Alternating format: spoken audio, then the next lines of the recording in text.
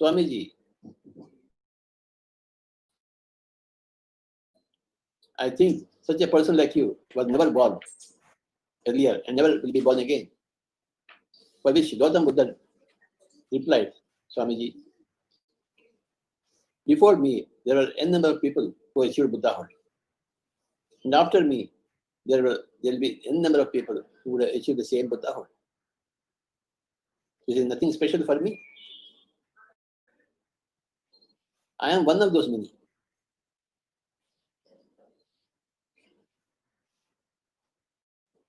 Way back in the year 1979,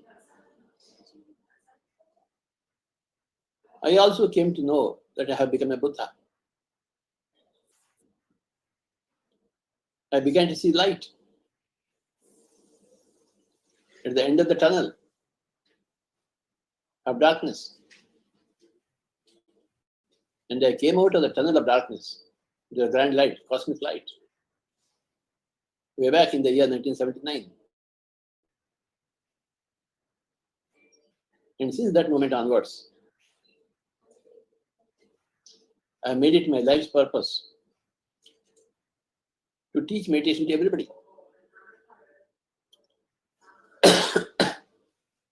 To teach non-killing, non-violence, non-interference to everybody. Whoever would choose to listen to me,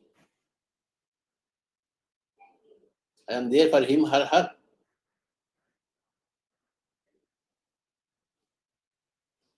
So for the last 40 years,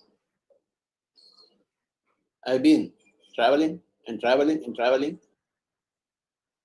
going to every nook and corner, the country of India, and also several parts of the world, trying to impart the technology of the art and science of meditation, trying to impart, elucidate the principles of spiritual science to everybody. Everybody must know the basic principles of spiritual science.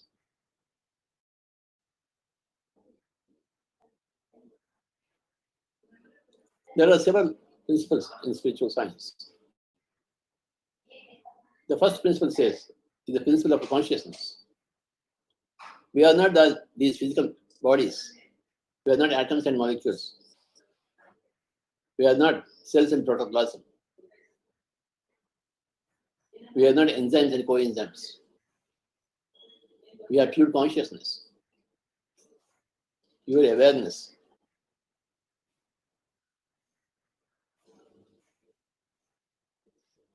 Which is beyond all the physical parameters. That is where we begin as a spiritual science teacher. We are all pure God, pure consciousness.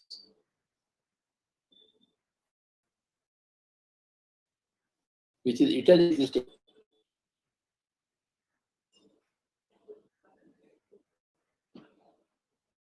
And the second principle says, we choose to incarnate in the physical body and reincarnate again and again and again and again. That's how we come into these physical bodies. By our own choice. Before we come to this physical body, in the higher worlds, we have planned our birth, our next journey in the physical realm. We choose our parents, we choose the sex of the body.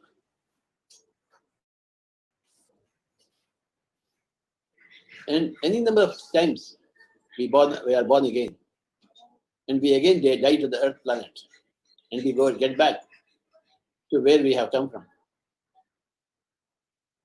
Those high astral worlds, causal worlds, supracausal worlds. We repeatedly take birth, incarnate ourselves. So that we challenge ourselves in the physical realm. We create, we design our own challenges in the physical world. Sometimes born as a poor man, sometimes as a person without eyes, without limbs.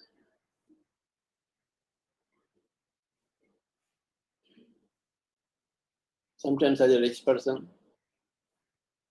sometimes as a healthy person, sometimes as a not healthy person. All these things. Combination permutations.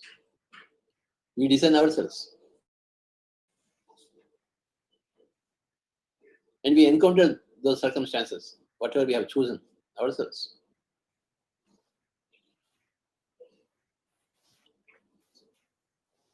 But we tend to forget all these things. We are born. And we start complaining. Hey, there is no God. There is suffering everywhere. Everybody is giving suffering to me. All these judgments we make, which are totally false judgments, false conclusions. When you don't have knowledge about spiritual science, you think all these things are legitimate. Absolutely true. But once you understand spiritual science, how you have designed your own lifetime in the astral worlds and come here, you will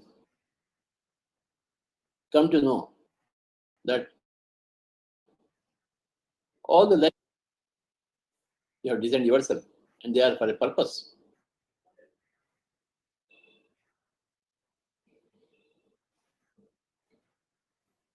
Unless you have suffering, you try to find out the means to come out of suffering. When you have decided yourself, like Gautam Buddha, to find out the cause of suffering once and for all, you begin your journey for search for truth.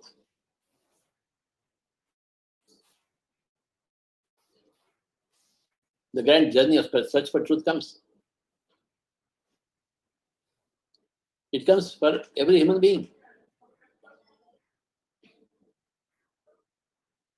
The search for truth is not at all relevant in the animal kingdom, but it's absolutely relevant in human kingdom.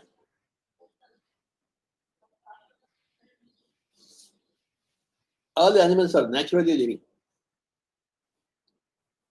They are true to their own selves. But human beings are not living naturally. They have to learn to live naturally, according to their own nature, according to their own truth. The first principle is the law of consciousness, the principle of consciousness. We are all consciousness. Everything is consciousness. The second is the principle of incarnation and reincarnation. The principle is law of cause and effect. Every effect comes from a cause. That cause is in the mind. That effect is in the material things. Mind is the creator of material abundance or material poverty, material bliss or material suffering. The mind is the creator.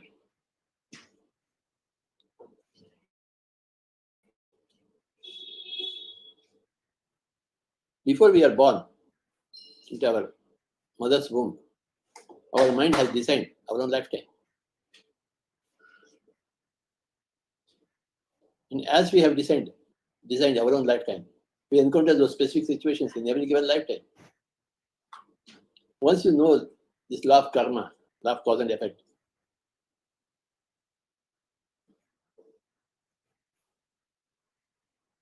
you are no more astonished at anything. You are no more about it. You gel smoothly with everything, every life situation.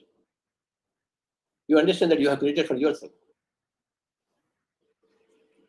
And the fourth principle of spiritual science says that we are always constantly learning every given lifetime, knowingly or unknowingly. Consciously or unconsciously, we are always going forward at our own pace towards greater and greater truth. greater and greater comprehension. And the fifth principle says you can hasten your growth, soul's growth, by undertaking practices like meditation, reading all the spiritual books, listening to others' experiences in their own spiritual search for truth. By all this means, you hasten your progress.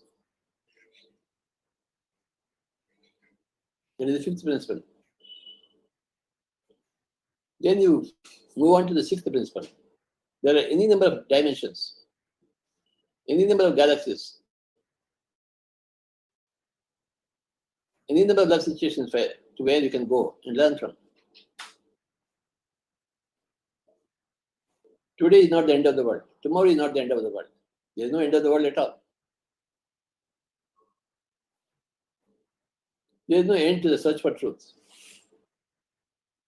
Every soul keeps on progressing ad infinitum. So you enter into a field of infinities. Beyond all time, space, and situation.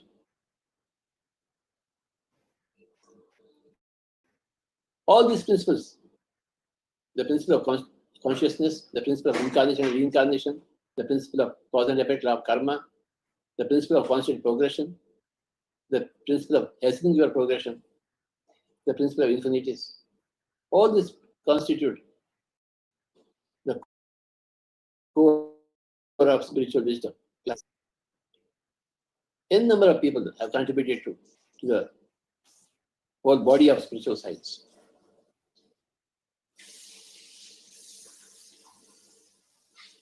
I have read since my childhood more than 100,000 spiritual masters. The works of great spiritual masters, spiritual scientists. And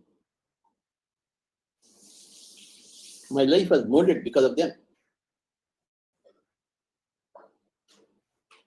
Reading the book of Yogananda Paramahansa's Autobiography of Yogi way back in the 1980s.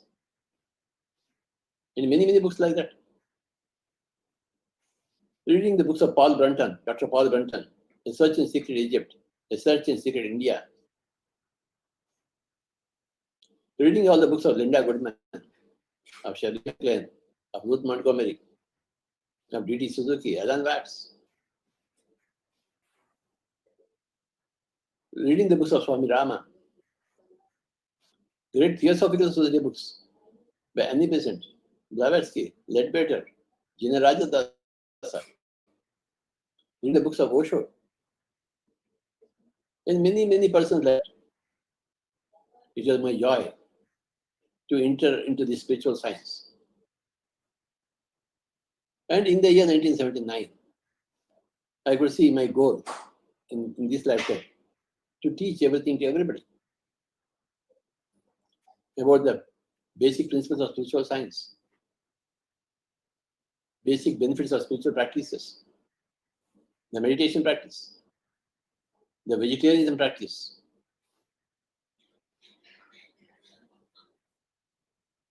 the pyramid energy practice.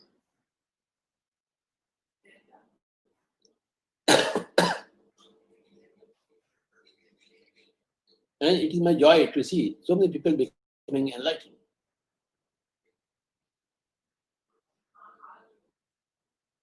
Poorest of the poor getting enlightened, richest of the rich getting enlightened. The educated and the uneducated equally interested in meditation because they want to come out of suffering, their own respective sufferings.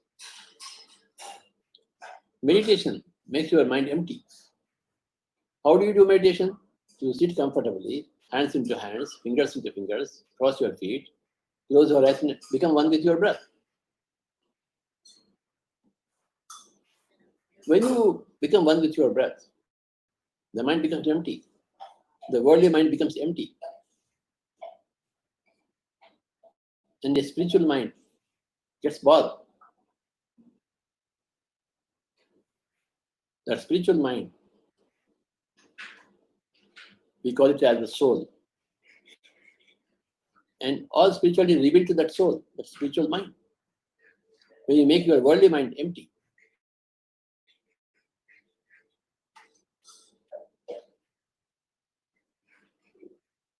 you must make your worldly mind empty. A constant practice of meditation. So that at the end of meditation, you are left with a spiritual mind, a spiritual intellect.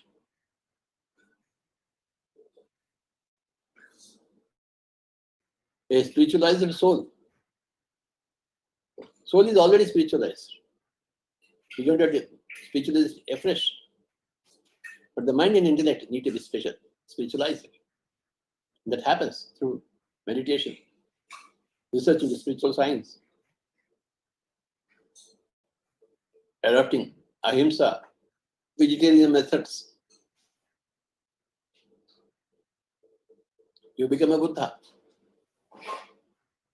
As Buddha said in those times, before this Buddha, there were many, many Buddhas in all the ancient times, and there will be many, many Buddhas after me. There is no dearth of Buddhas at any time.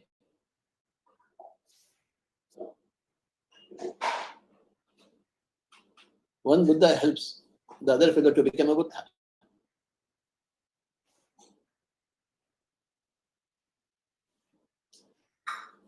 Every Buddha extends a helping hand to every other non-Buddha who aspires to become a Buddha.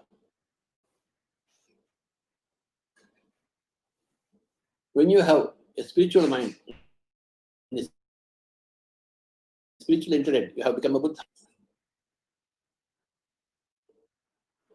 In these 3 days of Spiritual Science International meets, we are here to learn from many Buddhas. This is our great opportunity.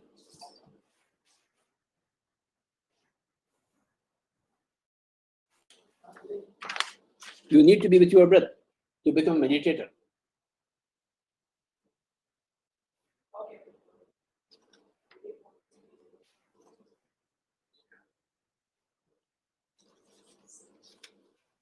Just as you learn music and you become a musician, a great musician, you practice meditation and you become a great master of meditation. Like music, like meditation. Many people have become great masters of music everywhere in the world. A Beethoven, a Mozart, a Tansen, a Tyagaraja, everywhere. They have dedicated their lives to music. Similarly, there are great masters who have dedicated their life for spiritual science, doing scientific experiments to unravel spiritual mysteries.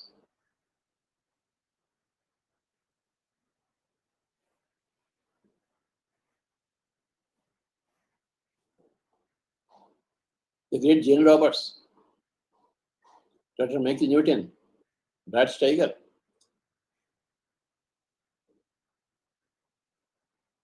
Edgar Cayce,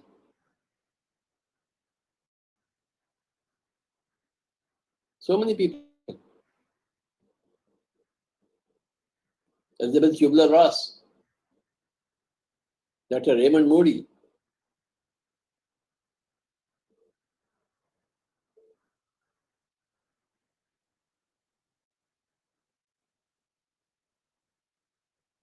many, many investigations through hypnosis into past lives, into future lives, into between lives.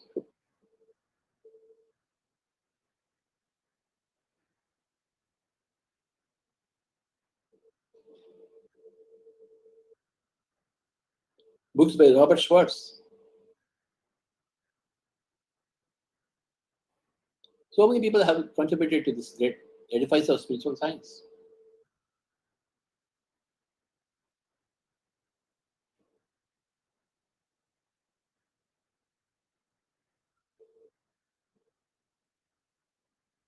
Lobsang Rampa,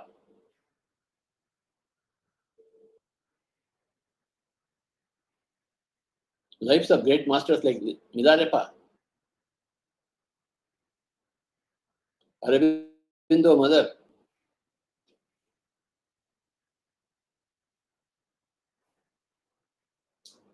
the list keeps on going.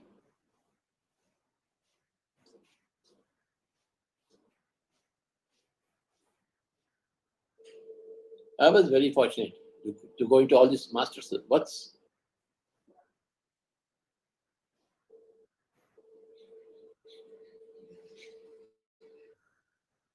Reading the Tibetan book of the dead, Egyptian book of the dead.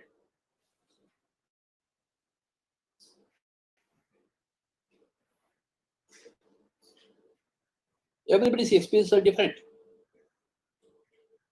but direction is the same for everybody. All spirituality, all spiritual science. The principles are the same. You are a pure God, you take many incarnations to experience the duality.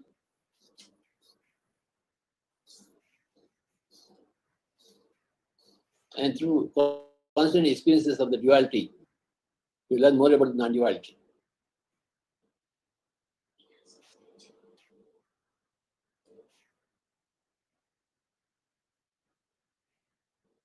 You learn to be careful with your actions, with your thoughts. Your thinking creates your life situations. There are four types of thinking: disastrous thinking, negative thinking, positive thinking, and miraculous thinking. Jesus adopted miraculous thinking, and therefore he created miracles.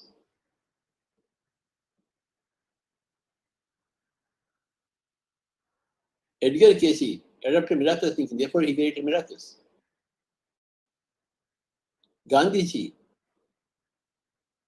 adopted miraculous thinking, therefore he has created miracles. It's up to us to adopt the type of thinking that we want. If you have disastrous thinking, you'll have disasters in your life. If you have negative thinking, you will create failures in your life. If you are a candidate for positive thinking always, you always create successes in your life. And if you are a candidate for miraculous thinking, you will create miracles in life. I was a candidate for miraculous thinking. This guy will change the whole world. That was my thought, my thinking. And that's what happened in my life. As you think, so it becomes.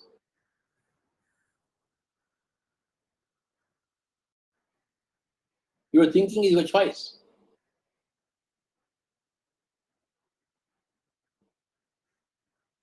You could have picked up on any type of thinking, either disaster thinking or negative thinking. No, I can't change my life. I am doomed to be like this. Nobody can help me. And I cannot help myself. This is all negative thinking.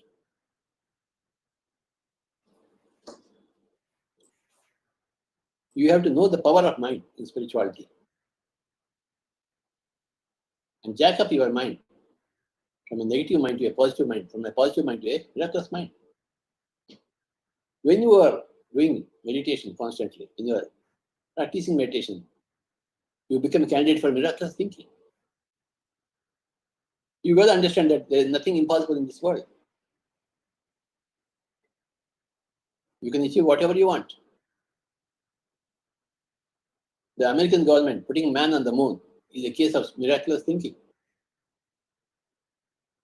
They could have easily said, oh, it's not possible for us. But they didn't say that. They said, man has to keep the foot on the moon. And it happened in the 1960s.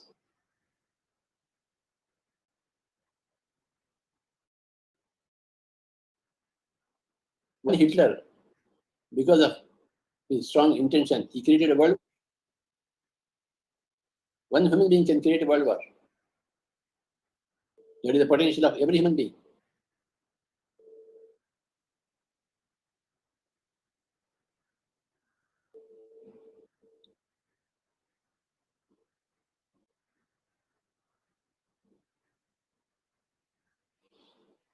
There are 4 types of thinking: disastrous thinking, negative thinking, positive thinking, and miraculous thinking, my dear friends. As we go into spiritual science, we become slowly proponents of miraculous thinking.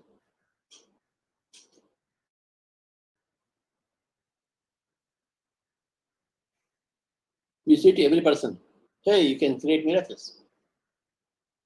Jesus said to his disciples, you can create far greater miracles than I have done. These are the very words of Jesus Christ.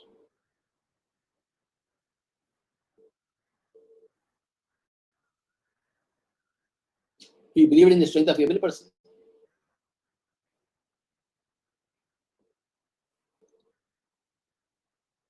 He knew every person as a speck of God.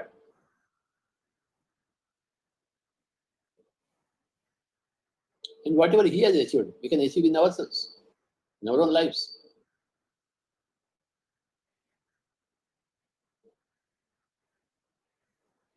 He was a spiritual science master, par excellence. And how about us? We can achieve the same things.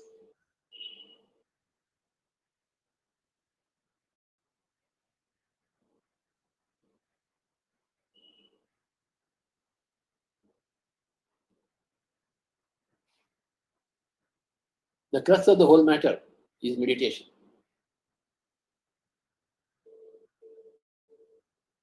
You should be able to control your mind, decimate your mind, worldly mind, so that you are left with a spiritual mind, a spiritual intellect.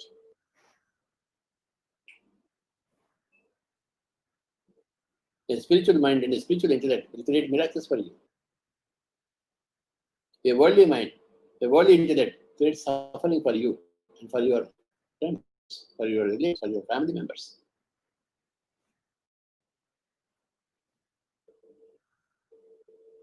Worldly minds, worldly intellects create hells. Spiritual minds, spiritual intellects create heavens.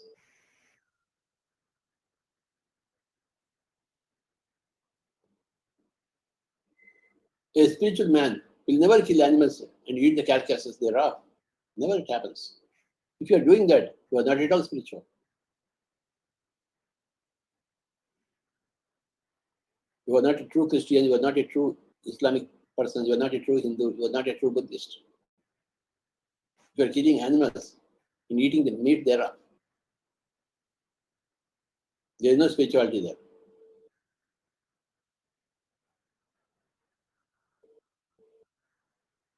The great pyramids in Egypt were built by masters from other galaxies.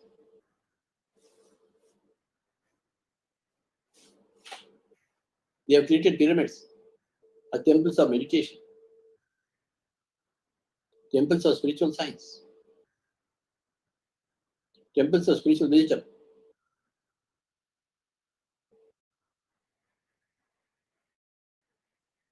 Every pyramid helps in meditation. That's why we have built in India any number of pyramids, small and big, catering to 5%, to 50%, to 500%, to 5,000 persons.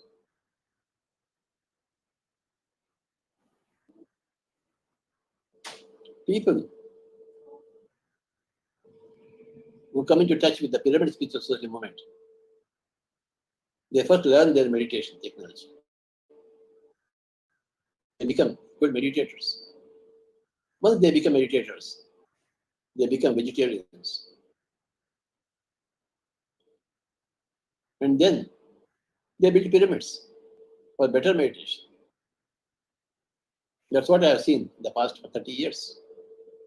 Pyramids everywhere.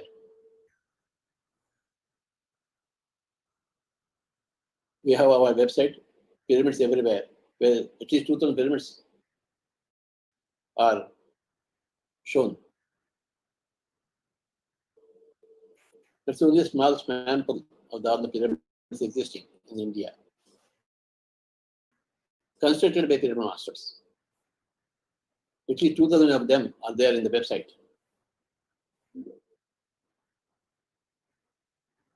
We have got our website, Enlightenment Everywhere. So all people who have become enlightened, who came out of suffering, who practice meditation, All such cases have been documented there, that website. Enlightenment everywhere.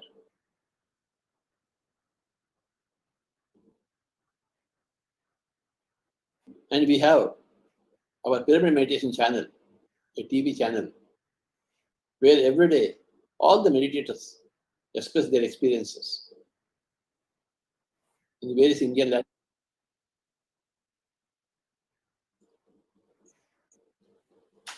And those are seen all over India, and they get enthused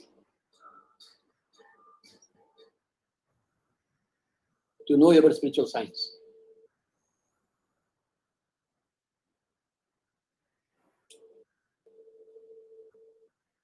In another 10 years, the whole world will come to know about the spiritual science. Every nook and corner, every person will become a spiritual scientist, a spiritual master in another 10 years. Spiritual science activity is spreading like wildfire. I've seen in my own lifetime, spreading like wildfire.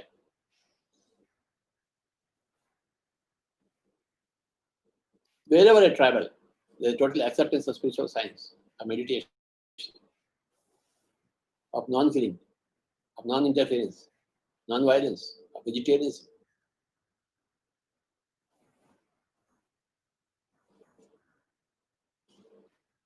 This 3-day affair, Spiritual Science International Meet, is another example of the same activity.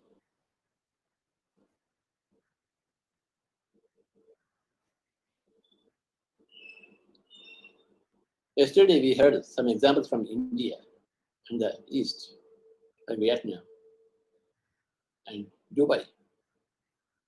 Today, we are going to listen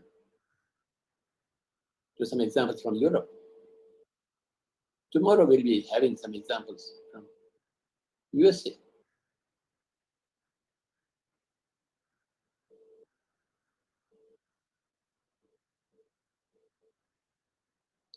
Everybody's knowledge, wisdom helps everybody else.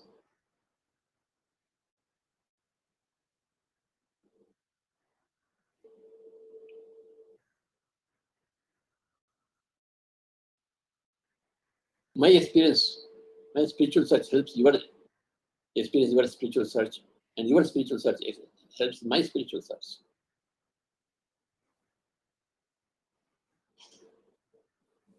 We have a symbiotic relationship. I help you and you help me. You teach me your wisdom and I teach you my wisdom. Both grow. The whole world is changing because of our mutual contact.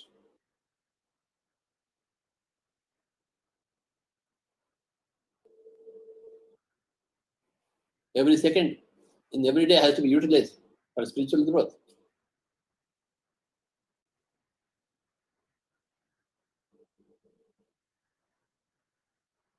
My dear friends, my dear masters, and my dear gods, we are all divine entities come to have blissful human experiences, not horrible human experiences. No. We are not here to suffer with diseases. No. We have come here to enjoy our lives. But you can enjoy your life only through practices of spirituality, to understand spiritual science, basic tenets of spiritual science. For that, you need to put a lot of efforts.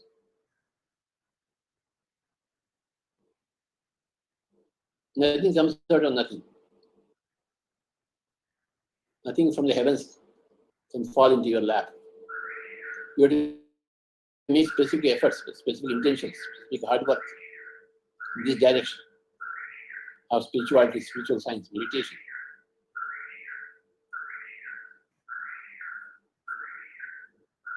Non-killing, non-violence, non-interference, middle path.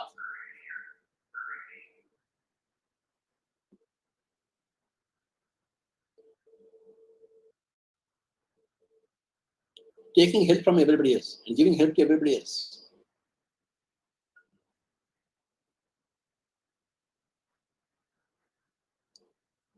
Not living a parasitic way of life, but living a symbiotic way of life.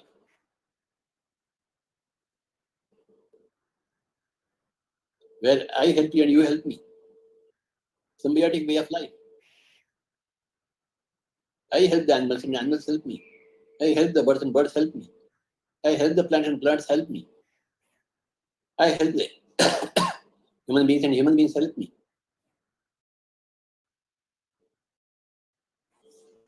Symbiotic way of life is spirituality. Parasitic way of life of killing, maiming, violating, rape, interfering with other life forms, removing the fish from the water. All these are horrible crimes on the humanity. You have no right to remove the fish from the water. If you remove the fish from the water, you will be like a person who is in the water. You will go out of breath.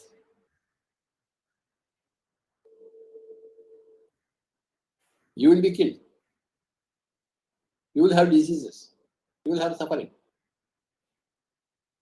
As you give to other humans, other beings, you get back to yourself.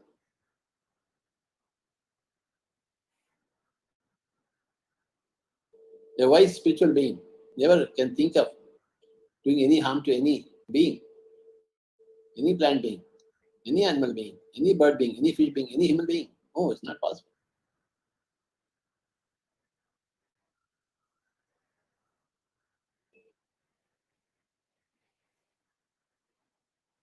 I am sure in another 10 years, the whole world will become spiritual. There will be no more animal eating. There will be pyramids everywhere to facilitate meditation. As it happened in India, it should happen in the rest of the world, every country. As it happened to a Jesus and a Buddha, spirituality will happen to every human being.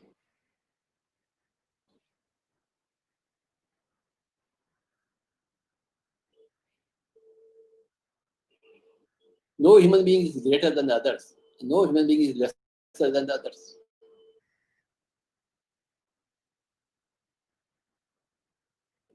We are all at different levels of evolution, undergoing different lessons in our life, which are needed in our particular journey, in our particular stage of evolution.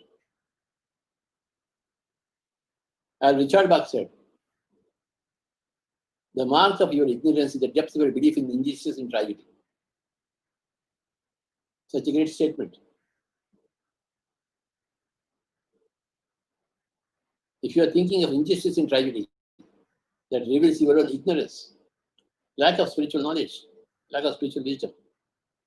When you have spiritual wisdom with you, there is no injustice, there is no tragedy. Everybody is getting whatever they want to get. Suffering is bliss. It's all self-created, self-desired, self-wanted. Consciously or unconsciously, we have chosen it and we undergo through those experiences to get into respective lessons. Let me recall again Richard Bach's statement from the great book Illusions. The mark of your ignorance is the depth of your belief in injustice and tragedy. And remember, today's non-Buddha is tomorrow's Buddha. Today's caterpillar is tomorrow's butterfly. Every caterpillar will become a butterfly. The caterpillar will never remain like a caterpillar. He metamorphoses into a butterfly. It happens naturally in the animal kingdom, but in the human kingdom, it has to happen through our intentions. We have to choose it consciously to become a butterfly, not to remain as a caterpillar. If we choose to remain as a caterpillar, we can remain as a caterpillar for any eons of time because it's your choice. But the moment you decide to be a butterfly, You will of course become a butterfly. You will of course become a Buddha with the least effort.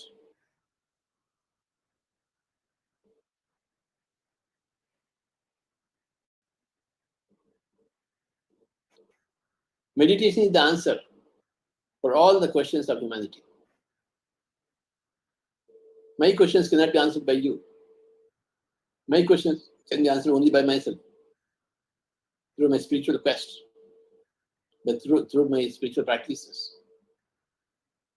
My problems are solved only through me because I have created my problems and I have to create my own solutions. They happen readily when you are into meditation, my dear friends. When you know the principles of spiritual science, n number of people have explained wonderfully all the spiritual principles.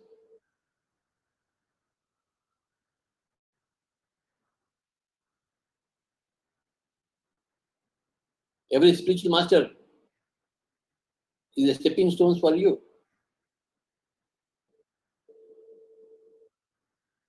They help you. They strengthen you.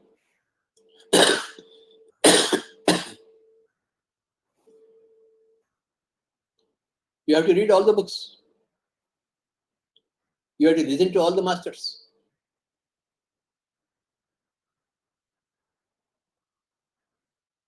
And you have to do your own meditation. You have to spiritualize yourself. And help will come from all the sides. Your good intention will draw good people towards you. Your search for truth will draw all people who are of the truth to be attracted towards you. You become a member of a spiritual sangha, a spiritual community. Pyramid Spiritual Social Movement is a very, very big spiritual community where we are not identified with the physical bodies. We live in the physical bodies. We enjoy the physical bodies, but we are not identified with the physical bodies. We know that someday death will come, decimate this physical body, and we are freed from the physical body, and we go to our own heavens. It's not a big deal.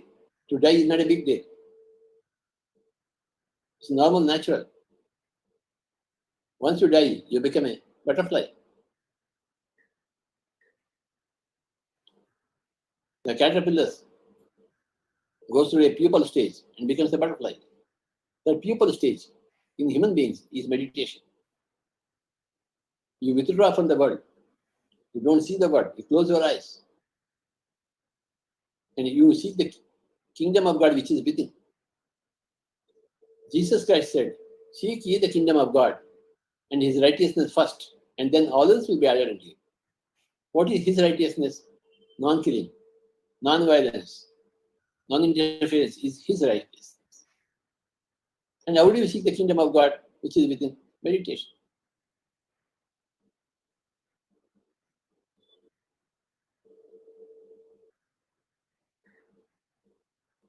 Jesus did not use the word meditation, but all the teaching is only that.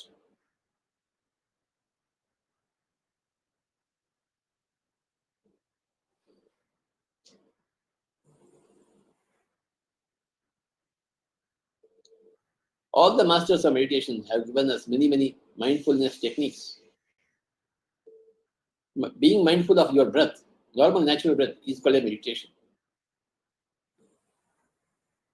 When you are mindful of your day-to-day activities, you are practicing mindfulness. But when you are emptying your mind, sitting at a place, by being in the breath, you are doing meditation.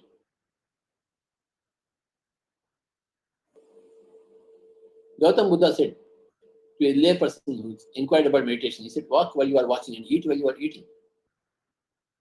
So whatever activity you are indulging in, do it with that full attention, full mental awareness. That is mindfulness. But from time to time, you just sit. No more activity of the physical body. Don't even open the eyes. Sit for 2 or 3 hours, or 5 hours, or 6 hours, or 10 hours, without opening the eyes, and just observing your breathing. You would have practiced a great meditation.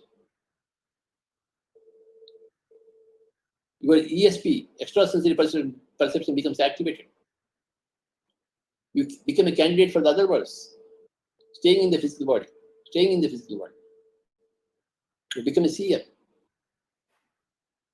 N number of people have become seers, whoever wanted. And N number of people are going to become seers.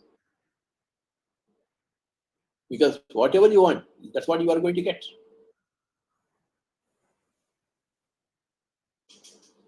My dear friends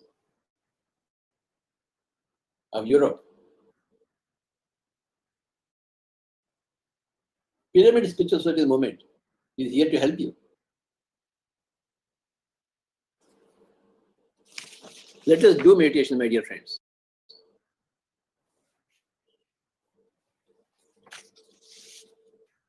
I'll play the flute.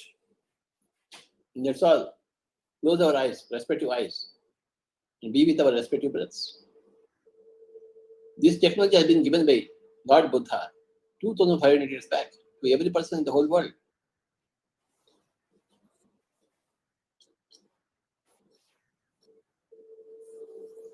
Please close your eyes. Let us do meditation for 10 minutes.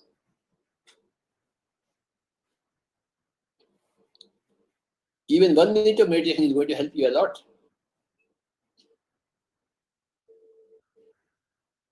Every bit of meditation helps you. Please close your eyes. Sit comfortably. Cross your feet. Cross your hands, fingers into fingers.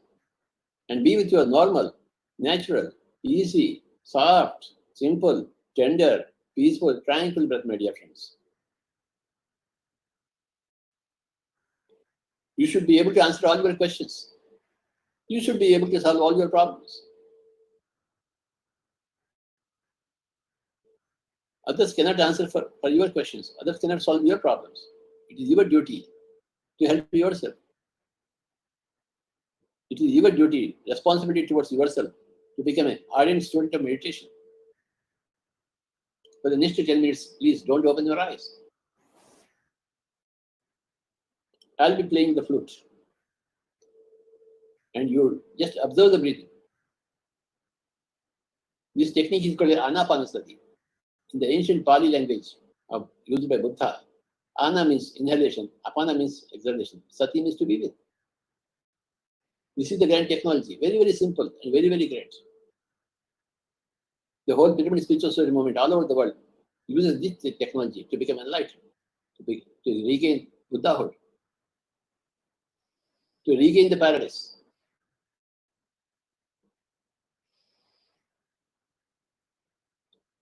With meat eating, you lose the paradise. With meditation, you regain the paradise.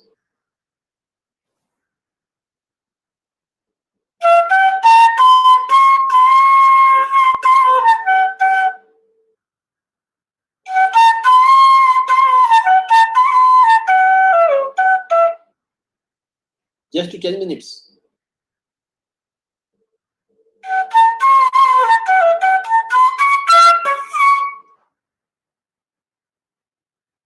You are squarely responsible for your own spiritual progress, spiritual wisdom.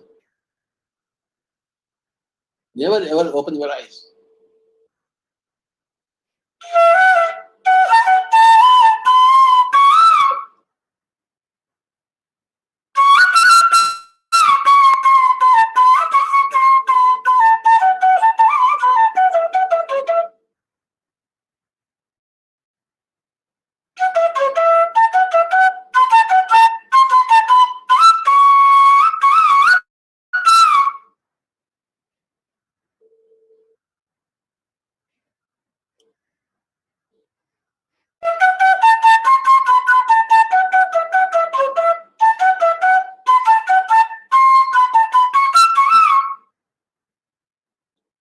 Any time is best time for meditation. Any place is best place for meditation. Any situation is the best situation for meditation, my dear friends. Sit at your home and do a lot of meditation. You don't have to go to any Himalayas, any other ashram. Your house is your ashram. And your breath is your guru. Be with your guru, be with your breath.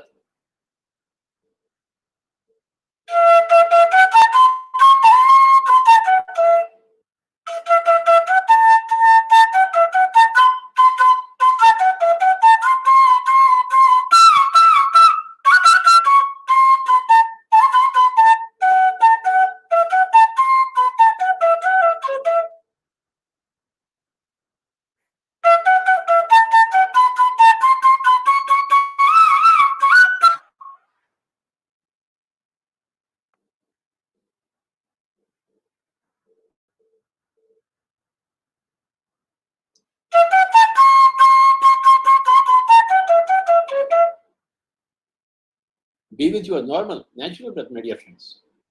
You will easily slip into meditation. In meditation, your worldly mind gets decimated. You are left with the spiritual mind. Your worldly intellect gets decimated, and you are left with the spiritual intellect. You become a Buddha.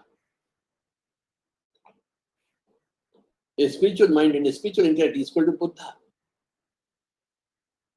Everybody has to become a Buddha, without exception.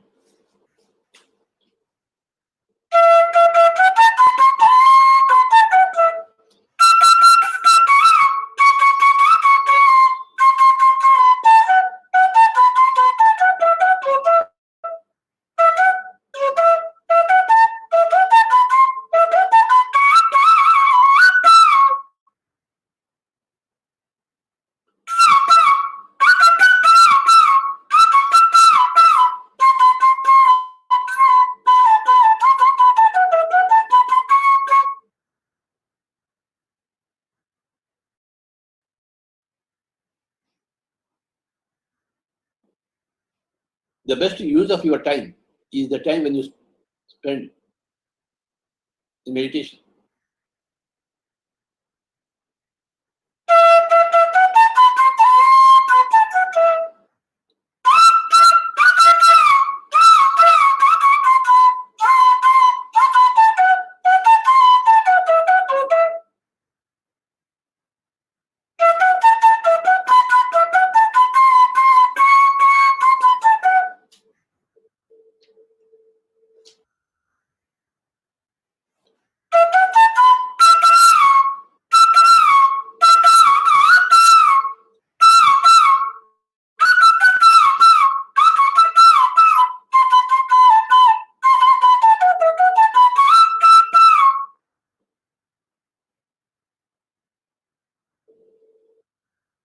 Be with your breath.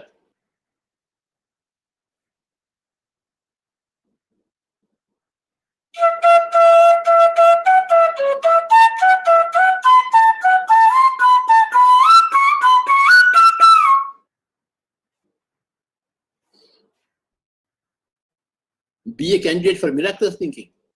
No negative thinking, no disastrous thinking, not even positive thinking. Create miracles for yourself. Be a candidate for miraculous thinking, my dear friends. You should be able to create miracles in your life.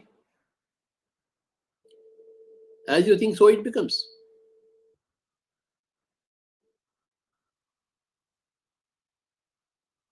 A spiritual mind is a miraculous mind. A worldly mind is a negative mind, a disastrous mind, a fearful mind. A spiritual mind is a fearless mind, is a miraculous mind.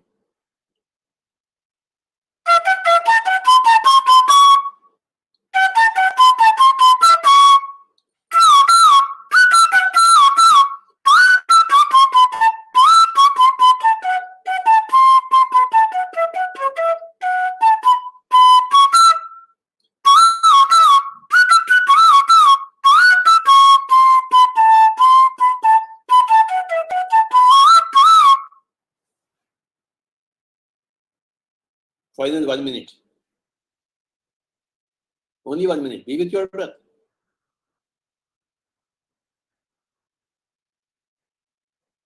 Every day you have 24 hours. What do? You have to do plenty of meditation practice to become a Buddha, to become a Jesus,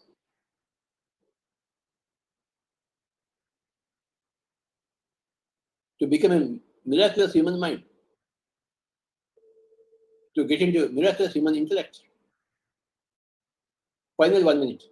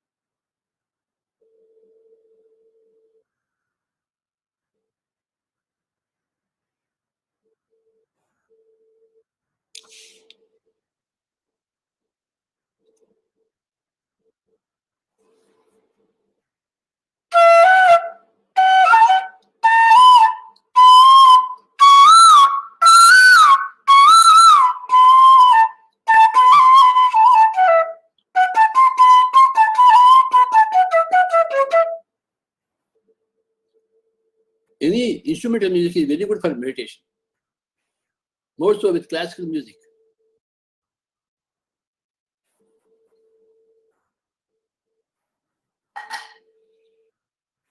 Final 1 minute. Final 30 seconds.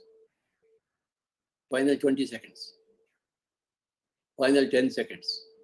9, 8, 7, 6, 5, 4, 3, 2, 1, 0. Kindly place your hands on your eyes for 5 seconds. 5, 4, 3, 2, 1, 0. Slowly remove your hands and you may open your eyes. Thank you very much, Madhu. Thank you so much, Patri sir, for the wonderful explanation and simplifying everything, sir. And also for taking us, crossing us the tunnel of darkness too. And your flute music is soul enriching, and I really enjoyed the meditation. Though it was short, it was very beautiful, sir. Sir, shall we proceed for the next session? Please, please. Yes. I'm waiting for. All right. So, friends, our next session by the wonderful couple, Ali will be playing his Native American flute and meditation guiding by Allah. Ali Al Qadi, a Native American flute player, a natural talent. His style ranges from meditative to ceremonial. First inspired by its enchanting sound in 2014. He says it connects him to spirit and roots him to earth.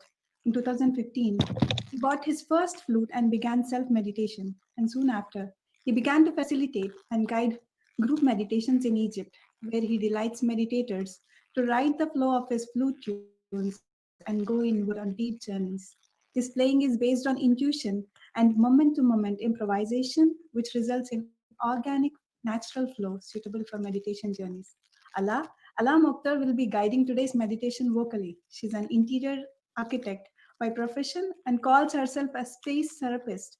As her take on her profession integrates her for love for all the things spiritual. Since childhood, she felt attracted to spirituality and she found yoga and learn that her natural state of being has a name and is called meditation. Friends, with this, let us all welcome our wonderful Ali and Allah from the land of pharaohs, Egypt, to take us into the mystical journey towards ourselves. Ali and Allah, the stage is yours. Hello, everyone. Thank you, Madhu, for the amazing introduction. Yeah, thank you, Madhu. Thank All you. these amazing introductions. Thanks a lot. It's so nice to see you again. So today, me and Ala will be guiding your meditation.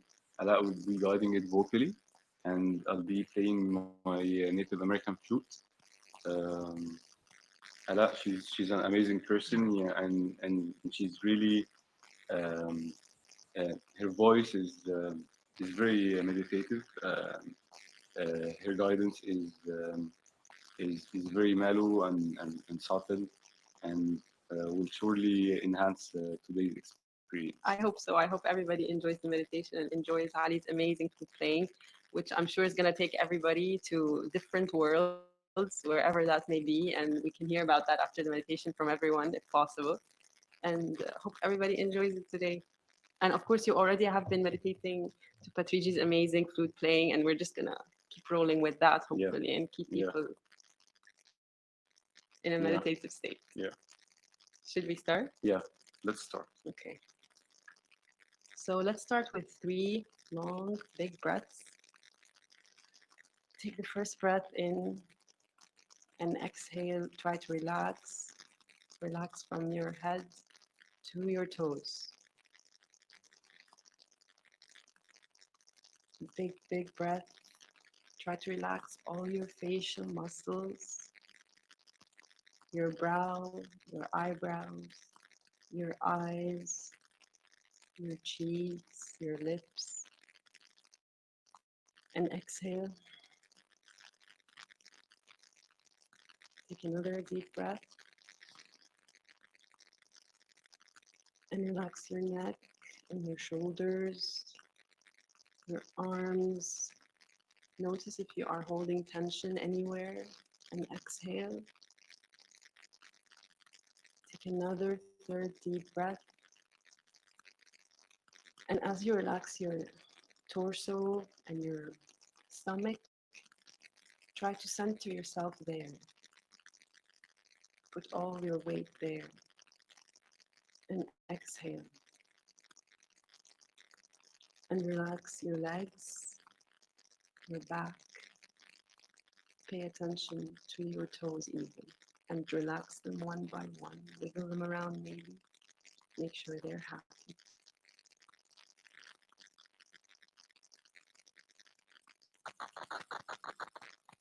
And just try to clear your mind.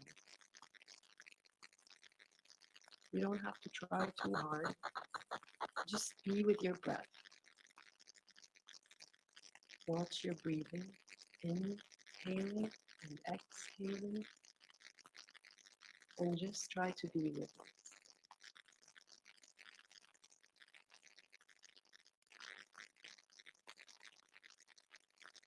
And things will pop up in your head. That's okay, perfectly normal, and it will continue to happen. Just don't engage with it. They're just passing thoughts. There's no need for you to stop and have a conversation. Just let them go. As though there's a stream or a small river, and you're just passing by you. The water passing by you in the river, and you're sitting by the river and watching the water flow. Don't stop the flow.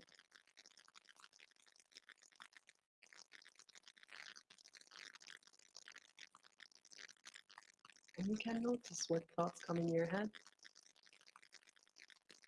for a second, and then just let them go with the next exhale.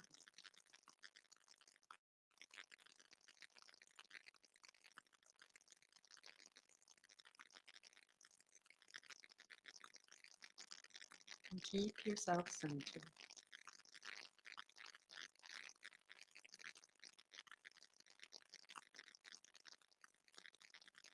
And your connection with your breath will do everything else for you. Our breathing, we take it for granted all day and all night while we're sleeping.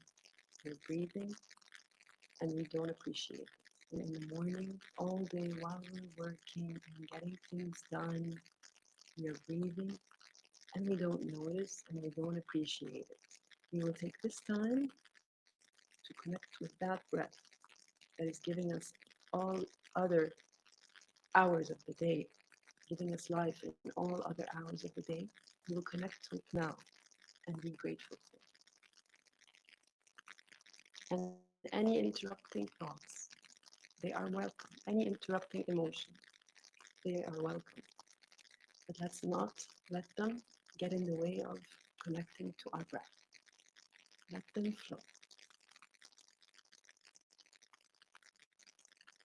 As though the thoughts are a river and emotions are wind and breeze flowing through your hair.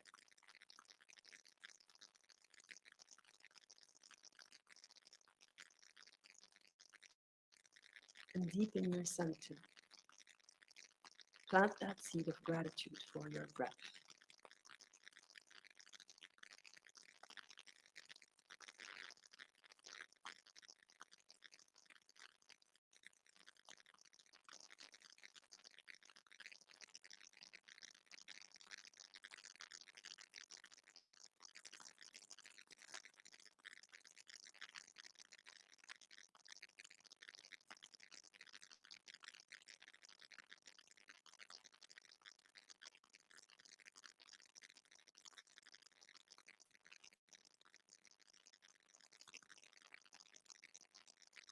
Just breathe.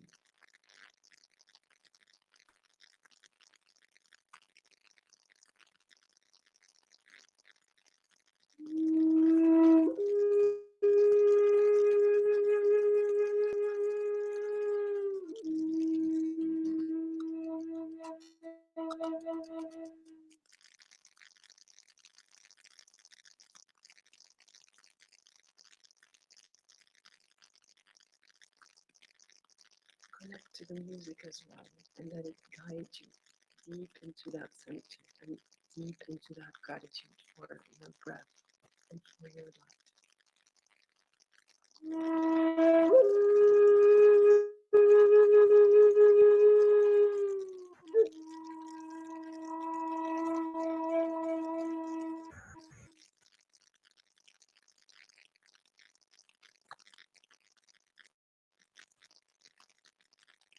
Let the deep notes take you deeper into that connection.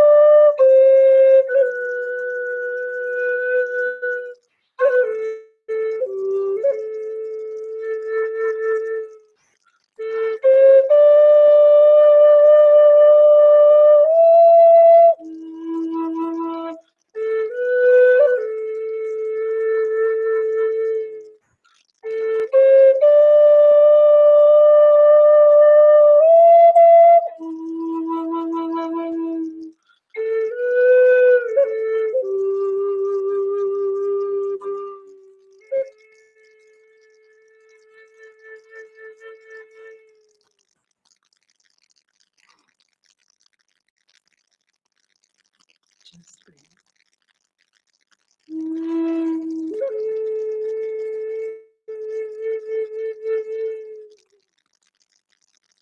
And let the water flow in your head. And the breeze blow in your head.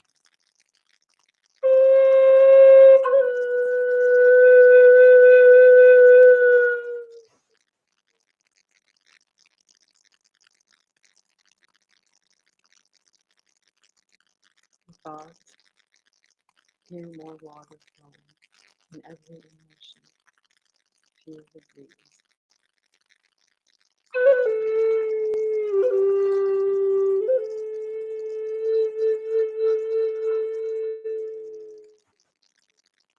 Your breath is always there for you.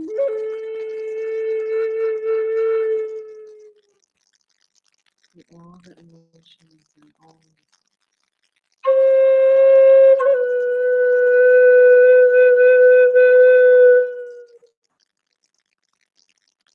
it's always there for you to come back to.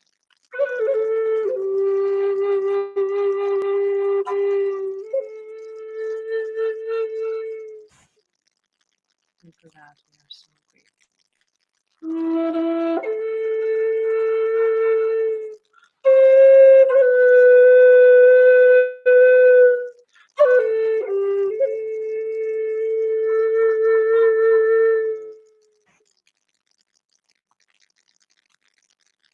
Feel your whole body breathing.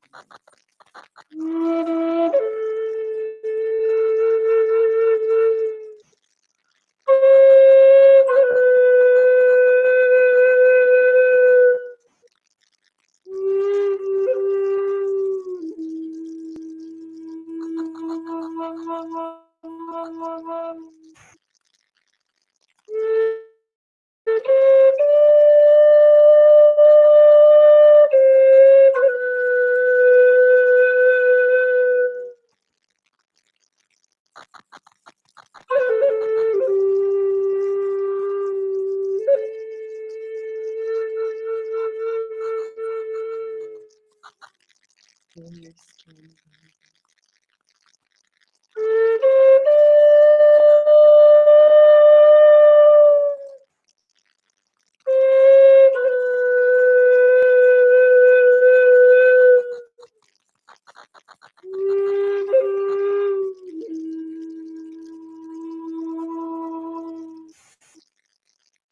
Feel your toes keep breathing.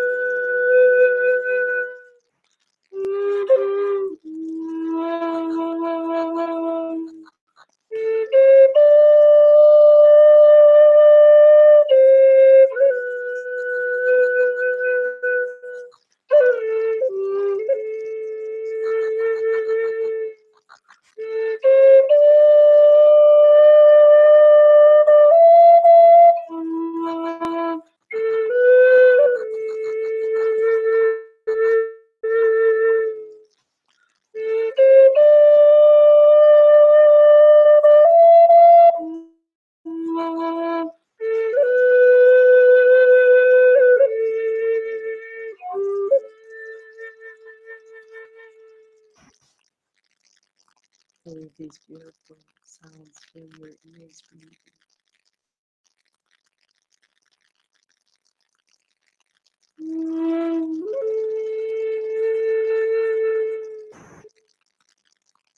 Feel your brain breathing.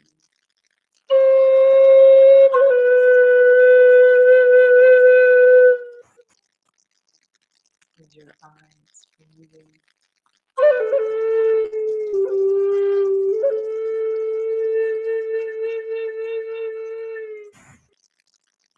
Feel your lungs fill up with the air.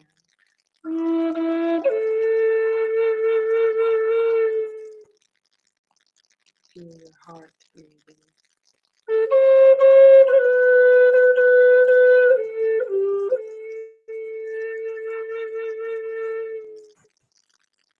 center ourselves today in this meditation. Feel your heart breathing.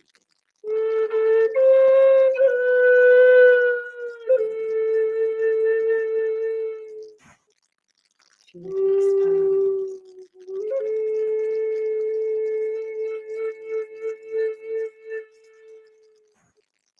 It expands with every breath and fills up with so much love and gratitude for the breath.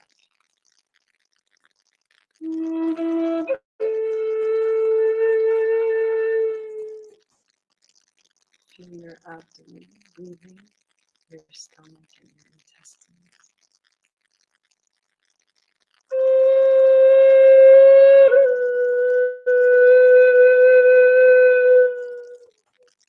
Your liver and your kidneys, feel them breathing every cell in you.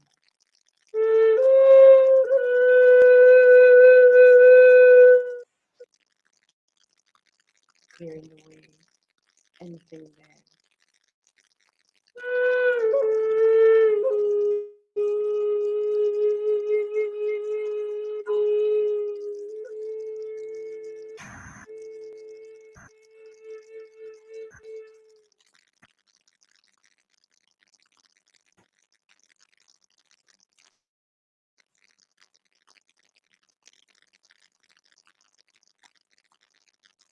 Bit by bit, feel all your body breathing in unison.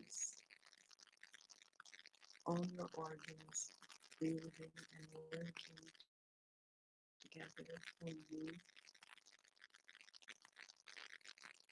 They are all grateful for this breath.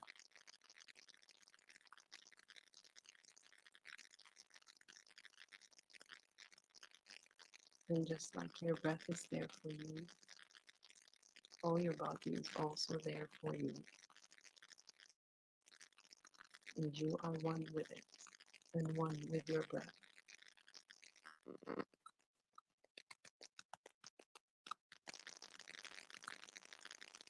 And in your breath is your essence.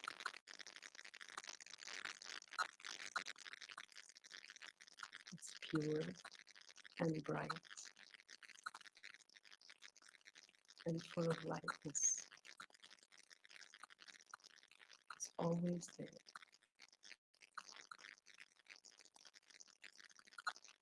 And all you need to do is sit in silence to connect with it. And your breath will help you.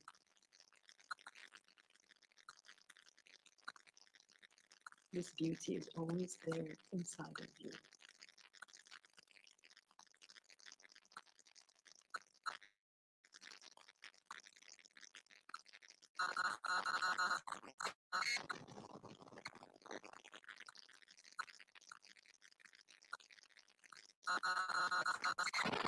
Just stay with your natural breath.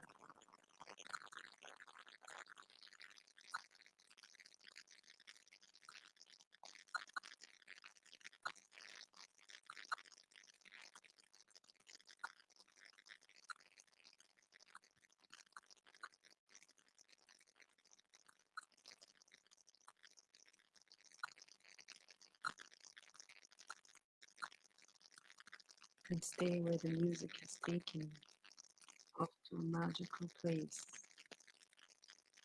where your essence is there waiting for you.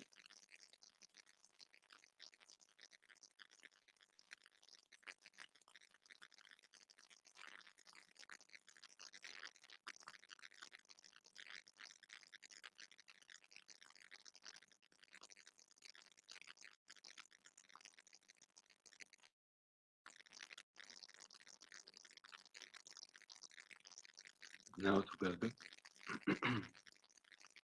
let's all start getting to our body.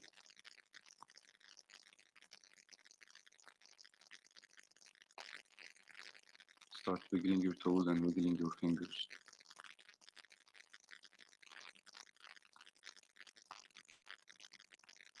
Take a deep breath while rubbing your hands together. And feel all that good energy of your breath between your hands.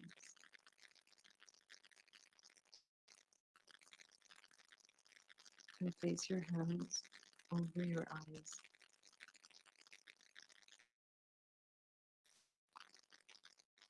And flood your face with all that energy. And slowly, slowly take your time to open your eyes and take away your hands. All the time though, stay connected to your center and your heart.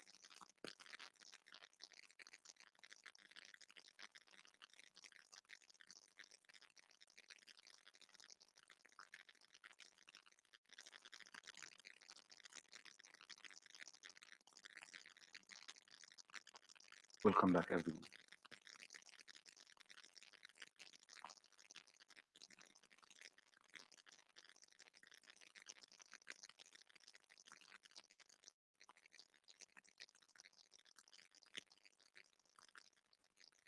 I think I can't hear you, anyone. I think I can't hear you, Madhu, talking. I can see you talking, but I can't hear you.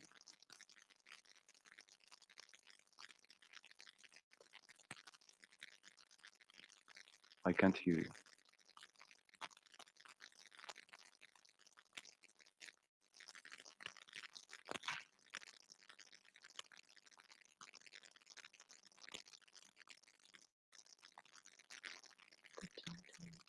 Mute and unmute. So Yeah, now I can hear you. There Okay. you are. No, No. again. Wait, no, go. I think some technical issues. Thank you. Wow, that was very beautiful, Ala and Ali. And once again, thank you for joining us. A big hug to you both. And we'll see you soon. Yeah. Namaste. Namaste to both of you.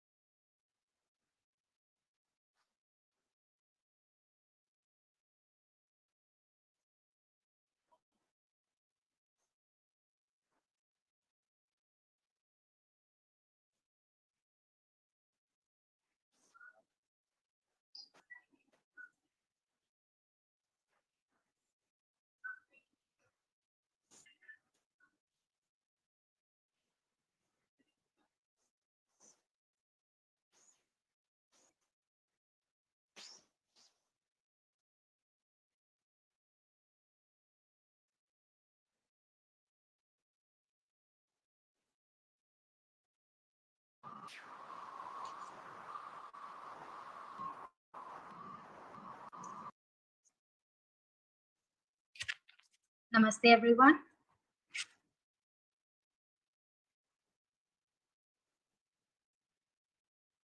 It was indeed a great session by Ali and Allah. I was truly mesmerized by the American flute that Ali was playing. Namaste, all you beautiful souls who are connected with us today. I am Sneha Bhaushenka and I'm from India. My meditation journey started in 2017 under the guidance of Mother India, and since then it has been a life-altering journey for me. Through meditation, I have worked upon my confidence level, making it easier for me to communicate with everyone and express myself in a better way. And today, on this global platform, in presence of our beloved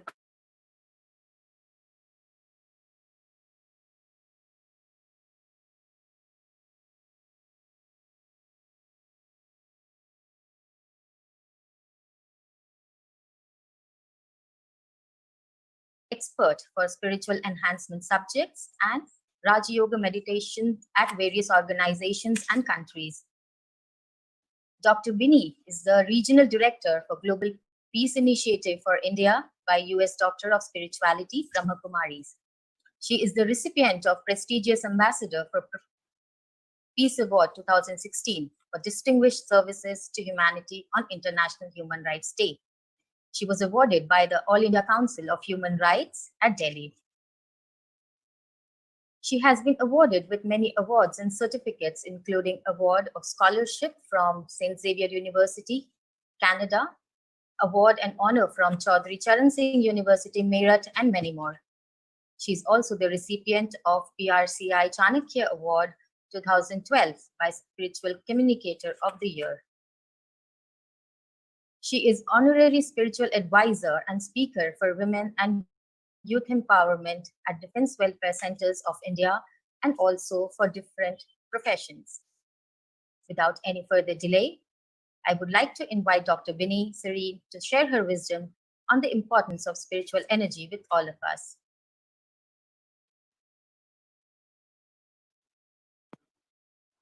Namaste, Dr. Binny. Yeah, namaste. There's some little, I think, hope you can see me. Yes, you are very much visible. Yes. Okay, thank you very much. Thank you very much. Very, very special greetings to all of you. Very, very special greetings to all of you. Is it my voice is okay? Can you hear me properly? Yes, Dr. Binny, we are able to hear you. Okay. Very, very special greetings of peace from the mountain hills of Mount Abu. Very spiritual greetings to all of you. And I am very glad that today's topic is very, very special for all of us.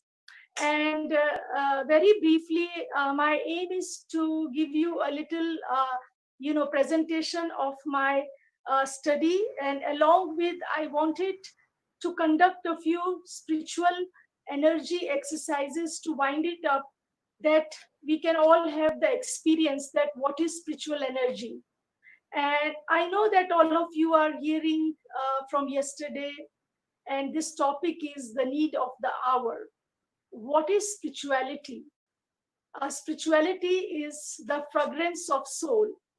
It is the divinity of our life, mind and body.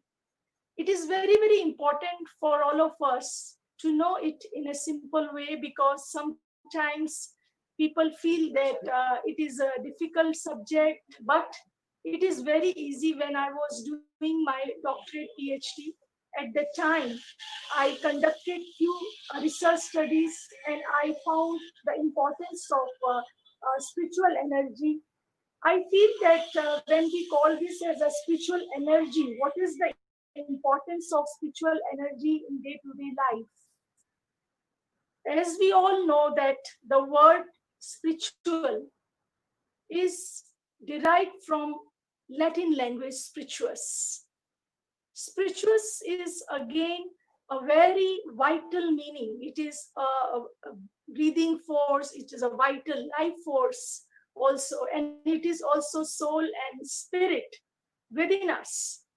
But we are talking here about spiritual science. So science of spirituality is very, very deep, and it has a tremendous results in our day-to-day life. When we are talking of spirituality as an energy, how spirituality is translating into energy, it is very, very important to know in day-to-day life. Because when we are looking at our day-to-day stressful routines, people are, and specifically in these today's whatever is happening, people are not healthy, they are missing their well-being, and they're feeling that there is something they are missing in their day-to-day life. So it is very, very important for us to know spirituality is very powerful energy. Now, when we are talking of energy, various kind of energies are there. We know that physical energy is there, emotional energy is there, and then mental energy is there. But who is ruling? Which is the master power? Who is controlling all the energies? So master energy is our soul and spiritual power. Soul means SOUL. It means source of unique light. Now, how we all are lights, because this is something I want to share with my own personal experience. I started practicing meditation at very young age. when I was 8 years old. At that time, without knowing the much about the definitions, but I picked up many very powerful experiences uh, in practicing meditation and knowing spirituality, and which I tried to document in my book, Awakening Spirituality. This is the book which is actually after my doctorate in spirituality I have written. But of course, I will be just quickly sharing with you two studies out of my major many studies. One of the study which I conducted for for the youth university at Halifax St. Xavier's University. And what I realized and I found that how when we are talking of spirituality, it is the part, it's the core, values within ourselves. Because when we are talking of core values, they are all spiritual energy. So one of the important thing is when we are talking of love, we are talking of peace, we are talking of bliss, we are talking of unity, we are talking of well-being. These are all original values and the qualities of soul. And then when we practice them, then how it becomes energy, and how it is so important for all of us is that without determination of positive thoughts, or without creating positive thoughts, it is not possible to use this energy. It is there, but we don't know how to unlock. So it is very important to unlock every day this energy, and the very simple and powerful method to unlock this spiritual energy is creating positive thoughts. Because when we are talking of soul, so I sometimes refer the software of soul. What is the science of spirituality is also knowing the software of the soul. So when we are talking of software of the soul, and science behind the software of the soul is our three powers. That is why soul is energy, soul is light. During my meditation from very young age, I have experienced it many times. Soul is light. I have seen it with my subtle eyes, because it is sometimes very difficult to explain it in words. But it is always possible to experience when we are in that state of positivity. We are in that state of energy. So when we are talking of soul energy, I have experienced that what is the core of soul? How it is energy? Because we have three tremendous powers within us. The first important is our mind power. Mind power is our creation power. Whatever we are creating, it is becoming energy. For example, if we are getting up in the morning and we are creating negative thoughts or bad thoughts, then they are becoming like a negative energy. That's why we are using negative energy and positive energy. But then when we create positive thoughts, like I'm happy, I'm peaceful, and I'm loveful, what happens that the second important power of the soul software is our willpower. It is also called our decision-making power. It is also our intellect. Whatever thoughts we are creating every day, very subtly, very powerfully, automatically, they translate into in our decisions. A very small, simple decision to the big decisions.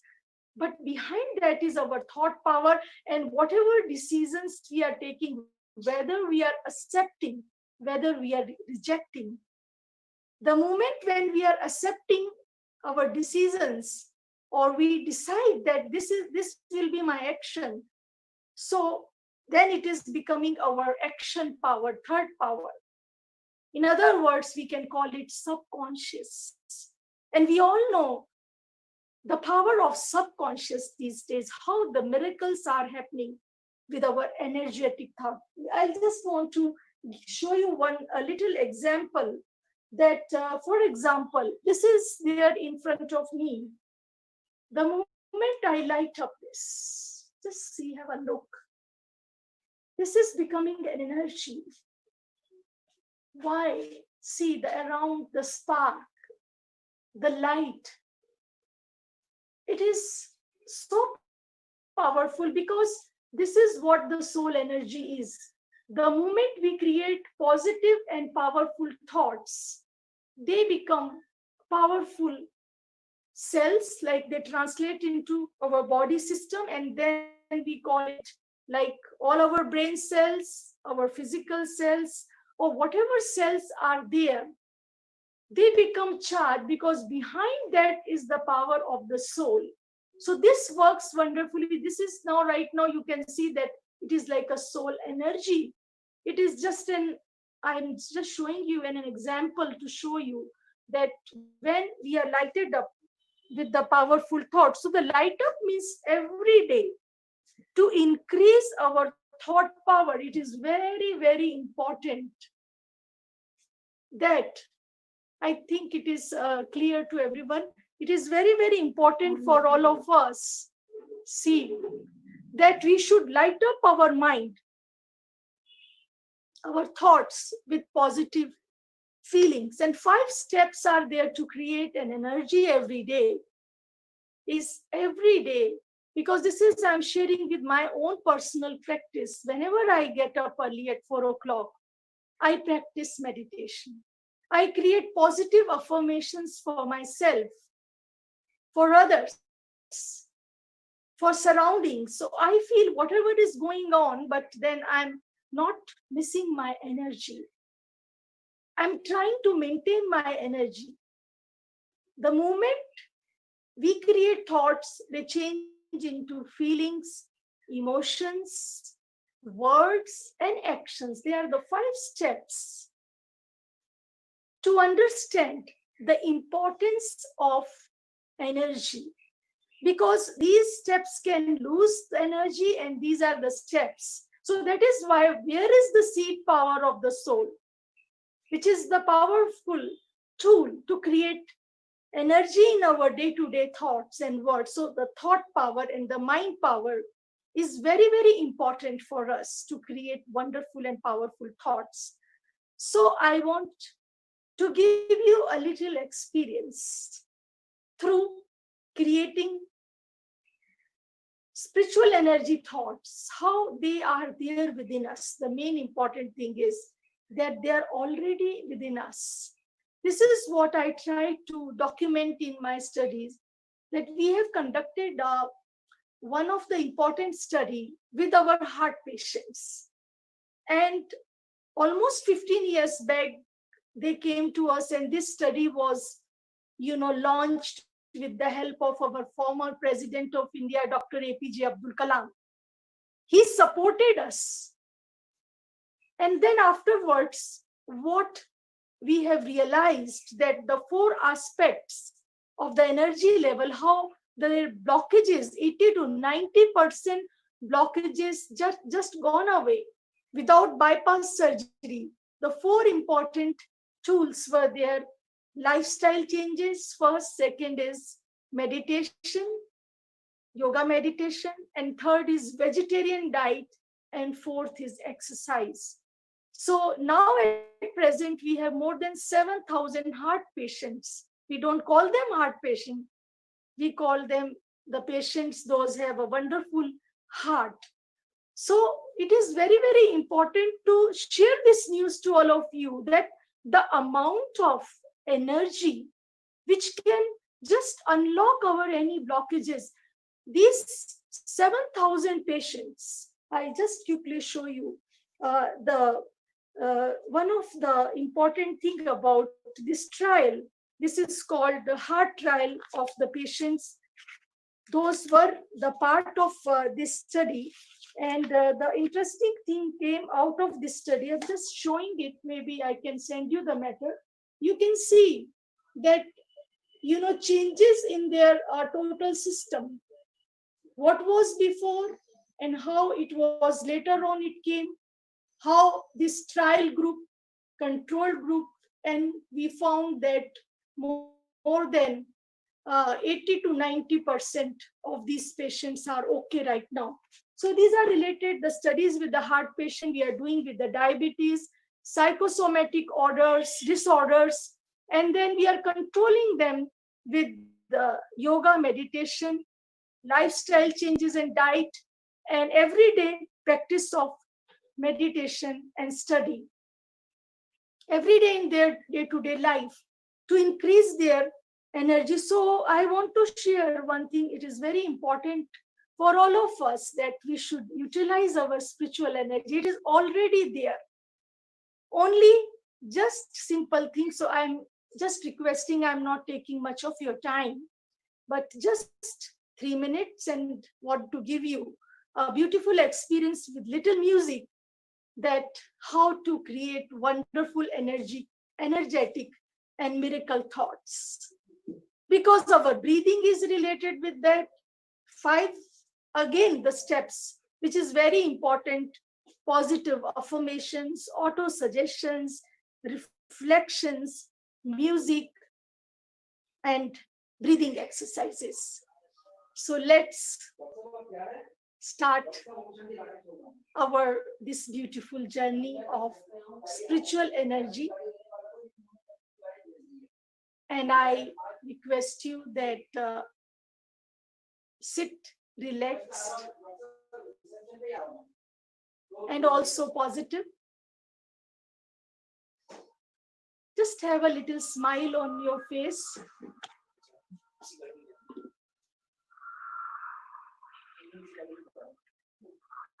And create a wonderful, positive, energetic thought. Who am I? I am peaceful being, peaceful soul, energetic thought. Who am I? I am energy.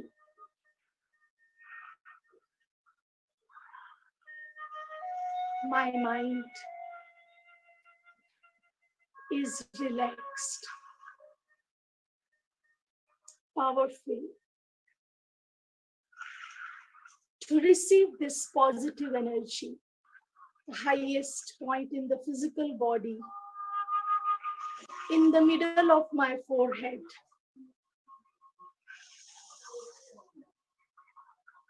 is soul energy.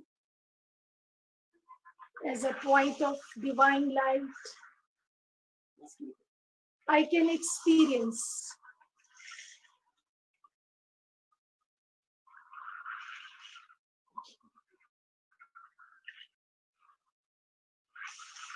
each and every cell of my body is becoming energetic.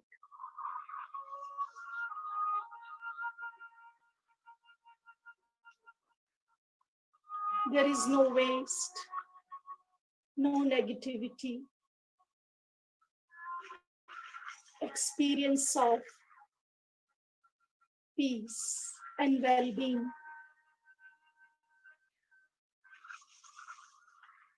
I realize original qualities of my soul: peace, love, joy, bliss, cooperation.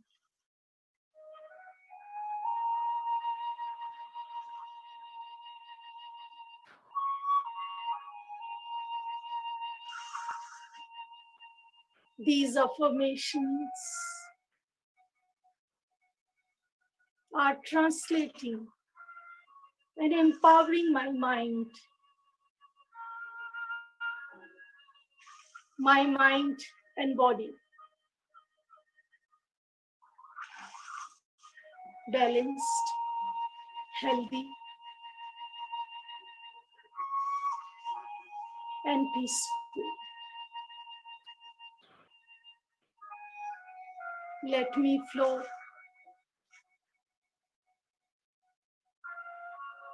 The vibrations of peace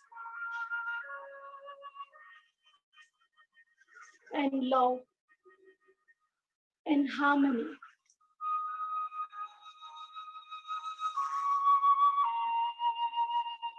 to all world. Just let go anything which we are holding.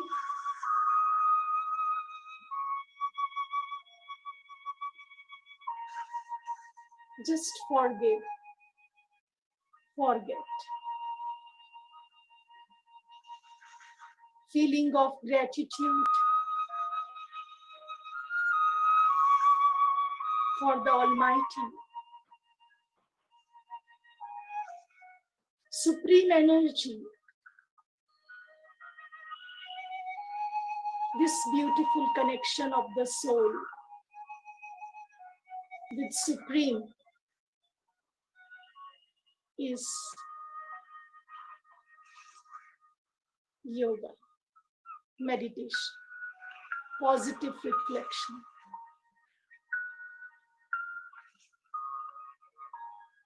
And depositing the energy for our day-to-day life. This is the energy. When it is practiced every day, it can heal.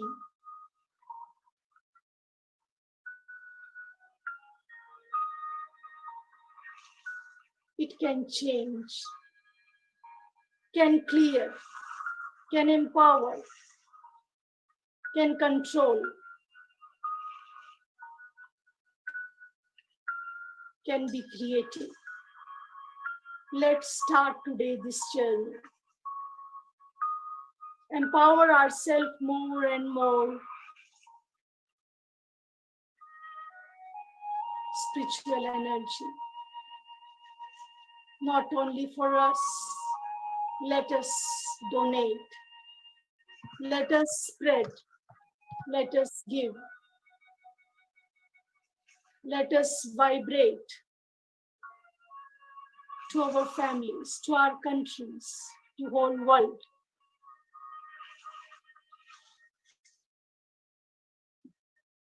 Om Shanti. Shanti.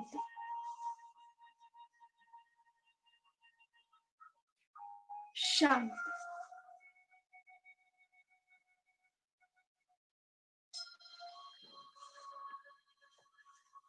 Thank you very much. Thank you. Thank you, Dr. Binny. That was a wonderful meditation. And I will request you that you can find a few of my studies already. It is in the YouTube channel, Global Initiative for Peace and Well-Being. The more and more explanation of that. So you're most welcome. And thank you very much to all of you for inviting me and giving me this precious time. Thank you very much to all of you. Thank you. Thank you, Dr. Binny. Namaste, Patri sir. Hello, friends and viewers. A very warm welcome to all of you today. I'm absolutely delighted to be on this platform today. My name is Bindu Bodhanapu from London, UK. I'm a change manager for a large organization in the UK. As a part of my voluntary work, I'm a spiritual education teacher, teaching young children on human values like love, peace, non-violence, right conduct, and right behavior. I believe in nurturing young children with value-based education to prepare them for a future as greater citizens of the world. It's been a year since I've started breath meditation. Since then, my life has completely been transformed. I have understood the science behind meditation and the benefits it brings to our body and mind. I have read many books written by New Age authors, attended many workshops, and got introduced to new concepts like quantum physics and neuroscience. I'm absolutely fascinated to see how spirituality and science have come together. This has made me understand the real purpose of my life, My mission is to spread meditation and bring awareness to spiritual science in young children so they can be the beautiful future generation of the world. Today, it's my greatest privilege to introduce you to the next speaker, Mr. Pai Villaraja. Pai Villaraja is the founder of Mia Earth and Bihai Kalipai with 2 raw food healing and gardening communities in Philippines. He's a healer thriving to bring hope to others. He has traveled extensively around the world, facilitating and training many thousands of people in last 10 years. He has conducted research programs and dialogues on meeting points on the subjects of brain, consciousness, history, language, and culture. His work in healing has transformation has been published in many medias across the world, where he has conducted more than 14,000 workshops, sessions, teacher trainings in the last 6 years.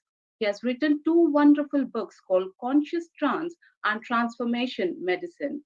Alongside a successful doctor in Philippines, he runs a non-profit organization that aims to bring wellness to every home in Philippines. Today, Pai is going to share his wisdom on the topic childhood, doorway to the brain. I'm really excited to listen about this amazing topic, and I'm sure you all are too. Without any further ado, let's all welcome Pai Villaraja to the stage. Pai, the stage is all yours now. Thank you. Thank you so much. Can you see me and hear me? Pai, please, can you switch on your camera, please?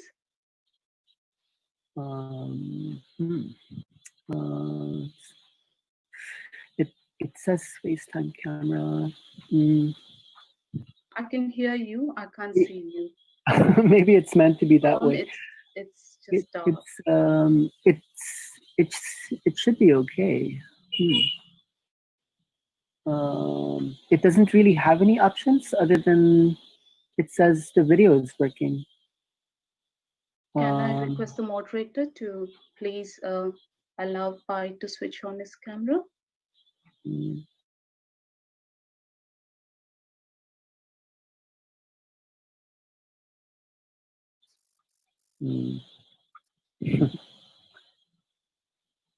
still can't see you, Pai. Can you please turn off the camera and turn back again? Please. Yes.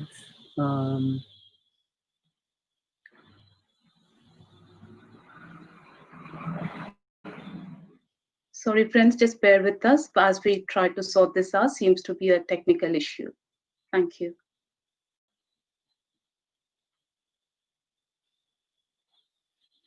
Well, there doesn't seem to be that many options in my laptop. And this has never happened before. So, settings. I don't mind speaking just as a voice now. Please, if you don't, if you can just continue with your voice, we'd love to hear voice, please. Thank you. Bye. Okay, so happy to be with you. Anything related to India always interests me. I've been there several times. So I'm really excited to go into this topic to tell you a little bit about myself, just to provide some context. So I am from the Philippines, an interesting country for a lot of people. It's in Southeast Asia. So how Indians might be able to relate to me is that it has the word South in it. Southeast brings together the Southern and the Eastern in many ways.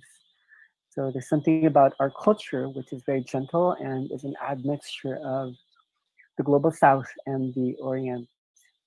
Now, my personal experience is maybe where we have to begin.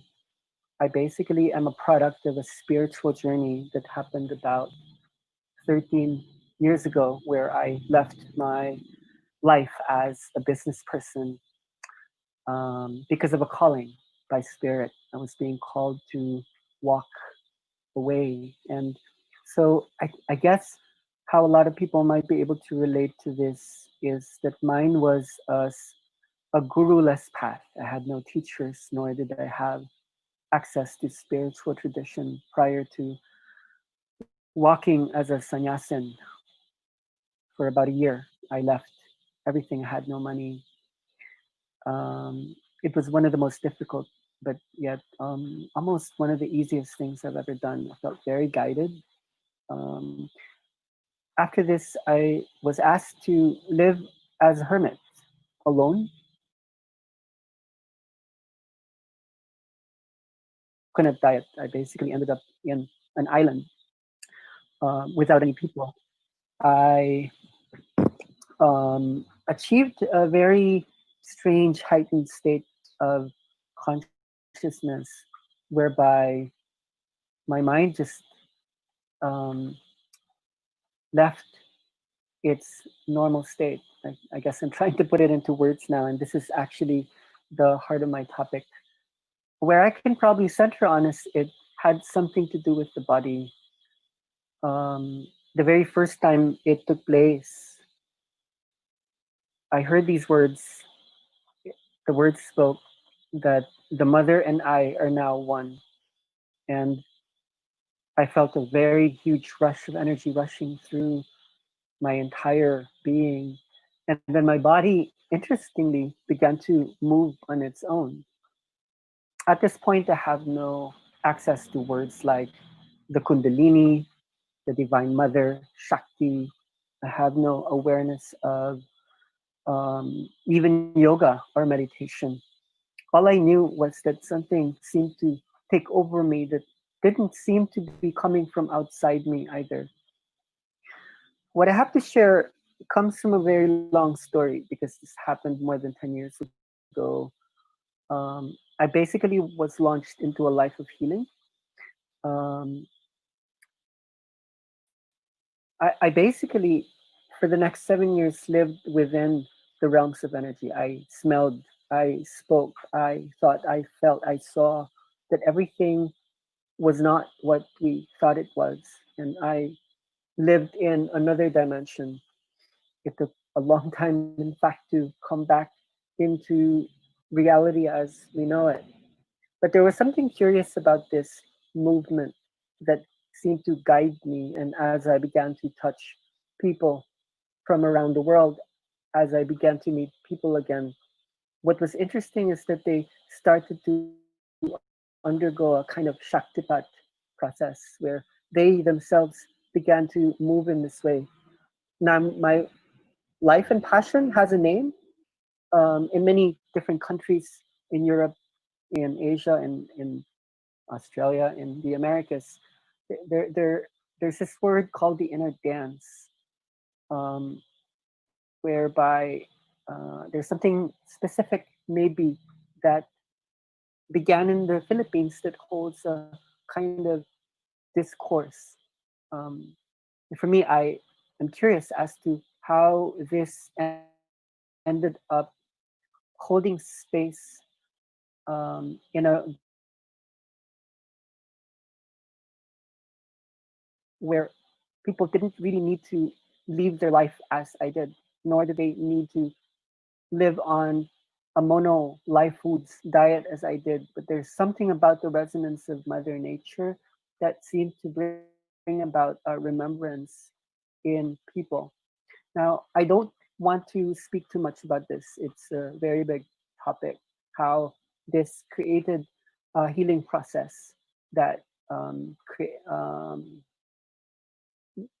created inquiries in doctors and different science-based people and people from spiritual communities. Like, what is this that seemed very quick and very strong and very deep? One thing that I discovered was that there were certain ways people could remember something about the energy of the Divine Mother that we seem to not understand the nature of the body. And when we access something very spontaneous, something that isn't um, merely a behavior, something that we do, something that has to do with the opening of the heart. And it could be because of something that we hear, something that we see. It could be in the presence of just this overpowering love that might just open up for whatever reason. I think the curiosity is, what are the conditions that bring that about, that isn't entirely random or isn't entirely spontaneous? So I traveled the world merely as a witness. In the beginning, I would come into a room and it would begin to happen.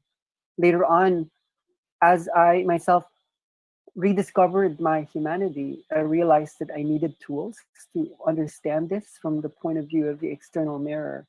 And I discovered music. I realized that when people lay down, there were certain ways of accessing sound or music in which people began to enter, whether it be a room of 2 people or 100 people or more, something very, very deep. The experiences that people share are always interesting to me. I never get tired of listening to them. The most often people relate going back into their childhood. And there are memories that even go deeper than that. There are people who speak about, I don't know how it happened, but I went back into the womb of the mother. I went back into the consciousness of the fetus. I remembered what it was like to be a baby in that energetic space and then arriving onto the earth. The other experience that is very, very common in these journeys that I have watched, not just around, but as the energy got spreading across the world, people spoke of memories of deep time or deep history when they remembered what it was like even before humans were here. The interesting part is that it is very difficult for them to translate this into words, and sometimes it takes them minutes or it takes them days or weeks.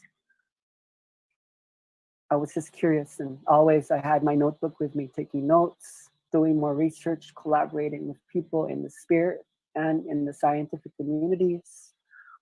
And the pattern was very, very simple or basic, actually. Most of the time, after people cry, after people scream and laugh, after people shake very, very wildly as their bodies get activated, I would notice that there was a pattern of crouching into the fetal pose, the child's pose. Some people would suck their thumbs.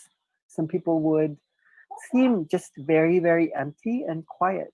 And I think the biggest sign for me was when people began to lose their language.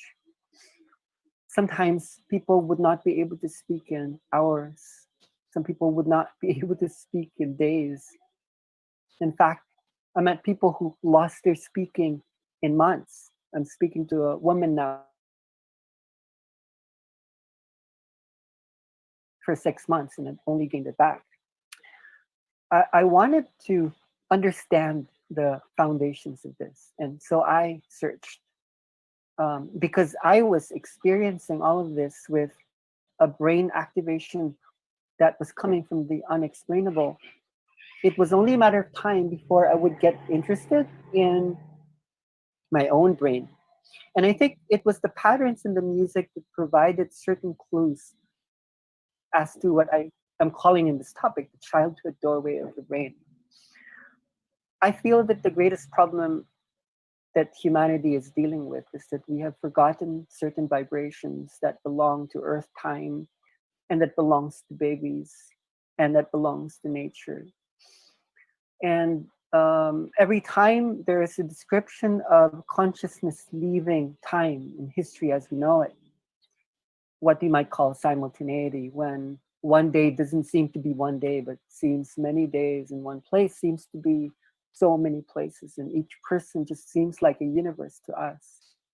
What is that? Now, in psychology, we speak about states of consciousness, and in commonality, people understand the normal wakeful state. As we open our eyes, we look around and we are very logical beings. We're living in the visual field and the world becomes very, very real. But when we go to sleep, there are two states. that are very mysterious, one of which is the non-REM state, the very deep meditative sleep state when we can rest from our struggles, from the tension.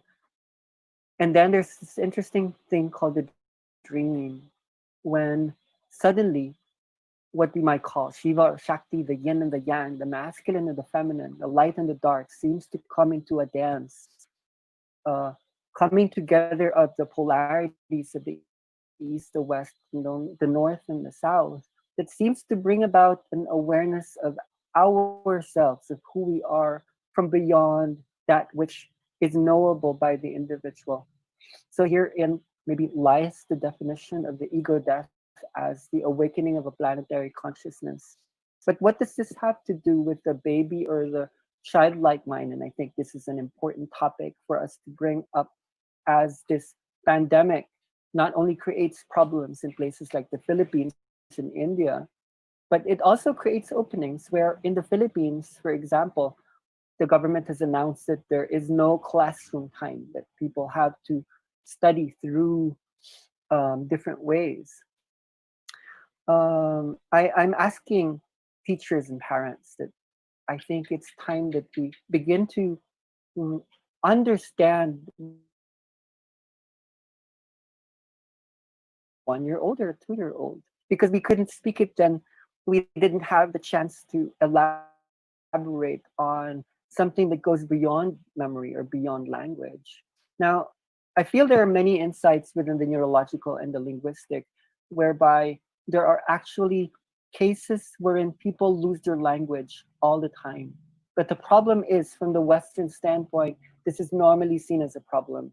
This is normally understood to be a disorder or a crisis moment. But from the Indian tradition, especially from the yogic way of seeing it, the Kundalini rising is in fact a rewiring of the left and right hemispheres of the brain, where so much electricity begins to pass through the corpus callosum that connects our analytical and then our creative side.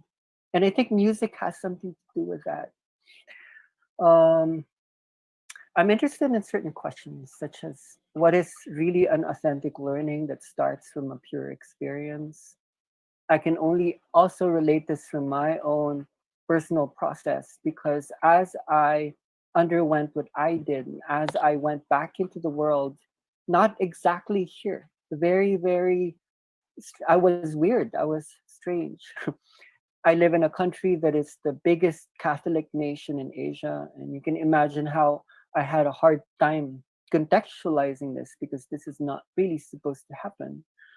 To have to learn myself to speak about this, and then watching so many people from all around the world learning to speak again, I feel that what people are actually looking for is a way to start over again, to find a kind of beginning, like a point of origin. Like, what was it like before I got here? Or what was it like when I first got here? Now, the words that came after the mother and I are now one, when my body truly began to move and explode in so much power, was this statement that took me a while to decode. And the words were, "It began in Africa." From the point of view of deep history in the social and earth sciences, I think we're making way for an aspect of the mind that is truly, truly old and truly, truly ancient. I think we're so human, and in I think the philosophical tradition, we call that the anthropocentric, where the anthropos, or the human, is always in the middle. I feel like we are beginning to remember what it is like to be beyond human, not just from the traditional spiritual sense, but to fully come alive in the remembrance of what has the body been through, if the body wasn't just a physical thing. After it began in Africa, I witnessed certain sounds emanating from my voice, and I was downloading these codes, these contexts that knew what it was doing, knew what it was speaking from the space of not knowing. any of it. It's about time, I think. What is time is the age-old philosophical quandary, isn't it? Like, time is a line, a sequence of events that happens in the past into the present, pushing forward into the future. If time was a construct, a matrix or a grid, and if we broke open that, how would thought discontinue in a way we can even reverse that in a way that there's a larger continuity at work. And so I tend to believe in my own studies that what is happening in so many spiritual awakenings, not just in Asia, but in the West, where this is so called for, we have technology, we have an ultra modernity that's creating connections all across the world. And I like to imagine a super brain, like a nervous system that is coming into a neural networking that maybe wasn't possible when we were separate as cultures, as diverse language ontologies. And as we find certain voice, especially when you look at our common histories, that there is a decolonization at work, that we are learning to decolonize not just the influence of the British and in the Philippines, the Spanish and the Americans, but how we could own up to a much larger colonization that belongs to all of matter, all of illusion that had taken hold, in which it all actually had to happen for a reason. I feel like we need to take steps back in order to come into awareness of patterns, to recognize patterns. So I think if people would be really interested in my own insights, a lot of it has to do with this concept called the circadian rhythms. Most people know it as the body clock. We work through vibrations and words, and we tend to use these words a lot, like energy, vibration, but what do they really mean? Now, the brain has a way of programming. It is conditioned by an evolutionary time scale, which could be seen in a spiritual way, but science has many, many interesting things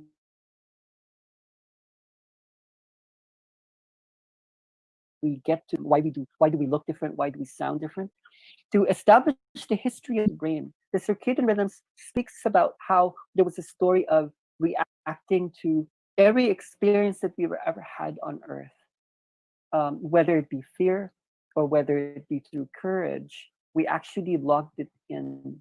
The circadian rhythms is most visible in the dream state. When we go to sleep at night, something activates and we call that rapid eye movement. But it's a mystery, isn't it? We travel, we journey, we undergo spiritual vision quests in the REM state. So how would science, particularly psychology, deal with a fourth brain state that needs to be mapped out? If there is non-REM sleep and REM sleep, and if there's wakeful states, how do we dream awake? How do we recognize this Kundalini, the Shakti energy actually can come alive while our eyes are open?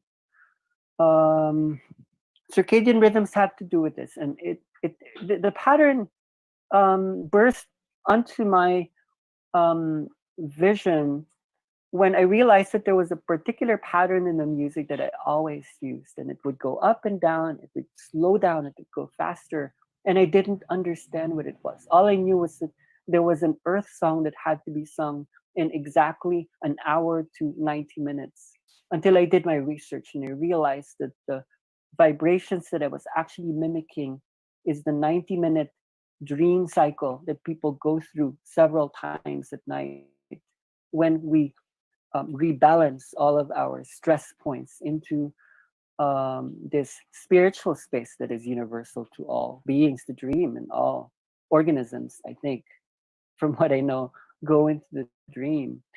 It's a forgotten frequency, and it's something that we are being asked to remember, but to lose our humanity, though, means to vibrate not according to how money has programmed us and our power structures are programmed us. We need to listen to what is the most universal languaging, the foundational enculturation where we can all meet. And the circadian rhythms is a programming that is a journey, that is a story that we actually go through. And the sciences that looks at that would be delta, theta, alpha, beta, gamma, the sensory motor rhythms, the Mu state. And there are many new vibrations that are coming alive in the neurosciences that speaks about how we are either waking up too much. And when I say that, we drink coffee, we take stimulants that help us to focus. And then when we need to relax, we drink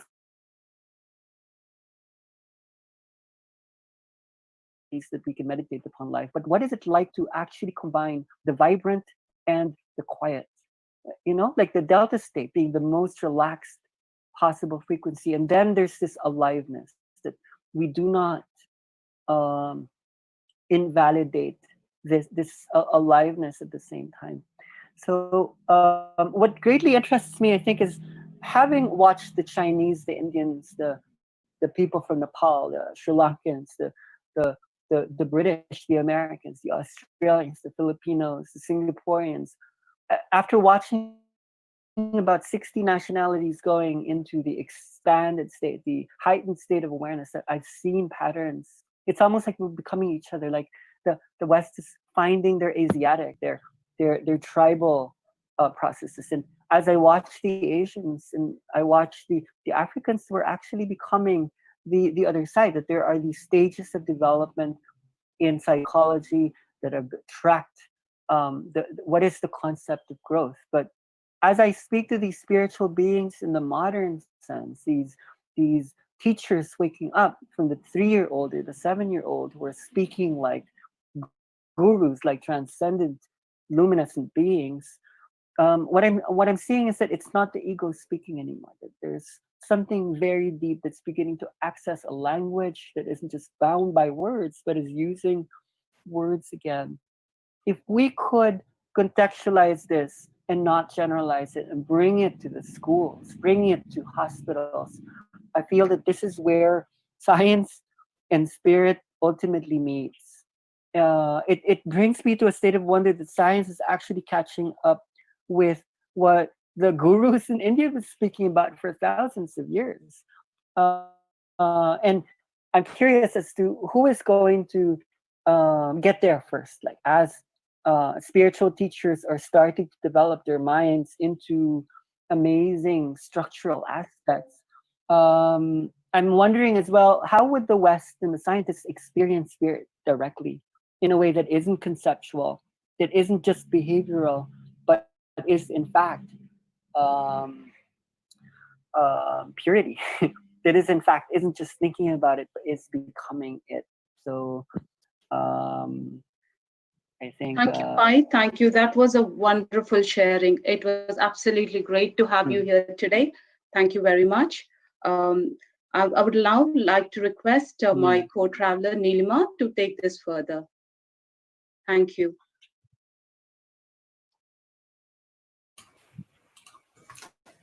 That's really wonderful, Pai. Thank you, Bindu. Thanks a lot. My dear friends, this is Nilima, living and working in Germany for almost 2 years. So my dear friends, without any delay, let me introduce our beloved speaker. And who is Sri Lakshmi, and she's going to speak on the topic connecting with divine feminine energy. So she's a great inspirational and motivational speaker, a great coach for meditation. She's a law of attraction felicitator, a meditation and mindfulness coach for students as well. Through her sessions and workshops, she has helped many people to transform their lives.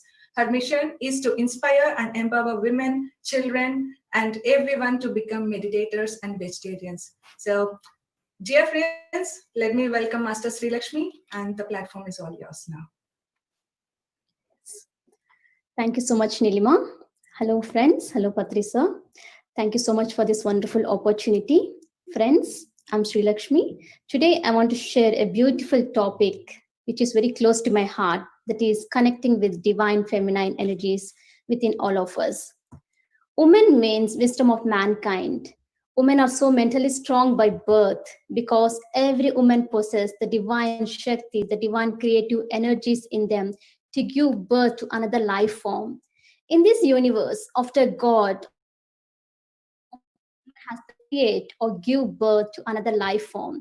So it's a great blessing to be born as a woman, my dear friends. We should honor ourselves by honoring the divine feminine energies within all of us, thus balancing both our feminine and masculine natures. Every woman has the immense power within them, but because of the society beliefs, religious beliefs, and so many beliefs, so many conditioned beliefs, we are making ourselves so weak. From past many years, women have been conditioned so much by self-limiting beliefs that we should be like this, we should be like that, we shouldn't do like this, we shouldn't do like that. Now it's time of divine feminine era, my dear friends, where we are experiencing the huge shift in the feminine consciousness. Now it's time to break and get free from the chains of limiting belief systems that have traditionally kept us, that have traditionally kept women suppressed and unable to see the true beauty, true power within us. We are living the society by putting many masks over us, by seeing many news and by seeing many news, we create so much lot of illusionary fears within us, my dear friends. I request everyone to come out of fears, come out of all your low self-esteem, lack of self-expression, and start connecting with your heart consciousness. Mind is all about the masculinity and the heart is all about the femininity, that is just being state. Mind is all about doing state and femininity is all about the being state, my dear friends. The true nature of the woman is her softness, her gentleness, her balance, her harmony, peace. Woman has a lot of divine qualities within her, mental strength, patience. We have to learn each and every quality from all the women, from all our mothers. We have to learn this wonderful, what you call, feeling called cooperation. Self-awareness and self-empowerment is the key, my dear friends. If the woman is not well equipped with this self-awareness and self-empowerment, it is difficult for her to sustain in this world. Even though she has a good education, a good job, but without the self-awareness and self-empowerment, how much ever successful might be in her lives, she will lose that self-confidence. That is the reason why it is very common to find well-qualified and well-educated women and women holding powerful jobs, weakening and loosening their self-esteem when faced with a difficult mother-in-law or when faced with an unreasonable employer at work. So it is the time, my dear friends, now the woman is so empowered mentally, physically, but she's not empowered emotionally and spiritually. So it is the time for all of us to inhabit, to incorporate all these divine qualities and to reconnect with the divine feminine nature within all of us. Whatever the education taught to us in schools, they don't teach all these things, how to be mentally stable, how to be emotionally balanced. So when I was in school, I didn't learn any of this, like how to be mentally stable, how to balance my emotions. Only after entering into this meditation path, I started to balance my emotions. I came out of all my fears. And I used to have irregular periods, and I healed my periods only because of meditation and by connecting with my divine feminine nature and by doing inner work. So whatever the today's education system trying to teach our children, it is only useful for our earning, my dear friends. That it is useful for earning, for living life and survival. But they don't teach mental stabilities. Maybe either parents or in schools, they don't teach this mental stability, how to cope up with the emotions. Every girl child should be educated about her puberty, about her menstrual cycles. So the foundation should be so strong, my dear friends. If the foundation of a girl child is so strong, if she is educated rightly about her menstrual cycles, how to honor them, how to respect them, instead of keeping it as a secret. So many people keep it as a secret, but we should rightly educate our girl child, educating them in a right way about their menstrual cycles. We have to educate them that menstruation is a beautiful self-cleansing process. It is menstruation is a time to release old and negative energies and begin a phase of self-growth and reflection.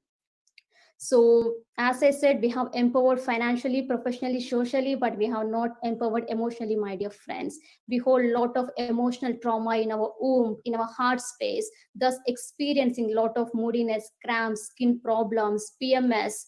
So we have to let go and release all of our emotions and connect with the divine feminine nature, my dear friends. So now I'll be explaining in 2 minutes how to connect with our divine feminine nature. By doing first thing is by doing meditation. When we do meditation, we connect with ourselves, my dear friends. Meditation is all about connecting with ourselves and living in that state of being. In meditation, we calm our mind, we detach ourselves from doing state and connect to being state. Second is silence, spending time in silence. We should be in silence at least for 2 hours in a day. Silence, like being in silence has discovered a lot of benefits, my dear friends. It directly works and promotes the cell growth in our hippocampus, which is the part of the brain which controls emotions and which will boost our learning.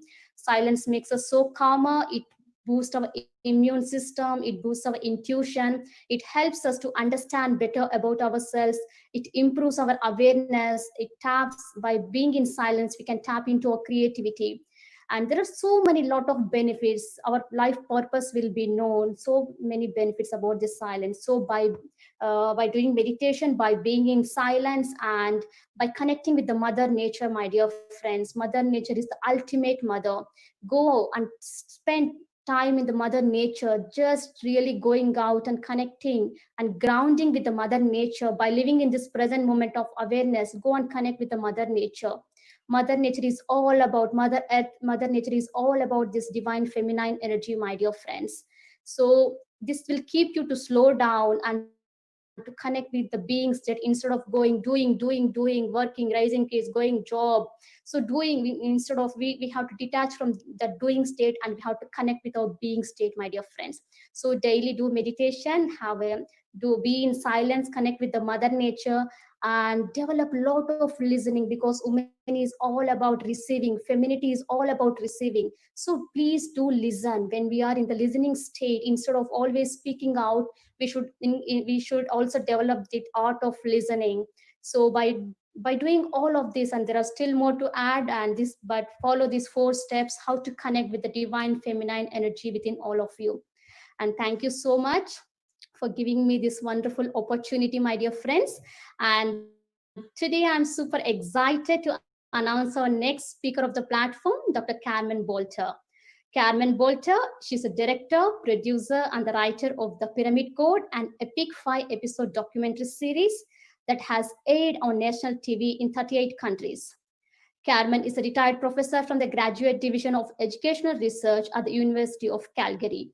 She taught at a university in Taiwan for 4 years. She was the director of the Women's Therapy and Research Center in Calgary, Canada for 10 years. Carmen is the author of the groundbreaking book, Angels and Archetypes, an evolutionary map of feminine consciousness. Carmen has traveled to 68 different countries to conduct her research, including Egypt, where she has been 36 times. Dr. Carmen is on the International Advisory Council for the Bosnian Pyramid Project too. So it's my privilege to invite our next speaker. Dr. Carmen is ready to share her valuable wisdom with all of us on a topic called A Consciousness and the Great Pyramid. Now, I would like to call upon our next speaker of the platform, Dr. Carmen. Carmen, over to you. Hello. Nice to be here. Should I be starting my PowerPoint? Please, yes. Yes? I don't see anyone. Okay, are we sharing my screen now? Yes, please. Cool. Yes? All right, so I'd like to present a research study that I did, and I think in this time and day that we are very confused about research. Medical research tends to be bought and paid for, and it's very difficult to come to various conclusions. And so working in the Graduate Division of Educational Research at the University of Calgary, it was my responsibility to teach graduate students quantitative research methods, and I'd like to let you in on how that is done. So what I wanted to do is study and assess the effect, the affect, the feeling on a person of the Great Pyramid on the human energy field and the chakra system. And so what I noticed going to Egypt for the first time in 1977 and consistently after that, that I was becoming more psychic the longer I spent inside the Great Pyramid. And so I wanted to configure a way to measure that. And so what I was looking at is how do we measure consciousness fields? And I understand that this is a conference on spirituality and science.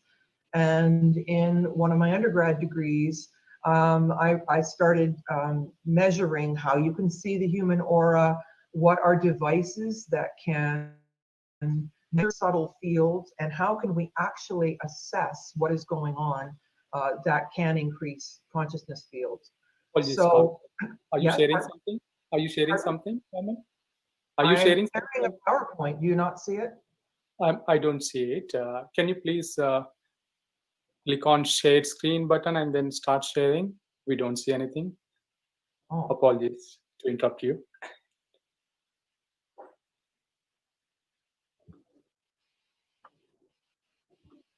Okay, now I have to back up. I'm really sorry. It's good now. All right, so I'll just go through the first few screens that I was speaking to. And you'll notice the light orbs that are moving through the scene. All right now? Yeah, it's all right. Thank you. Okay. All right, so just continuing with what I was saying, I wanted to assess if there was any link with the inside of the king's chamber, inside the sarcophagus, and increased consciousness. Now, what does that mean? And when we look at various stories, the Great Pyramid was not a tomb. That's the essence of the Pyramid Code. It was a chamber for high-level initiates to somehow connect with the other world. And there's no word for death in Egypt. And so something about getting into the position of the sarcophagus with your head in the proper direction would begin to have an effect on human consciousness. So what the ancient initiates wanted to do was move into another state of consciousness to understand what happens when we pass, and then to be able to come back. So I worked on that premise. And so mystics have speculated that the Great Pyramid in Egypt was used to influence consciousness in ancient times. But scientific research on how the Great Pyramid influences consciousness has been limited. And what we know, and what I know from being involved in quite a few expeditions in various countries, is that governments do not want us to find out these secrets. They block just about anything. And for some reason, I was given permission to take my equipment into the Great Pyramid on more than one occasion and conduct this study. So I want to share how this study worked. And these pictures that you're seeing are actually apparitions that were going across the sky. They're still pictures, but these apparitions were moving, which I find quite interesting. So in research, we need to create research questions. And so what we're looking to do is take variables and line them up and see if there's any kind of correlation between the variables. So I'm giving you a little bit of a lesson in how scientific research works. And, you know, I've been exposed to a lot of students who learned how to do it, but there's a lot of people who don't know how to do it. So one of the research questions was, to what extent does going inside the Great Pyramid affect the energy field and chakra system? But also, is that effect sustained? So a hypothesis is you guess what you think might happen. So, and this is working with the terms from the GDV device that Dr. Konstantin Korotkov in Russia developed over a period of over 20 years. So inside the Great Pyramid, the energy field, and I'll show you how the data is shown from the machine, but that inside the Great Pyramid, that the energy field, the volume of the person's aura will be affected and can be measured. So just the thing about the GDV device, it's actually a camera, and it has something that blocks the light, and it's measuring the photonic emissions off the human body and then transposing it into the logarithm in two different ways. And it's working on the meridians, as in the Chinese system. So it either creates the energy field, you can make the process go one way, or it looks at the chakras, and you'll see how this works. So this is a technical term. Mean scores for virtual chakras inside will be closer to 0, which means there's a correlation. So basically, I'm predicting that there will be something that happens. Now, when we do a research project, the first thing we do is we look at the literature of what other people have said about this subject. Now, a lot of people think that research is reading other people's material and coming up with your own conclusion. That's actually a review of the literature. Okay, so lots of people have talked about Egypt and talked about mysticism and that sort of thing. But what I was trying to do is take science and bridge it with what the mystics had said. So mystics ascribe a high level of consciousness and secrets of ascension to the ancient Egyptians. And scholars in the past have taken a firm stand against this. And so basically academia wants to continue with what they have decided, that pyramids are tombs and the ancient Egyptians were a little bit infantile and they didn't really know what they were doing. But all the way back in 1971, Peter Tompkins broke the mold by arguing that there was a link between the Great Pyramid and Egyptian mysteries. So Manly P. Hall, all the way back in 1928, described initiation ceremonies inside the sarcophagus and said that it was a doorway between the material world and the transcendental spheres of nature. And the speaker before me was speaking about connection to nature. You heard them say that I have a book, Angels and Archetypes, an evolutionary map of feminine consciousness. Feminine consciousness is all about connecting to nature. The patriarchy, I think, is at the root of the problems that we have in the world, lopping off the sacred feminine and lopping off connection to nature. So the initiate would learn that the soul is immortal, and they already knew that. As I said, the Egyptians didn't have a word for death, but that the soul extended beyond the physical world. So the Egyptians had two words for the soul, and Ba and Ka, and the Ka is the body double. And some people have experiences where they astral travel in their sleep, and someone will actually see them, and that's the Ka. And the Ba is the part of the soul that continues when we drop our physical body. So that's the physical body is finished, but the soul continues. So in Tompkins' words, the secret knowledge possessed by the hierarchy of initiates was communicated to those who could prove their worthiness by passing a long period of probationary training and several trials. So initiates were trained one step at a time. And the idea was that they would be well versed in what was going on the other side. And we're not prepared. Like religion basically says you live once, you go to the pearly gates, and God comes to condemn you. But that is the dogma of certain religions, and my interest has been to go back as far as possible into Egyptian initiation rites and understand what they could have known. What could the ancient Egyptians have known? Okay, so then we have to look at the field, electromagnetic fields. Now, what does that mean? That somehow an electromagnetic field is generated by the spinning of the chakras. Okay, what's a chakra? Chakras are energy centers that are connected to glands, the hormones in the body, and the neural synapses don't touch. For the brain to get the message to lift our hand, a hormone jumps across the neural synapse to connect everything in the brain. Those energy centers are chakras, and they can be in alignment, they can be squished, they can be expanded, they can be out of alignment in different ways, but there's some kind of field in the human body that is electromagnetic. Okay, so Moitama suggested that chakras have both subtle and physical forms which supply energy from the outside world by pervading the astral body. So these are terms that we're not usually well versed in, but it is the science of spirituality.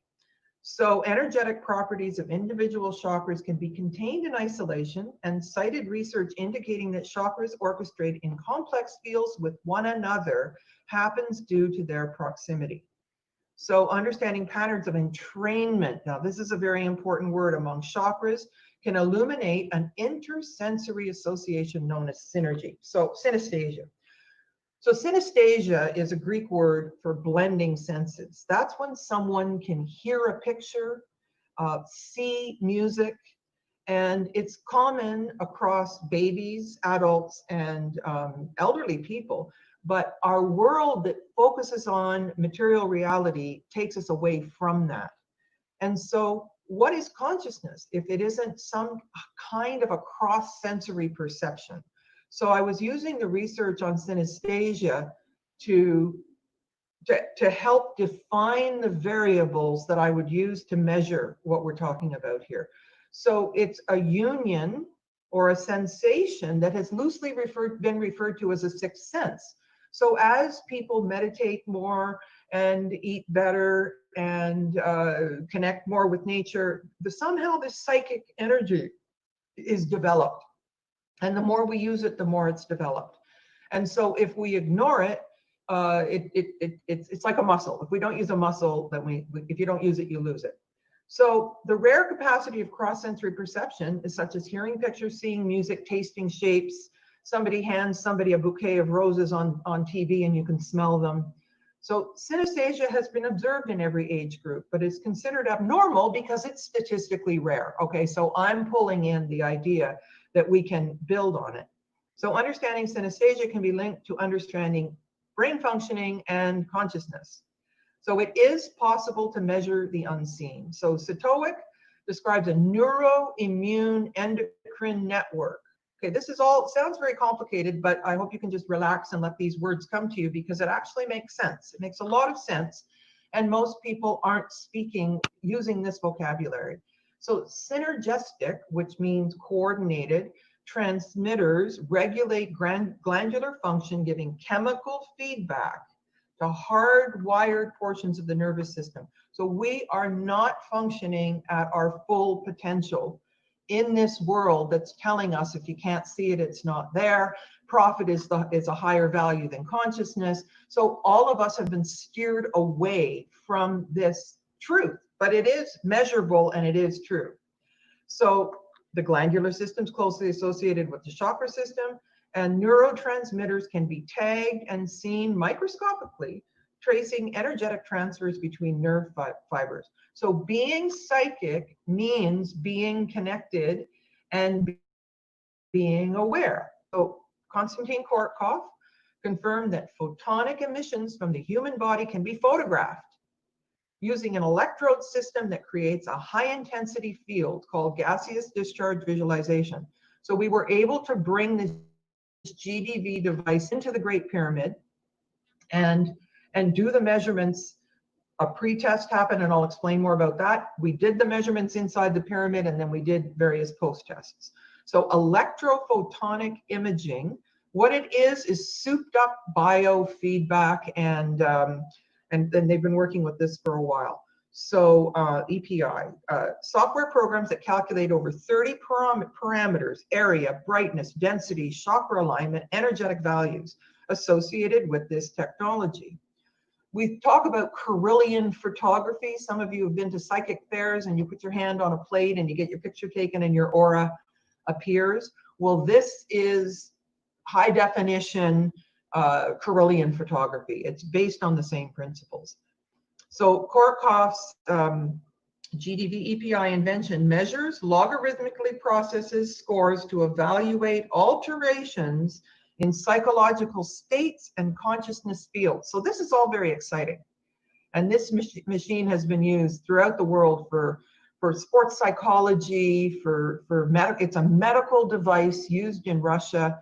And I was trained in Russia by Korotkov's team, and it's really, really quite sophisticated. So I think most times when people hear about something for the first time, they go, oh, come on, that can't be true.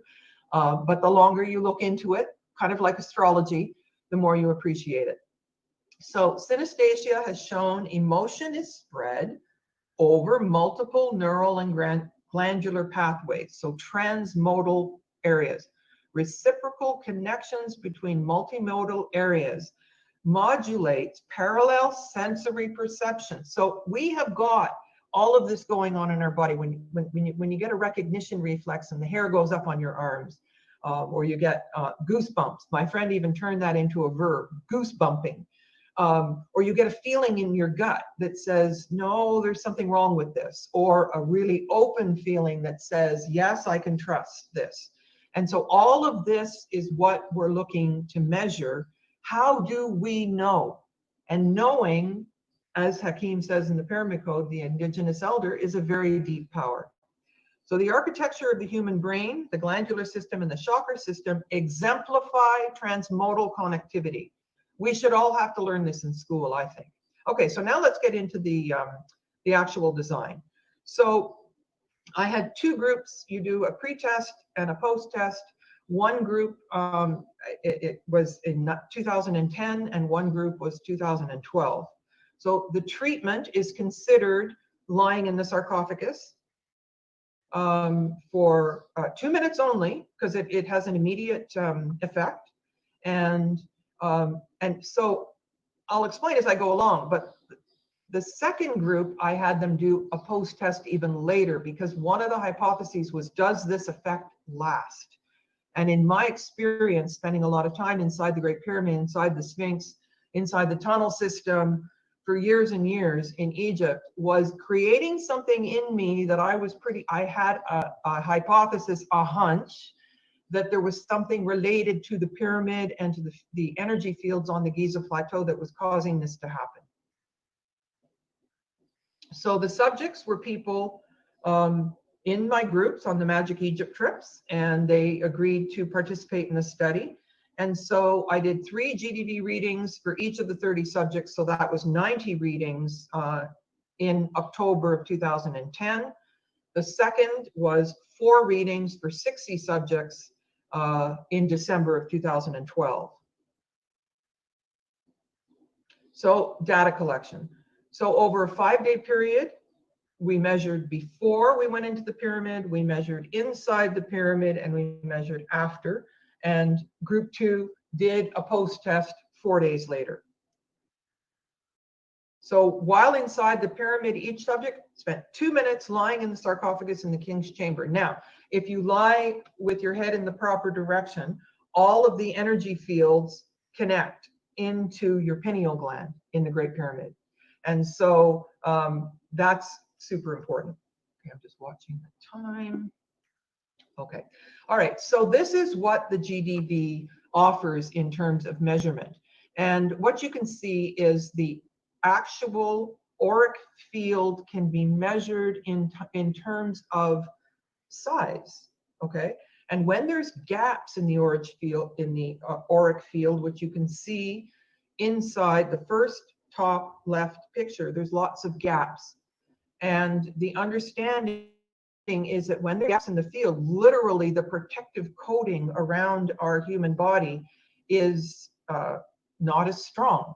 So as the field becomes stronger and larger, we're actually more conscious, more healthy, and more able to function in the world. So these, looking at the raw data as it's plotted for each person doesn't help us much.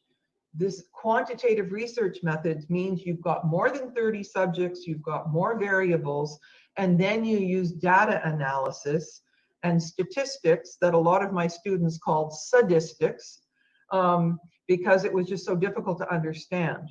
But let's just keep going with the generated data sets. So the virtual chakras are actually looking at the alignment. So if you look at this subject sitting, it's replicating a man here. And the green band is what is considered normal. But what we're looking to do is have an alignment of the chakras. So what Korotkov says is that if your chakras are misaligned to one side, it's preoccupation with self, and the other side, it's preoccupation with others, which to me is about empathy and narcissism, which is a study in itself. But for a person to be fully functioning, the chakras need to be robust and aligned. And there's something about that and the connection between the chakras informing each other that creates the psychic experience. So what you see if you turn the line drawing sideways, you'll see, well, sorry, you turn it to the left, you'll see how the chakras are, how they're misaligned to the center point. And then inside the pyramid, what was happening is the chakras were obviously affected, but it's almost like what I came to see after doing this study is that the chakras kind of split apart to allow for the out-of-body experience. And there was something about coming back after the experience, which they talk about in the mystical materials, that they would have an experience of a star knowledge experience. And this is more than we can speak about right now. But the trick was to return. One of the things that's talked about in psychic experiences, out-of-body experiences, it's easy to leave, but how do you come back and integrate the information? So obviously the chakras were affected. And then after, then what you see in the circles that aren't colored is where the chakras were before.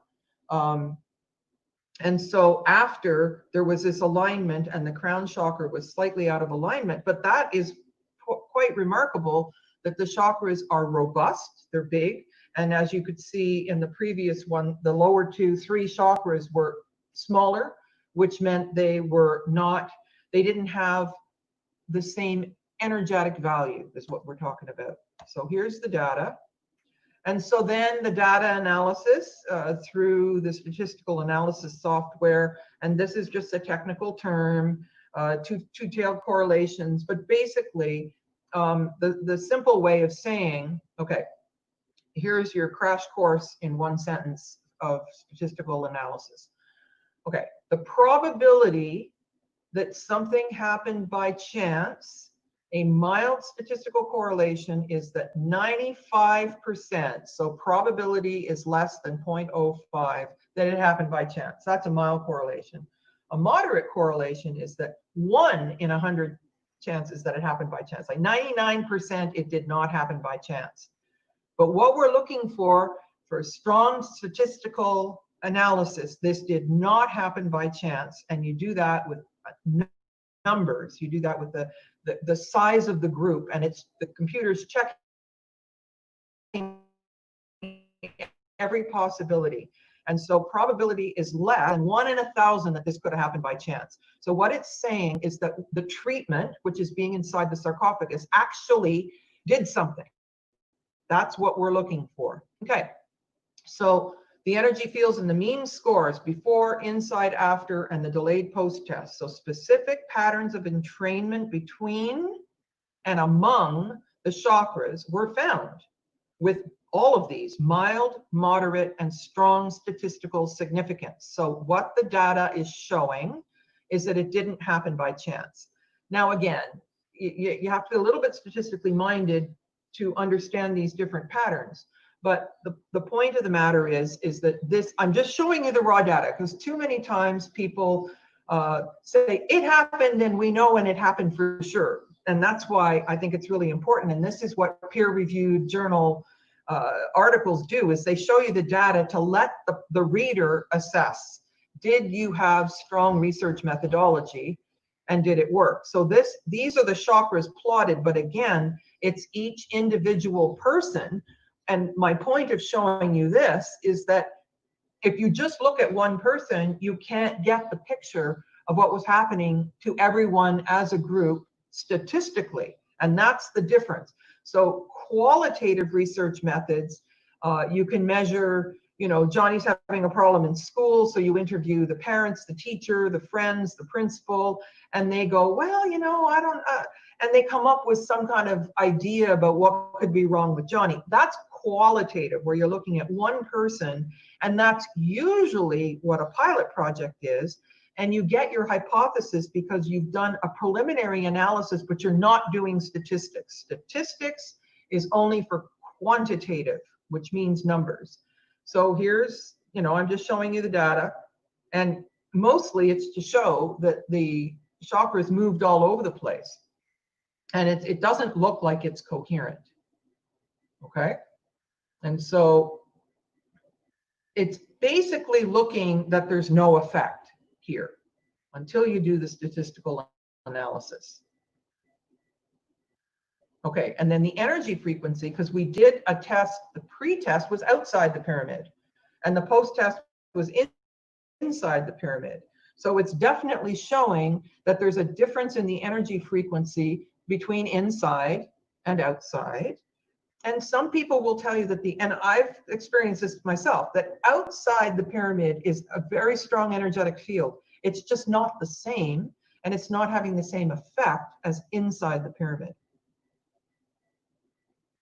So standard deviations, that's just another technical term. I'm just showing you all this raw data, but now here come the results. Okay, and I'm excited about this. Okay, so what I did is I took the numbers, which you'll see in a minute, and then I looked at the correlations between the chakras. My hypothesis was that if the chakras were speaking to each other, that's how you get the hair on your arms and the gut feeling, is that there's some kind of a connection between your head and your communication and your heart, and something is talking within the person. Okay, so this is 10, 10, 10, and I'm also going to be showing you the difference between 2 years later. Okay, so the energy field is not connecting with any of the chakras in here, and there is a mild correlation between the orange and the red, between the belly and the root. There is a moderate, sorry, that's a moderate correlation. The mild correlation was between the stomach and the crown. And then the only connection before people had the experience of going inside the pyramid was they had a connection between their third eye and their throat chakra. That was strong before they started. So then they go inside the pyramid, and the auric field is now connecting between the chakras and the energy field, which was super significant, I thought. Okay, so what you see is you still got the crown chakra and the third eye, and that's the mild connection, right? But then the auric field was connecting almost each of the chakras except the heart, which I thought was interesting. So there was a statistically significant pattern going on across all 30 subjects that showed up statistically as significant. But then the post-test, what it started was an entrainment between the chakras and between the energy field. So in other words, the experience of going inside the pyramid in 2010 of these 30 subjects was that after they came out, the chakras were speaking to each other in a very significant way. Okay? The only connection that had the 1 in 1,000 probability was between the heart and the energy field. So that somehow developed as the experience integrated. So, and that's the other thing, and as I said at the beginning, and where the hypothesis came from, was that over time, after spending a lot of time inside the Great Pyramid, that's when I started to feel that the psychicness was integrating. It wasn't while I was in the pyramid that all of a sudden I know anything, really, but there's something about the energy of the pyramid and being inside the sarcophagus where all the energy is hitting the pineal gland that was doing something that took a while to integrate. Okay, so these are the numbers, and if you don't understand statistics, you'll never guess how that is going to turn into those drawings, which is why I'm showing you after. But when you see the little star, you can see that it's 0.04, which is less. Probability is less than 0.05. So the significance of the numbers is showing up wherever you see a star. And then I took these and I plotted them. That's all. So when you see 2 stars, it's less than 1 in 1,000. Okay, so don't try to understand that. But at glance, I'm showing you where I got that from. So then I thought, because something really happened in 2010. And we were told that 1212 was coming, or 1221, the end of the Mayan calendar, and that energy was going to be so significant and ascension was coming.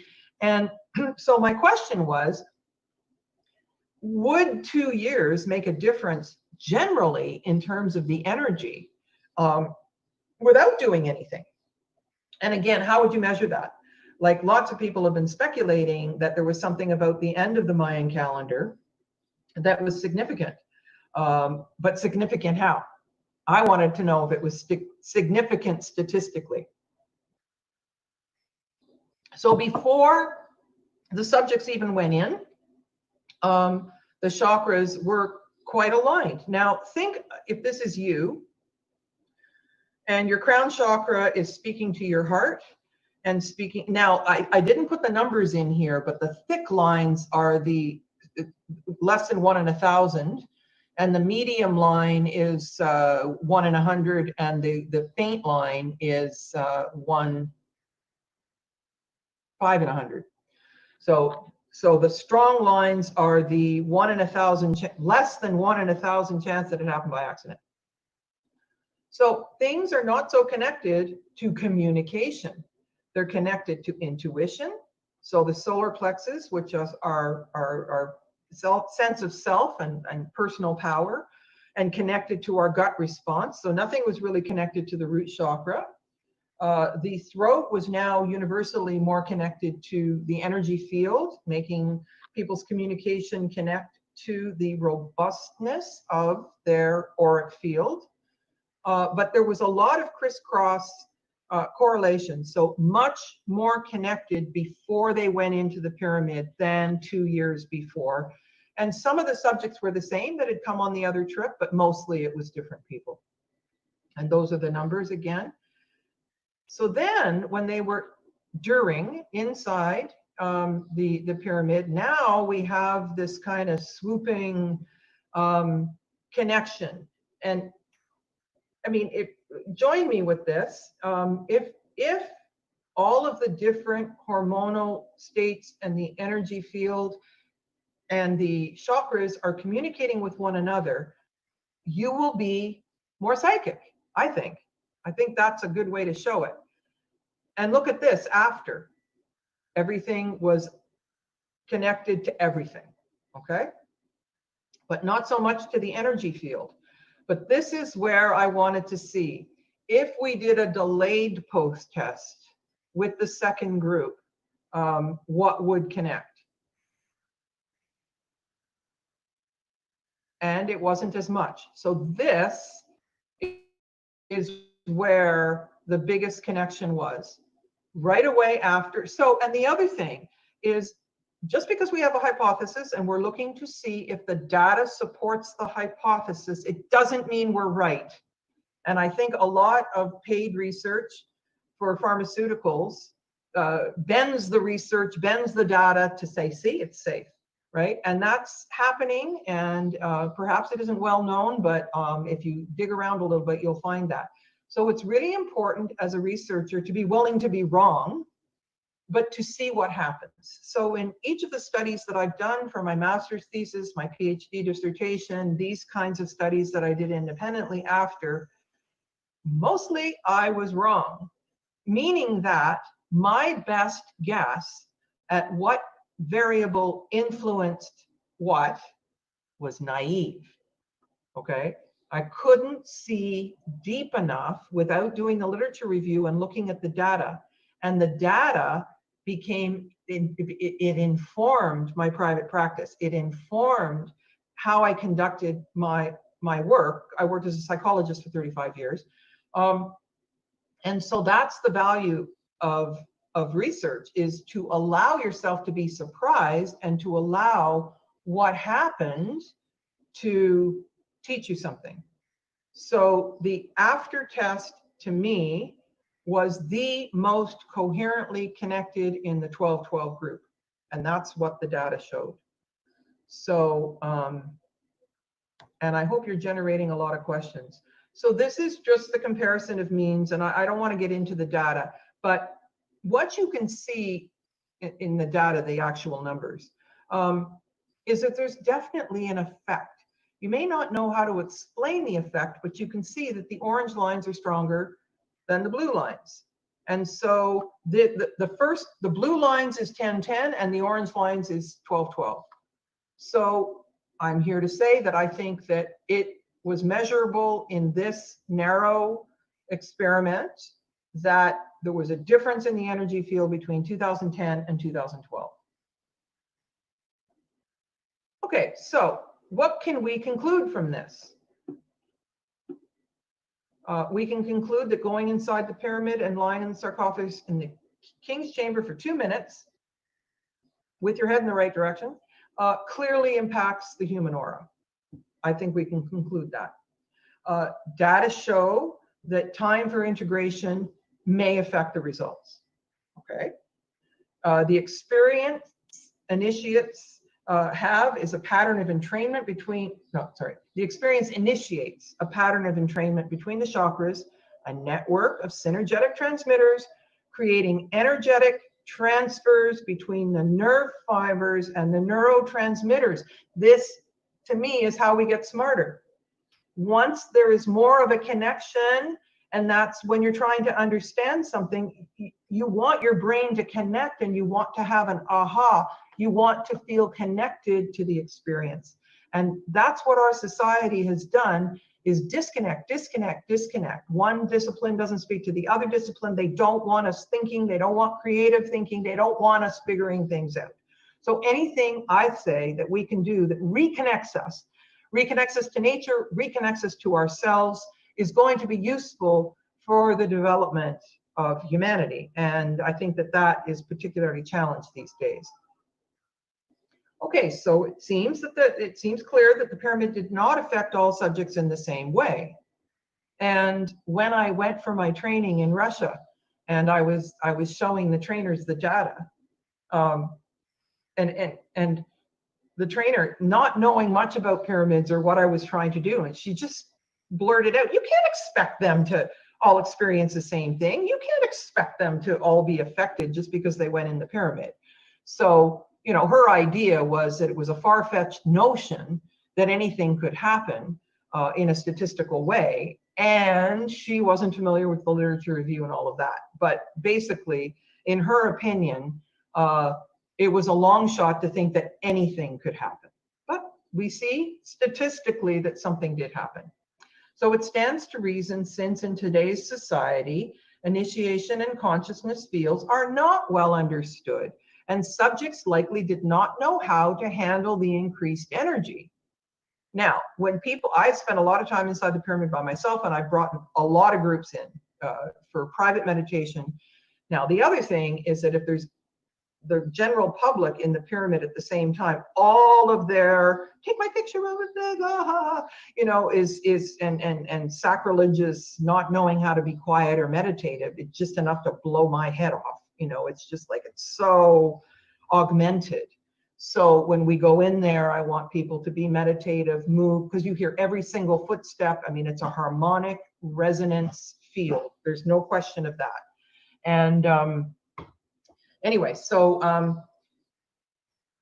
it's not, we have to integrate the energy, I think, individually. And so many people don't know how to handle that.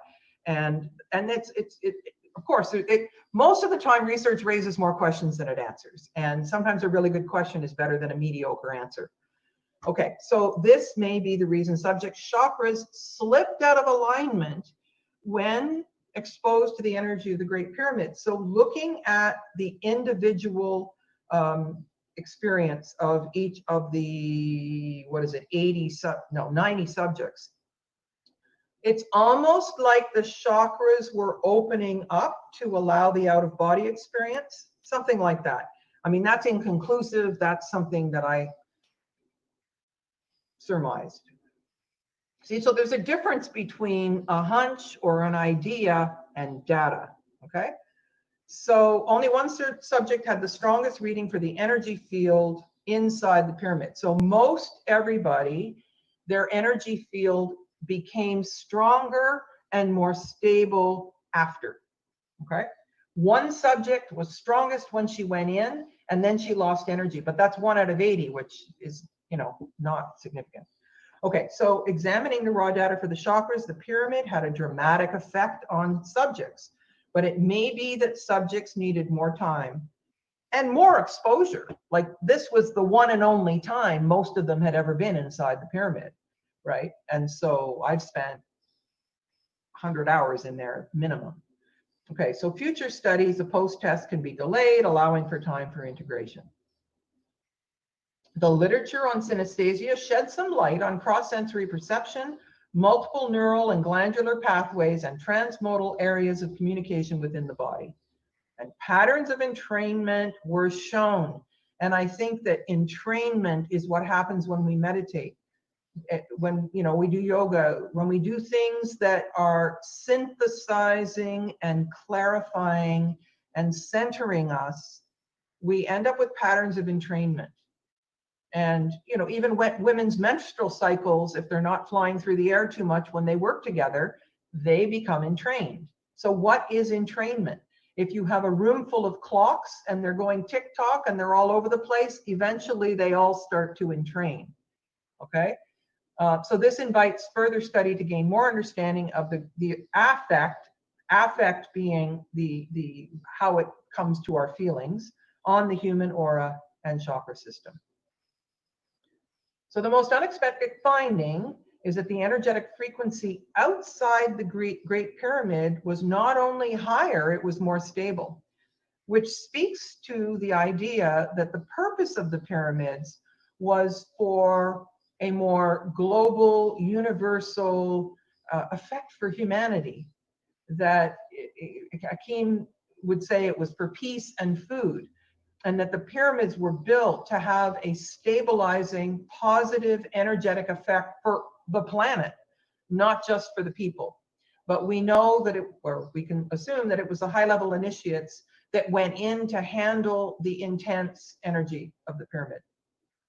So further study and additional measurements will be collected to establish if this is typical or if a unique influence was present on the day of testing. Okay, so basically all research sets you up for more research.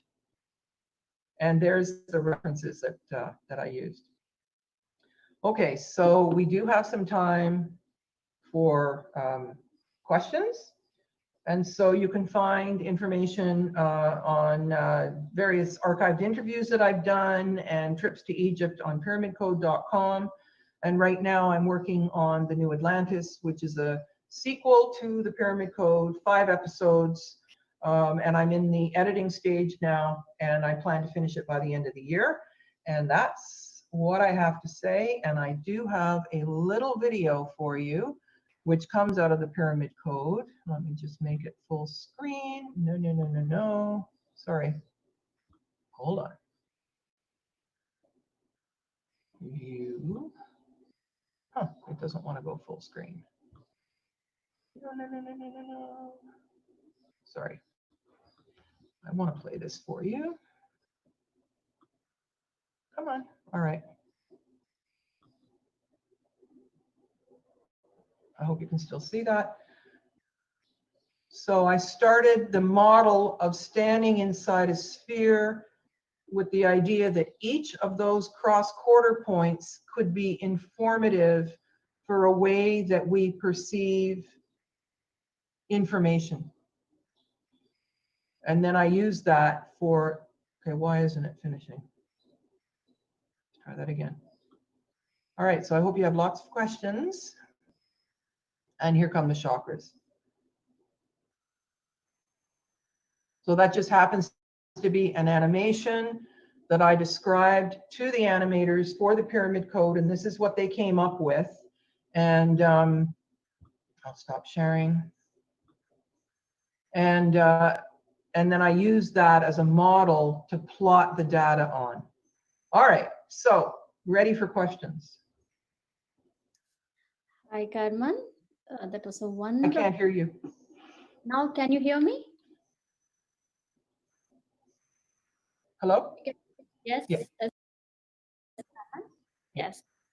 Thank you so much. It was a very beautiful talk. Really enjoyed it. You shared a lot of information about the pyramids and the chakras. Yes, we have received a few questions from our participants. And the first question is, when we talk about the mystical powers of the Great Pyramid and the significance of chakras with it, how powerful will it be if we were to visualize ourselves sitting inside it? Visualize yourself instead of going there. Yes, visualizing, like sitting inside of it, inside of the pyramid. That's an interesting question, because there are 7 characteristic features to an energetically functioning pyramid, and I'm sure that your community here is well aware of that. And it has an effect. We know that on some level. How we measure it is different, but people have made pyramids out of wood, out of copper, and sat meditating inside them. So there's something about the plain field of a pyramid that can focus energy, that can help us create a field around us.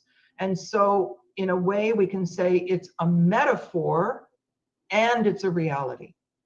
So imagining and visualizing yourself meditating in a pyramid is a useful exercise. Okay, thank you. Is there any difference between the Russian pyramid and the Giza pyramid of Egypt? You mean Valery Yuvarov's Russian, the new pyramid that he built? Yes, of course. Yes. Well, he studied the principles, and yes, there's differences. One's new, one's old. The crystals come from Brazil. I've had a lot to do with the work that he's done there, and but okay, I'll tell you a story. When the construction workers, before the casing stones were on and before the capstone was on, when they were working in the pyramid, there was one of the construction workers who had a severe asthmatic condition, and he was standing in the pyramid. The chambers were there, the structure was there. It was made out of crushed quartz, the base of it, and this man started to tremble and sweat on one side of his body, and he had this healing crisis right in the pyramid, and he was healed. He never needed his asthmatic thing again. And so I think that all of the different pieces, the casing stones were like a fondant icing, that they actually made crushed quartz polymer that they spread on the outside of the pyramid, and then it hardened. And then that again made another insulation for the outside of the pyramid. And so the capstone changed the energy, and they've done quite a bit of measurement in there. But the reason, as I understand it from Valery Yuvarov, that the people who funded that pyramid, which was $5 million, was a produce company that wanted a place, a warehouse, if you will, to place food, to make it stronger and better for the people before it got on the trucks to get transported to people to the stores. And they used the basement of the pyramid for the food. And the rest of it they've used for experiments. So I think that's pretty darn sophisticated. Okay, thank you so much. And another question is, as you speak of entrainment, what exactly happens to our chakra system during the process of entrainment? Okay, I think it's like communication. So we can all sit in a room and meditate and never say anything to each other. But once we start to have discussions and go, yeah, I think that too. Well, maybe I don't, maybe I do. It's like the chakras are communicating with each other. They're speaking to each other. So entrainment means connection. And I think of them as a handle. So when you've got a handle between your third eye and your communication, then you've got clarity of vision and clarity of speech, right? And when you've got connection between your heart and your crown chakra, or your heart and your power center, then you're working harmonically. So entrainment is keeping everything aligned so it augments the power and energy of any chakra to be in. Much. We receive type of question like chakra slips out of alignment. What does this mean, and what effect does it have? Okay. when chakras shift out of alignment, a lot of times they're more constrained. So the energy's not, it's like somebody putting their hands around your throat. You can't quite breathe as well. So they're not functioning as fully. I've seen it where the chakras hit the wall, they say. So it's all the way out. The green zone is considered normal, but I don't think that's good enough. I think we need most of our chakras in line. To one side, it's overemphasis on others. And sometimes people can be codependent and they forget about themselves and they're helping other people, and but they don't take care of themselves. So that is a shift that's not good for the self, because we're more it's not that we're not supposed to help people, don't get me wrong, but we're more helpful to them when we're aligned. The other way can be narcissistic, where it's all about me, I don't care about you, gimme, gimme, gimme, me, I'm right, I don't care about you, I'm right, okay? And that is very dangerous. And I think, you know, Facebook, social media, modeling by certain people in politics have created an increasing narcissism that makes fun of empathetic people. But if we're really trying to fix the planet, we need a world of empathetic people. And what we've been doing is promoting and encouraging narcissism. So either one of them is out of alignment, but we need to come together, all for one and one for all. If it isn't good for everybody, it's not good at all. So if we were all aligned and we were all had our chakras entrained, I think we would make decisions that are good for people, good for everything on the planet, good for nature, good for the environment, and never mind profit so much. Okay. So wonderful. Thank you. And other question is, if a layman was to understand the entire concept, how would you explain it? What was the first word? If a layman, a common man, like if a layman, if he wants to understand the entire concept, like who don't know about the pyramids, if he is very new to the technology, new to the pyramid technology, if a layman wants to understand the entire concept, how would you like to explain it? Well, Hakeem would have said it's food for people. Food in an energetic way, just the way good food can nourish our system. There's a way that natural energy can fuel people, the public.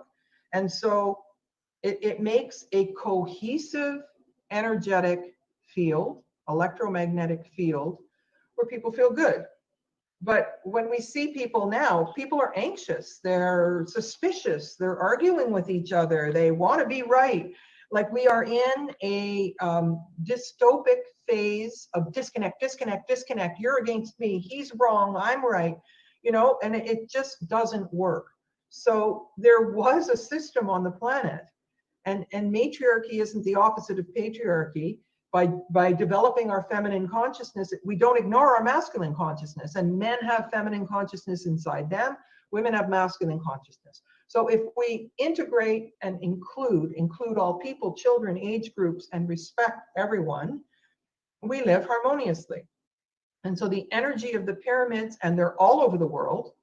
Dr. Sam Osmanagic from the Bosnian Pyramid Project would tell you that there's 80,000 pyramids on the planet. Small ones, big ones, new ones, old ones. And that there was a time where harmony between all people on the planet was a goal. And we are now at the far extreme of the pendulum, showing us what happens when we are divisive and we don't care about each other. We just care about ourselves. And so the point was a functional humanity. Okay. Yes, Carmen.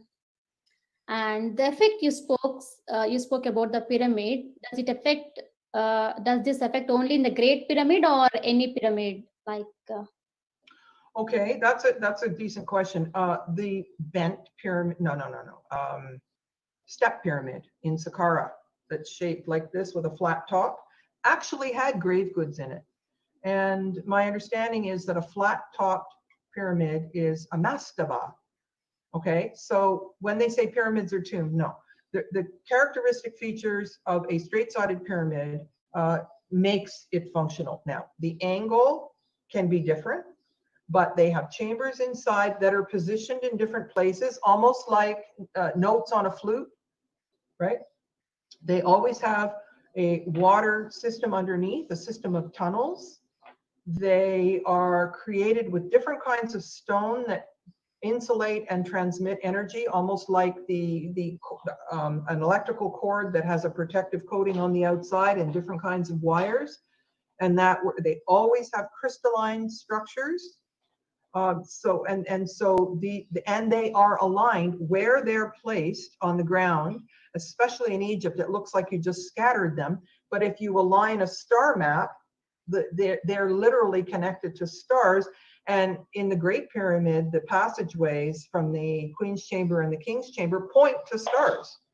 And so these are, they're all functional in their own way. And they're connected to a different star system. And it seems, because of the size and the positioning of the Great Pyramid, that it seems to have more energetic functioning than the others, but the jury's not out on that because research is still being conducted, and who knows if new pyramids could do the same thing. Okay. Thank you so much, Carmen, really.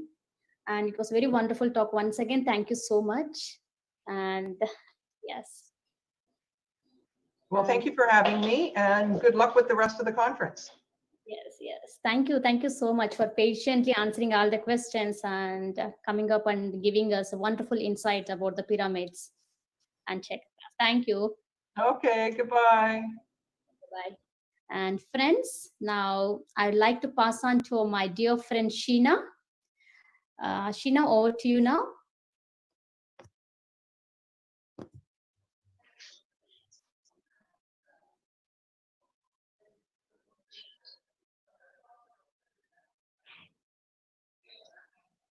Hello, namaste to everyone, and thank you so much, Sri Lakshmi ma'am, and thank you so much, Carmen ma'am, for this wonderful session where we got to know so much about pyramids and we got to know so much about chakras and all those things. And thank you so much for patiently answering all our queries and questions. I welcome you all to Spiritual Science International Meet. It's a wonderful opportunity for all of us to know about a lot of knowledge and to know a lot of different knowledge from different masters around the globe. I am Sheena from Raipur, Chhattisgarh, and I joined PSSM. I joined meditation in 2011. My journey started back in 2000 when I was 7-8 years old. But at that time, I was into transcendental meditation. I was studying in a school called Maharishi Vidya Mandir, which was started by a great master, Maharishi Umesh Yogi. I was studying there. I was in class 4th, and from there my journey started. We had meditation as a curriculum there itself. As a child, I was always aloof. I never felt like I belonged to this family. There was no self of belongingness to my family. Whenever I used to see my mother, whenever I used to see my father, I always felt like, no, they are not my parents. I don't belong to them. Why that sense was there with me, I never knew that. At the same time, whenever I used to see my siblings also, I had this similar feeling that they are not my brother. He's not my brother. She's not my sister. I don't belong to them. I don't know why I had this strange feeling. I struggled it for quite long. And in 2000, when I entered into meditation, I really started enjoying it. I felt like, that this is where I belong. This is where I feel like there is something within me which understands me quite well. From there, I did meditation till 2007. And my father, got transferred from my hometown to a place called Raipur. And there we settled down and everything started changing. I became a teenager. I was 14 years old at that time, at that point of time. I was very new to this teenage thing. And then there were so many distractions. I had a lot of peer pressure of becoming good in school, peer pressure of, doing good in cultural activities, doing good in overall curriculum. I had a lot of pressure because I had a cousin of my same age, and she was very good at studies, and she was doing quite well. So everyone has the similar expectation from me that I should also do that great. But somewhere I felt like, no, I'm not meant for this. I can't do that. Even though I was a great singer, I was very good. I was very creative, but there was a certain expectation which I felt I don't meet up to that. And that started putting me in a shell. I started going inside a shell, and I started losing a lot of confidence. I started becoming, more and more concerned, more and more image conscious. And to cover up that image consciousness, I started becoming very pretentious. Even though I'm not liking it, I used to do it because I have to make someone else happy. That put me into depression, and I went into depression for 1.5 years. I had a peer pressure of making a boyfriend. I had peer pressure of so many things. That led me to depression. I was in depression for 1.5 years. I was about to commit suicide, but my mother always told me that, Sheena, you know one thing, that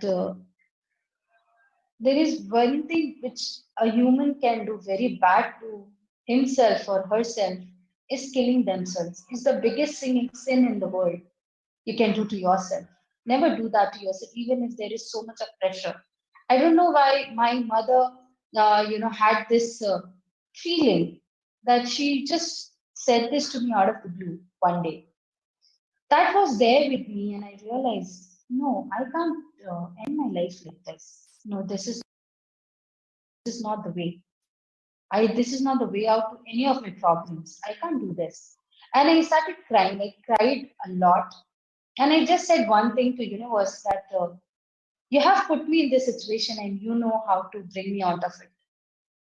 And just after that, after 1 week, one of my friend Yash Lakshmi, I'm very, very grateful of her that she came to me and she told me that, in a college, I'm from Raipur Institute of Technology. I did my graduation from there.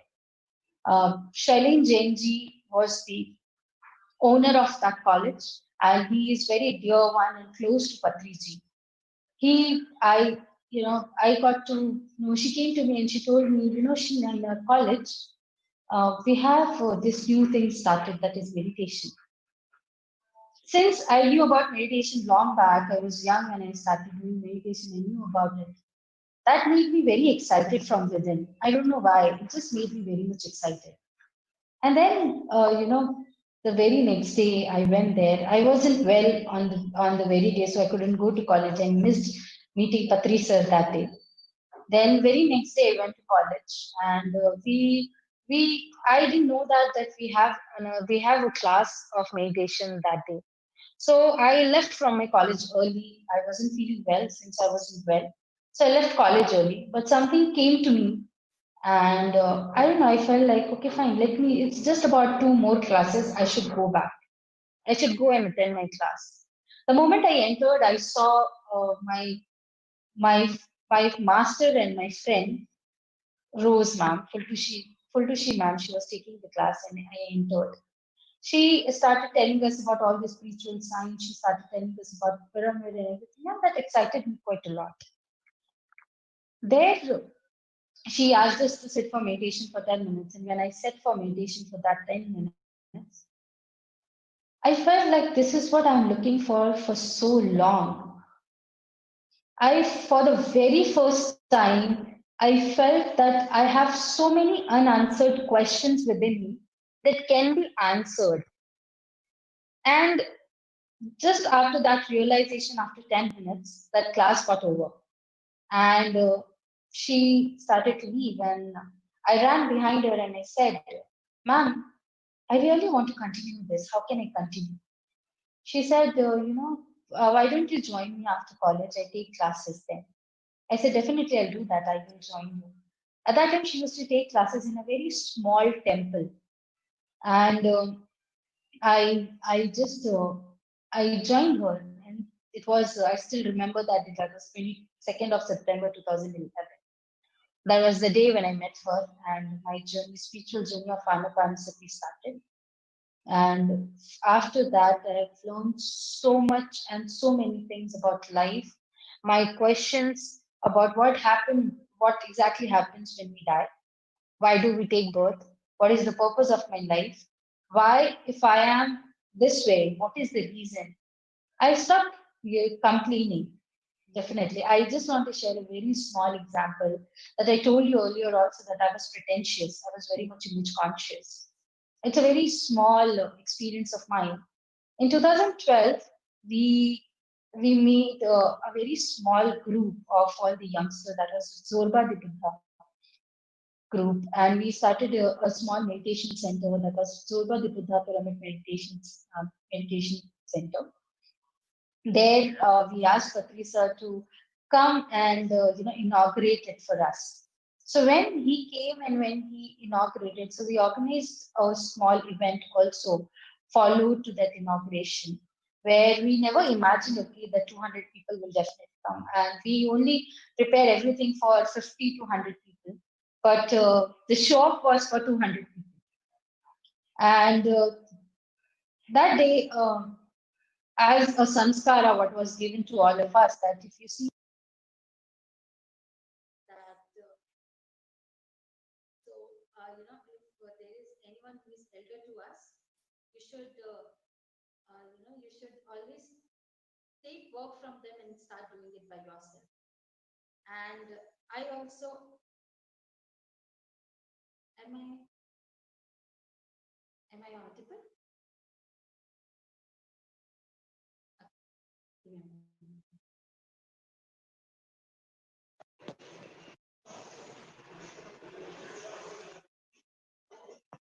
Hello. Yeah. So that's when because of that sanskara of mine, I got up and I started taking flyers from Patri sir, which he was distributing, and he said no, and he scolded me in front of 200 people, and that day my image consciousness shattered. And I had so many learnings after that that I can't tell you that how many learnings I have. I've learned about unconditional love. I've learned about the way to come out of any situation, out of wherever I'm going through. So this is a very small journey of myself, how I entered into spirituality, how I entered into meditation, and how it changed my life. With this, I want to pass it on to my friend Inaya, my dear friend Inaya, my co-traveler. Inaya, you can take this forward from here. Hello, everyone. Thank you, Sheena. It was wonderful hearing your experience. So, I'm Inaya Gupta. I'm from Calcutta, India. And I have been a part of PSSM since 2011. My mother was my first teacher. She was my first guru, and who taught me, who brought me into this meditation, into this movement. And since then, my process has been going on. Life has changed, it has shifted for me like I couldn't even dream about. So, biggest experience, my life-changing experience was when I had finished college, and I was still figuring out what to do, and I took a year's break to figure out what to do, and I still couldn't know what I still didn't know what to do. So I decided to work with my mother. I started doing that, and in the span of 1.5 years, it just came to me. The question just came to me: is this who you are? Is this your identity? And I was like, no. From inside, it was like, no. I need to build my own identity. I need to work on my personal identity. And then I just started meditating more and more. And then I just left universe a question: what now? What next? What should I do now? Please give me an answer, or please show me a sign. And it so happened that I used to watch a lot of movies. I was fond of movies. I used to watch both spiritual and fiction movies, the Hollywood movies. And I started noticing that I started getting signs from movies. I started getting my answers from those movies. It happens once, it happens twice. And then I was like, okay, this is how universe is showing me my way. And then there was this one movie, this one fine day, I saw this movie. It was about a girl pursuing her dream. And then it just dawned on me. My entire life just played like a movie in front of me. And then then it just was like, yes, this is what I want to do. Something just opened up inside me, and I could see all possibilities. I got my answers. And I shared it with my fellow meditators from Awaken Youth, and they were all so happy about it. My mother, my father, everyone. And then I took a big leap. I moved to Mumbai. I did a course over there. And believe me or not, but I always used to just leave the question to the universe, what next? But this one time, I didn't even question the universe. It just started happening in flow. That just a day before my course got over, I got a call from one of the person working in the Bollywood movie industry for an opening for an internship. And that is something which I had never planned on doing. That is something which never came to me, that I'd want to do that. But I was like, okay, let's go with the flow and let's do it. Let's try it. Why not? And I did it. And it has just been miraculous, one thing after the other, things have been opening up. It's just been going with flow. For us youth, that is what the main important thing is, because that is where a lot of us get stuck. We don't know what next, how are we supposed to go, what our purpose is, what our goal is. And meditation has helped me. There's nothing like it. It gives such a clear answer to you in the ways you will never imagine. You will be shocked. It's so miraculous. It's magical. And from then till now, I never look back. I can never look back. Thank you so much. Now, I would like to pass on to my fellow meditator friend, Thao. Over to you. Hello, every masters. I am Thao. I am 38 years old. I'm living in Vietnam now, Da Nang City. I'm very happy to share about spiritual path. And now I am the guide of BSM Da Nang for 3 years and a half. And from my childhood until the time until the time before I started to meditation, I experienced a life with lack of happiness and love. So I want to find the happiness and love in my life. And at that time, have a friend guide me to go to join a meditation group in Da Nang. At that time, only have few people to join meditation. When I joined this meditation group, I no have any doubts, any analyze about meditation, and I don't care. This meditation movement is who is the founder. So maybe for this reason I can easily to meditate deeply in the short time. And in 2 months.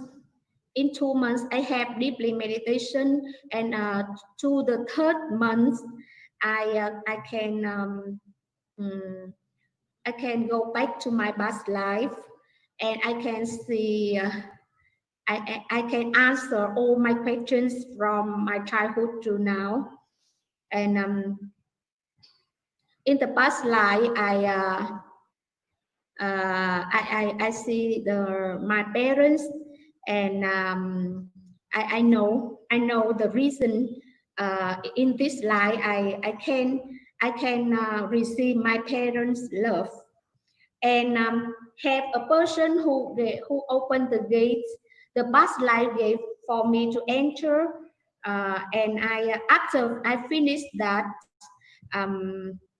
that meditation course, I wonder who is the man, the big man, opened that past life for me to enter.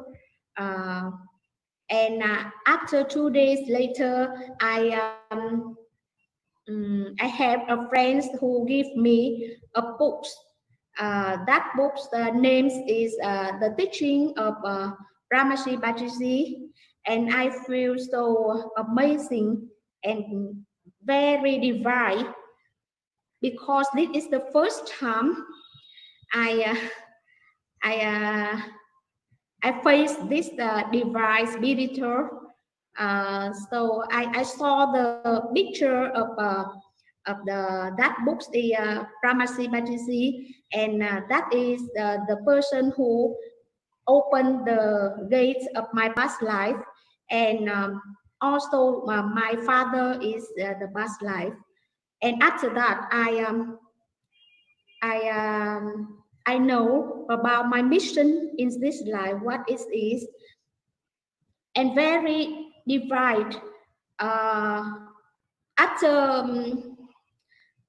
then that meditation group cannot work at my friend's house, and move to my new house, and I naturally become the guider of this meditation group. So I feel very, very divine, and I fully believe into the spiritual, and I believe the meditation 100%, because I have experience. So I'm very happy because I can enter this path. And after that, I can answer all my questions from the childhood to present, and I feel grateful, my father and Brahmasi Bhattacharya to give the light of my life, and I feel grateful for my parents to give me to grow up on the earth to have happiness life. And before I blame my husband, why don't care me, but from then I understand the reason, and I feel very and I feel very happy, and I can accept him, and more and more happy with my husband. And after that, I become a poor vegetarian, and I open a vegetarian restaurant for everyone to come and eat. The reason is that after every meal, I can guide meditation for them, and I can share about meditation and spiritual science. And since then, many and more people know about meditation in Da Nang. And special things I want to share is my journey to become a mother. I had I have two, I have one boy and one daughter. My boy is 12 years old and my daughter is 6 years old. And now I am pregnant. I will born in 2 weeks. I will born new baby, the third baby in 2 weeks. But I have different from two previous pregnant and the third pregnant. Before I didn't become a vegetarian. When I was in pregnant, I feel many fears. I have many fears. Fear goes, fear many things, and I have many negative thoughts and emotion that make me cannot have deep sleep, and I use sleep into the shortage of energy. But the third baby, I feel very have many energy, and I can open the meditation class or say about spiritual science 2 days or more, and I can stand to share about that. I feel very happy and energy. But before I cannot, but this time I can, and I feel inside me the love is more and more. The love is more and more, have more and more, and I can understand. I can connect to the child, to the children. Before when I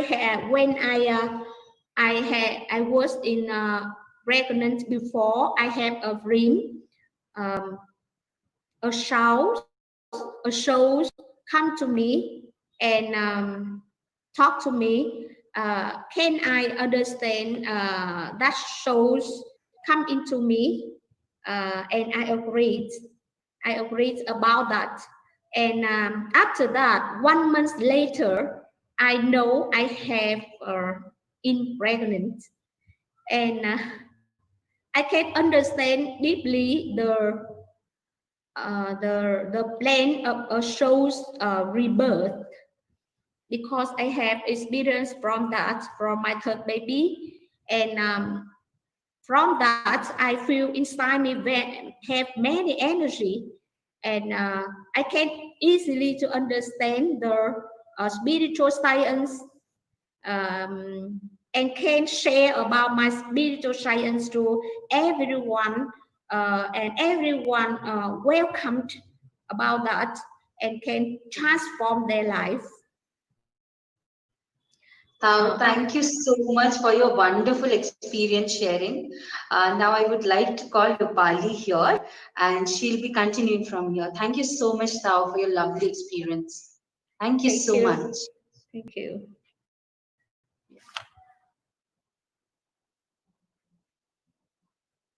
Namaste, Masters.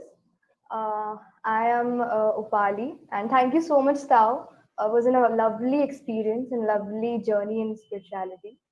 I'm Upali Upasna, and I live in Delhi, India. And the first time I was introduced to meditation was by my mother in 2011. But being a very small teenager, like you just enter your teenage, it was really difficult for me to understand and resonate with the concept of meditation. Like why should I even meditate? That was the first question that I had. But my mother kept saying me that you should meditate, and it will be good for your studies. And in class 9th, I had this urge that I should be able to score more like my other friends. It was sheer competition. But because of that competition, I dedicated some time in my day to meditate, and I got the results also. In my class 9, I got fantastic grades. But after that, I again stopped meditating because I thought, I think I have done it now. I think I can do it in class 10th also. But again, when I left meditation, a lot of deviations came into my life. It was gender attraction, it was peer pressure, it was low in grades. And I was like, why is this happening? I meditated in class 9. Why is this happening now?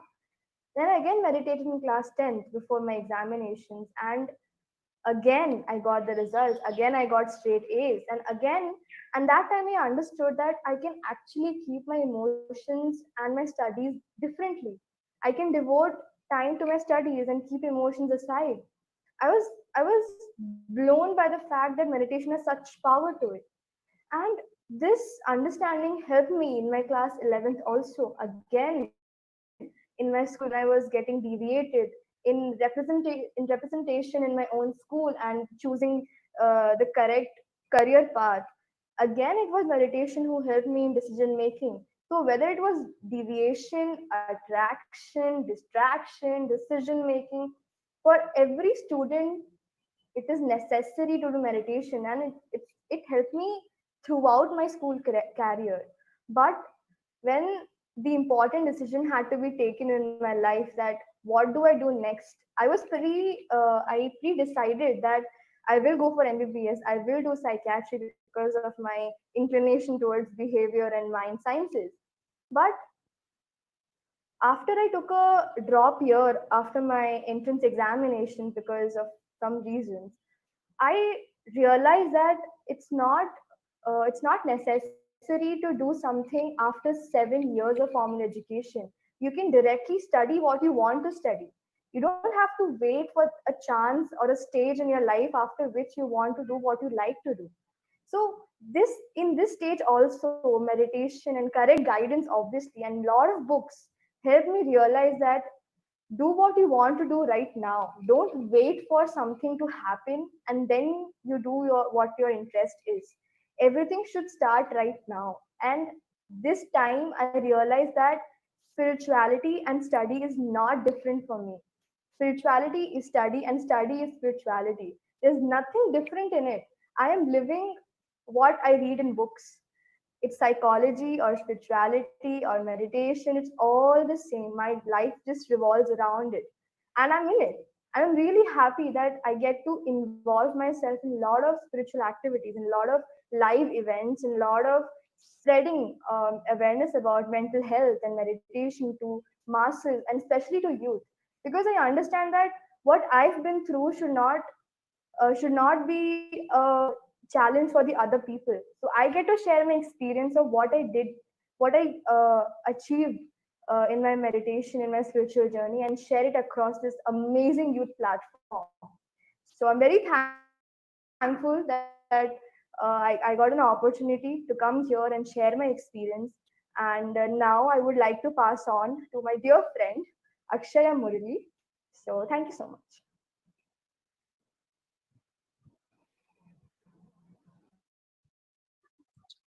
Hello, everyone.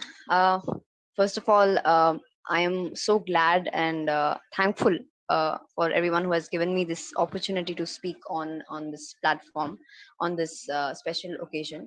My name is Akshaya. I am from Delhi, India, and I was introduced to meditation from my friends in Delhi.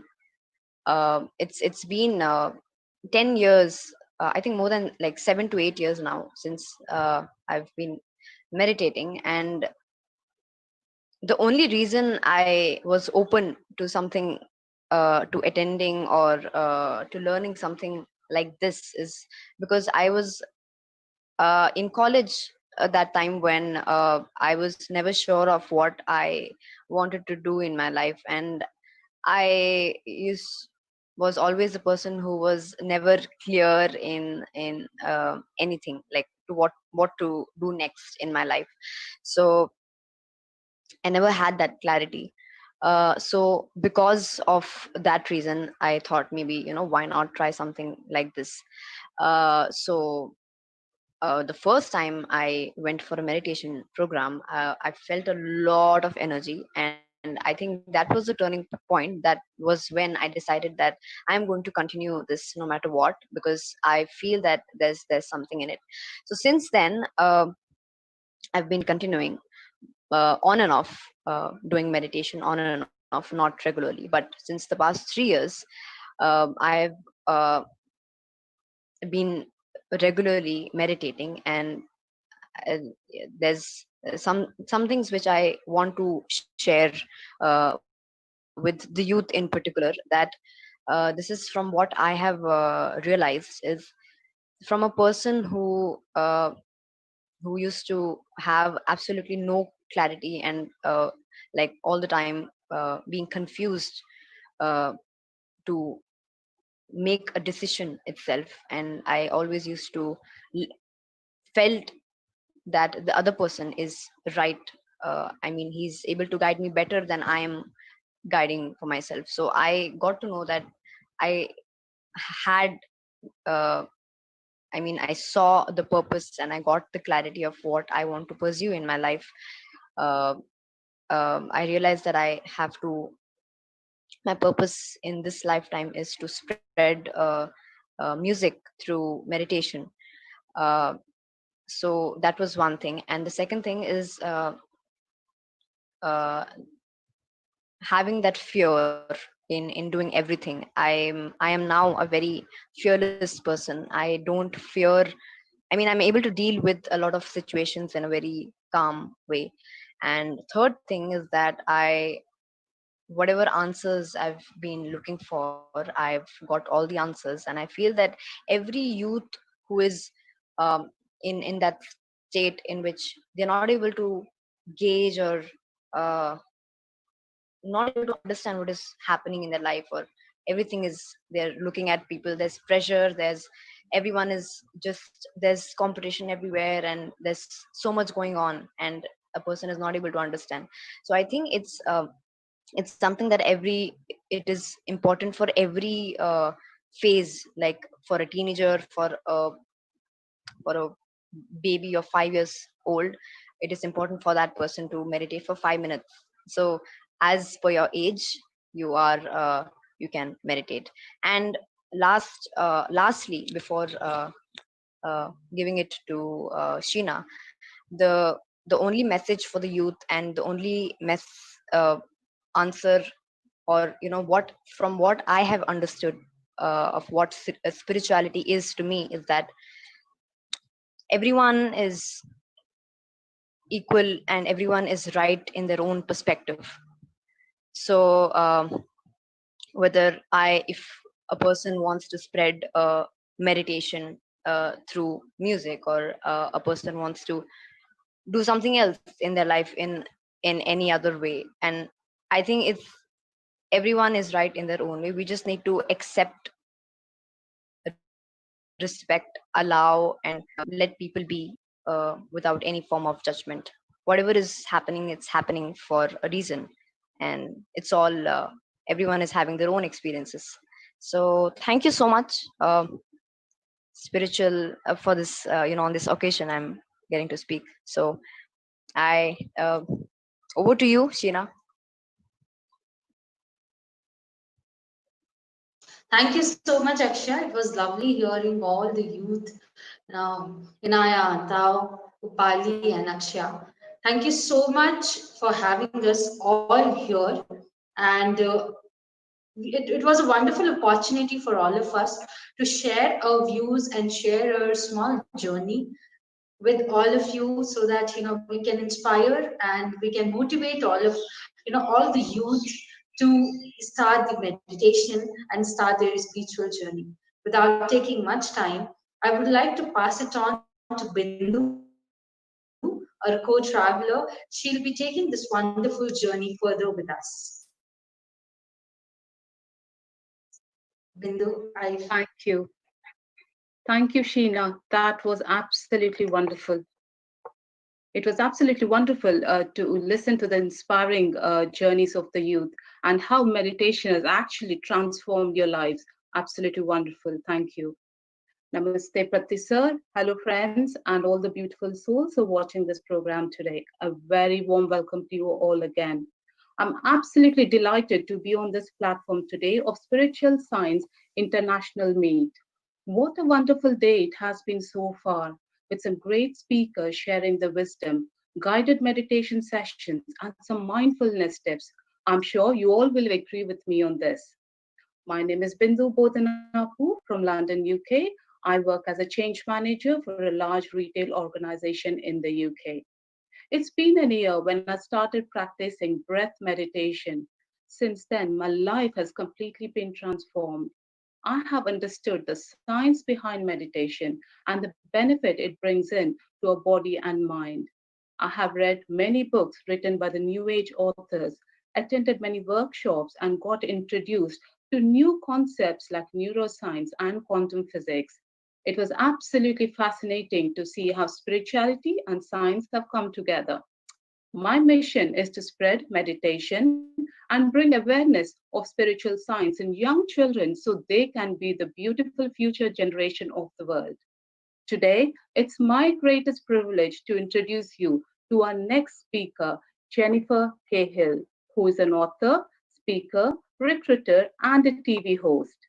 Jennifer Cahill is a self-empowered woman focused on giving individuals access to their own greatness while creating an extraordinary life in their professional lives. Jennifer has appeared on many major news outlets around the world like BBC, NBC, ABC, and many more, and has been quoted in numerous online articles, including The Ladders and The Glassdoor. Jennifer is also the author of the great book, Stop Hopping, Start Hunting, a job seeker's guide to finding your dream job, and recently also have released a second book, 101 Spiritual Tools for Uncertain Times, on Amazon Kindle.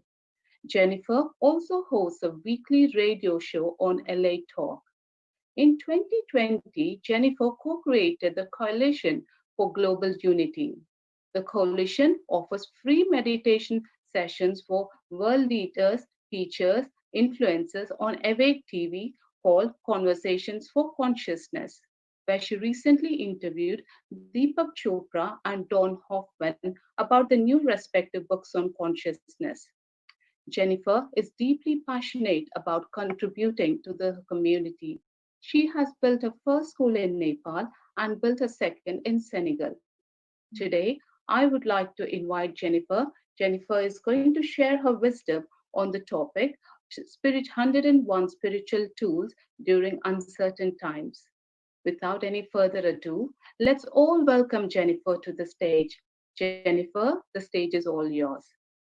Namaste, Bindu. Thank you so much. And thank you to everybody who is tuning in now or in the future. A huge thank you to Pari and to Petra G, who are actually joining us on the Coalition for Global Unity this Monday and next Monday, who invited me to be here with you, and to the Spiritual Science International Meet. I'm so thankful to be able to share this stage with all of the incredible teachers here with us today. I thought a really fun way to begin today would be to share a lesson from one of my teachers, a Kabbalistic teacher named Moshe. I remember one day sitting in class, and Moshe shared with us, he said, sometimes life gives us people, situations, hardships, pain. And it's as though these people, these situations, are like a letter addressed personally to us. I want you to imagine you're receiving a letter and it's addressed to you. Your name's right there on that letter, except instead of a letter, it's pain, it's a loss, it's the coronavirus, whatever it is that you might be going through in your life. And what Moshe said is, unfortunately, most of us resist the letters that we receive. So I want you to imagine that before we came into this plane, we made a deal with the universe. We said, universe, I'm in, pick me, of all the souls, I want to be the one, choose me. Though we made a deal with the universe that we forget when we incarnate so that we can play this game called life. And in this game called life, down here in Soul School, there are certain lessons that we need to expand our soul to our greatest potential. And so what happens is, as Moshe so clearly put it, When we get a letter, or which is a situation or person or hardship in our life that is provided to us for our growth and development, and we hit return to sender, oh no, universe, God, you got it wrong. So sorry, this was not meant for me. This hardship, this pandemic thing, you got the wrong girl. So you can only imagine what happens when we do this. We return that letter to the universe. Well, what does the universe do? The universe says, no, Jennifer, remember, we made that agreement before you incarnated. And so you actually want to receive this letter. So I'm going to send you 100 more of these letters. Well, this keeps going and going until your mail piles up, until one day, what do? You open the letter. The moment that we open the letter, how do we even open the letter? We open the letter by asking the universe, what is the lesson? What is the lesson that I am meant to learn today? When we ask about that lesson, the pain, the situation, the circumstance transforms or disappears. So why do I start today with this? Today here at the Spiritual Science International Meet, why are we talking about the story of the universe and the obstacles that we sometimes find ourselves faced with? Because today I'm going to be talking to you about book 2, as I just mentioned, 101 Spiritual Tools for Uncertain Times. And in this book, I dive into numerous tools. In fact, I'll tell you the story. It was kind of funny of how it came about. I was in Paris on March 11th. In fact, we had done a global coherence meditation right before the peak of the pandemic on March 9th with world leaders from around the world. And we had 100,000 of us meditating simultaneously on that March 9th.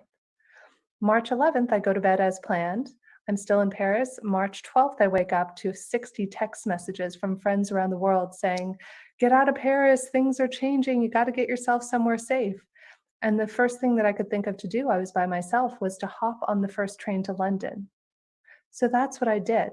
Though in that moment, I went from this expanded consciousness of the global coherence meditation we did to contracting from a place of fear and doubt, and this shouldn't be this way. And as it sometimes happens, I got ill. So for about 3 to 4 weeks when I was here in London by myself initially, I was terribly ill. And on the 30th day of being by myself and quarantining, I woke up and I realized I survived it. I survived being terribly ill. Whether I had the virus or not is irrelevant. I was going through my own experience of pain and suffering, and I needed it to be able to get to where I was to write this new book. And as I sat there, I realized I didn't just survive it, I thrived. Even when I was feeling my worst, every day I would spend anywhere from 4 to 8 hours in prayer, meditation, reflection. And I realized, wow, how lucky am I? How fortunate am I that I have all of these spiritual tools in my proverbial spiritual tool belt? And it actually made me think of a story that one of my other teachers had once shared with me. He said, Jennifer, imagine that all around us is light, infinite light. Now you can call that light blessings, miracles, prosperity, health, whatever you want to call it. However, the only problem with the light is you need a source, a plug to get into that light that is all around you. And at the time that I first had heard this from my teacher, I was studying transcendental meditation. I had begun to study Kabbalah. I was going to the Agape International Spiritual Center. And what my teacher explained is he said, Jen, it's great because every one of those things you're doing is like plugging in, using another plug to the infinite light that's all around you. And that's when I was sitting on my couch after a meditation in London that it dawned on me. I wanted to share these tools. I was so lucky to have so many tools at my disposal.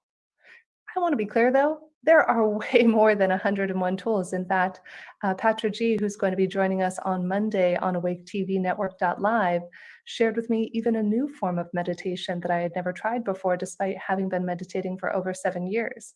So when I talk about 101 spiritual tools, these are not the only spiritual tools. Since the beginning of time, we've been exploring different ways to connect to Source, God, the universe, light, whatever you choose to call it. The tools that I share in these books are tools from my personal experience, tools that I've learned from teachers like Patra G, teachers like my teachers at the Kabbalah Center, like Moche. So today we're going to delve into these. I'm going to take you kind of on a little journey of some of the tools. Book 1 has 11 tools, and each of the subsequent books is going to have 10 tools each. And one of the cool things that I would invite everybody to check out is if you go to 101spiritualtools.com, go to the blog, and in the only blog article I've written so far for it is every single resource, over 100 resources, from free meditations to some of the different techniques that I talk about in the book, such as soul talking, heart talking, some really great free videos from HeartMath. So if you get nothing else out of today, just know that there are 100 resources waiting for you there. And that can honestly be some of the biggest obstacle for some people when it comes to finding your spiritual path. I heard some of the people speaking before I came on about their path and finding their truth and their meditation. Some people need to know where to go. Some people need to know the why of why to go there. So today we're going to be sharing with you, you have the where to go. There's already all those resources listed there for you on that website. And today I'm going to be sharing with you personal stories of some of the techniques that I've used and some of the ways that it's helped expand my own consciousness. Now, before I get into one of my favorite techniques, which is called soul talking, I want to pause for 30 seconds. In book 2, one of my other favorite tools that I do is called intentions, and we could spend a whole hour just talking about intentions. As any of you know, before you meditate, before you practice yoga, before we do anything, before we breathe, when we set an intention, it expands the possibility of our consciousness.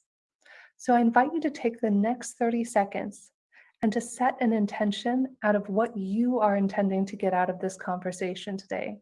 It could be anything. It could be happiness, prosperity. Maybe it's something physical that you want. Maybe it's a soulmate. Create whatever possibility you want for yourself. And I'm going to hold the space and intend that whatever you want is made manifest out of that intention you're creating today. So I'm going to give you 30 seconds, and we're going to allow a couple of conscious, loving breaths, and then we'll continue.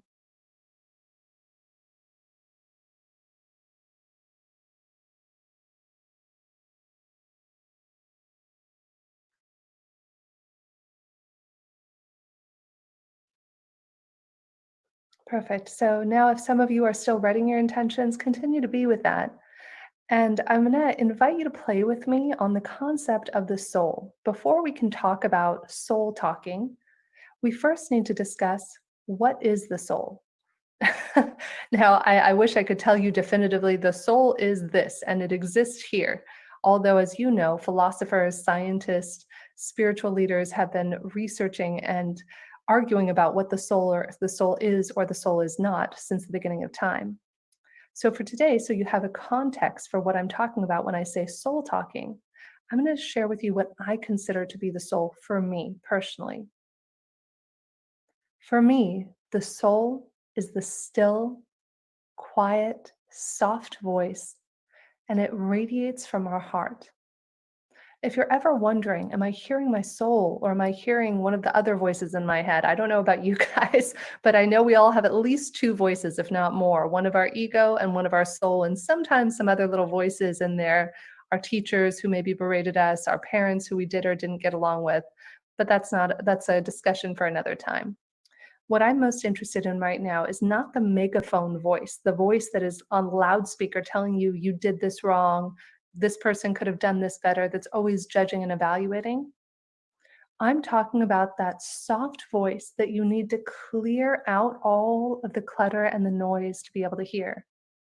Imagine back in the day, some of you might be too young to remember this, but for those of us who grew up and had those televisions with kind of the white and black ants and the static all over it, that's most of us are going around in life and we can't hear our own soul, let alone the soul of somebody else, because of the fact that there's so much noise out there. The great news is, though, by doing things like meditation, breathing, you're connecting to the stillness and the quiet and the ability to tune in, just like you tune into a radio channel or to a TV channel, to tune in to the frequency of your soul. So Kabbalistically speaking, there's actually one of my favorite Kabbalah teachers who I've been lucky enough to have worked with over the last 5 years or so, David Guillaume, who hosts a weekly podcast called weekly energy boost, which, by the way, I highly recommend. It's the only podcast I personally listen to. And in fact, David, for those of you who are interested in learning about Kabbalah, is a quick aside, he's hosting a global Kabbalah 1 class starting this Monday night for, I think, 8 weeks for any amount you want to donate. So if you go to the Kabbalah website, you can find that. So David and the Kabbalists came up with a concept called proactive confrontation. Why do we suffer in life? We suffer in life because we and the people around us are filled with so much static and noise that we are reacting rather than responding to one another. Somebody asks us for something and we bounce off and we get reactive, we yell, we shout, or we shut down and we don't express ourselves. So one of the techniques that the Kabbalists talk about is this idea of proactive confrontation, which I'm going to tell you in a moment why I've now termed it soul talking. Step number 1 is that if you have a meeting, if you're about to sit down with your children, with a colleague, with a friend, and you know that you might be having an emotionally charged conversation, pause. It is with the power of pause that we create a space. Just like a child cannot be born without the space of a mother's womb, nor can we create the miracles that we want in our lives and the lives of others without first creating a space to contain that miracle. So by pausing, we've now just created a space and we've brought consciousness and awareness to it. And as a little side note, something one of my other favorite teachers, Arthur Joseph, teaches me is a great way to create space is to do what he terms allowing a conscious, loving breath. When we allow that breath and we combine that with the power of a pause, we now have just enhanced our space. You can almost feel it as you allow a breath. There's this softness and this spaciousness that opens up. So imagine that you're now walking into a discussion with a loved one, with a friend, with a colleague, with your boss, and you've paused. Step number 2 is to connect to your heart and to ask from your heart to the other person's heart, is this person available to receive what I'm about to say to them? If you did nothing else, if you paused and if you asked yourself, you just asked, is this person available to receive whatever I'm about to say to them, to email to them, to talk to them about? That is half the battle of life. We would literally reduce conflict by over 50% worldwide if we did those 2 steps. Here's where it becomes really fun. So you've now paused, you've asked if the other person is available to receive it. A very important 3rd step is, if you hear from your heart, no, they are not available to receive it. And it seems like this might be a daunting task to begin to hear your soul and the soul of somebody else. It actually is easier than you would think. It just takes practice. Like anything else, it becomes a habit and bring consciousness and awareness. So you ask if the person's available, and if they say no, pause again, and wait for better timing. So often it does no good. If you go in and you say, hey, is this person available to receive what I'm about to share? And the answer is no, and you still plow forward like a bull in a china shop, that's not going to do anybody any good either. So then if the answer is no, you pause longer and wait for better timing and continue to talk to the person's soul to see when they are available for it. However, if the answer is yes, it becomes a lot of fun. I'll share with you a story recently. So I was writing this book here in London, and it turned out I have a friend who lives here in London, and we became friends during my stay here. And we would go for social distancing walks, and I actually gave her a copy of the book 101 Spiritual Tools to help review it and read it as I was going through the writing process. So one day we're getting ready for our socially distanced walk in the park, and she said, Jen, I was reading the book in the section in the book called Soul Talking. I'd like you to talk to my soul. Now, when I say talking to somebody's soul, you're starting off by asking simple yes and no questions. Is this person available to receive what I'm about to say? Yes or no? Easy enough. What I found, though, and the reason I transformed it from proactive confrontation, which is what the Kabbalists call it, to soul talking, is I've noticed the more that we do this, the more that you receive information beyond just yes and no answers. So this friend and I sit down, and I'm a little taken aback. I had never actually asked somebody to soul talk, or had somebody ask me to soul talk with them, nor was I even quite clear I could do it. It had just been kind of happening naturally with different people from time to time. And so we sat down on a bench, and I tapped in, and one of the ways that we soul talk is we pause, we ask if the person's available, and I got that there was something going on with her heart, that there was pain in her heart. And I was kind of laughing at myself. I'm like, "Oh, okay, I'm kind of new to this, but I'm hearing that there's something going on with your heart." And she went on to share with me that over the last 5 days, she had been having this extreme pain. And as you begin to soul talk to somebody, soul talking could also be akin to listening very deeply. When we listen really deeply for all the things that aren't being said, all the things that are in the space between you and another person, you can literally pluck the information right out of the space and begin to engage with people in a more intimate, dynamic level. So this whole conversation continued, and it wound up being a beautiful, profound conversation. And there was another circumstance in a personal development class that I was in where I was talking to a gentleman who I had never spoken with in the class before. And I asked him if he was going to do the advanced class. And first I asked his soul, and I heard yes, he wanted to, but that he had reservations. And then I verbally asked him, and he said yes. And I could tell he kind of shut down a little. So I kind of asked him, what would he want to get out of this next personal development class? And he said, I would want to do something with mental health. And in that moment, I heard back from his soul, it was about his family and to ask him about his sister. And when I did, he went white as a sheet. He said, "How do you know it's about my sister?" I said, "It's kind of funny. Your soul just told me that." So I share this with you because when we learn to listen to our own souls and listen to the souls of others, we can begin to really have more intimate, deep, conscious, loving relationships with ourselves and with other people. Unfortunately, a lot of the time we're too caught up in our own judgments and self-evaluations to be able to engage in that. Another concept which I'll lightly touch on in the book is called heart talking. I'm not sure if many of you out there have heard of or are familiar with the HeartMath Institute, though I've been fortunate enough to get to know them over the last 6 months during COVID. We did a special on Awake TV network with them, and I'd highly recommend checking out their work. They actually study the science behind the heart. Now, about 6-7 years ago, I was working with my business coach, Julian Adler. And Julian Adler and I were on a conversation. We would do our Monday night business coaching calls.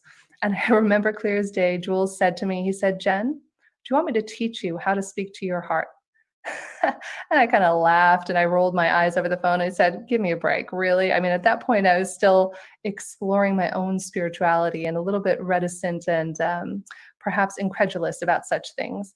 And he said, "No, really, Jen, I would love to teach you how to listen to your own heart."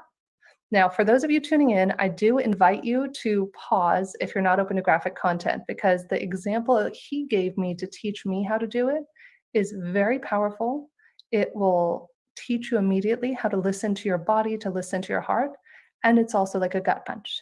So stay with me if you're game for it. If you're courageous and you want to stay here, I'm about to give it to you. So Jules says to me, "Jen, do you like puppies and kittens?" And I laugh. I love puppies and kittens. And I said, "Yeah, of course." So he said, "I want you to imagine a basket overflowing with puppies and kittens." And I'm, this is the best thing ever. And he said, "Great, Jen, where do you feel that in your body?" And I said, it's so funny. I said puppies and kittens, and my little poodle just walked over here. So I said, I feel it, Julian, in my heart. And it feels like this beautiful warmth flooding up my heart. And he said, "Great, Jen." And he said, I want you to now imagine that same basket of puppies and kittens. And I want you to imagine it run over by a car. I was angry. I was so mad at him. I was ready to end our working relationship at that point. I said, "How dare you, Jules? How could you say something like that?" It literally felt like somebody had just grabbed my heart and yanked it right down out of my chest. And he said, "Great, Jen, you now know what a yes and a no feels like in your body.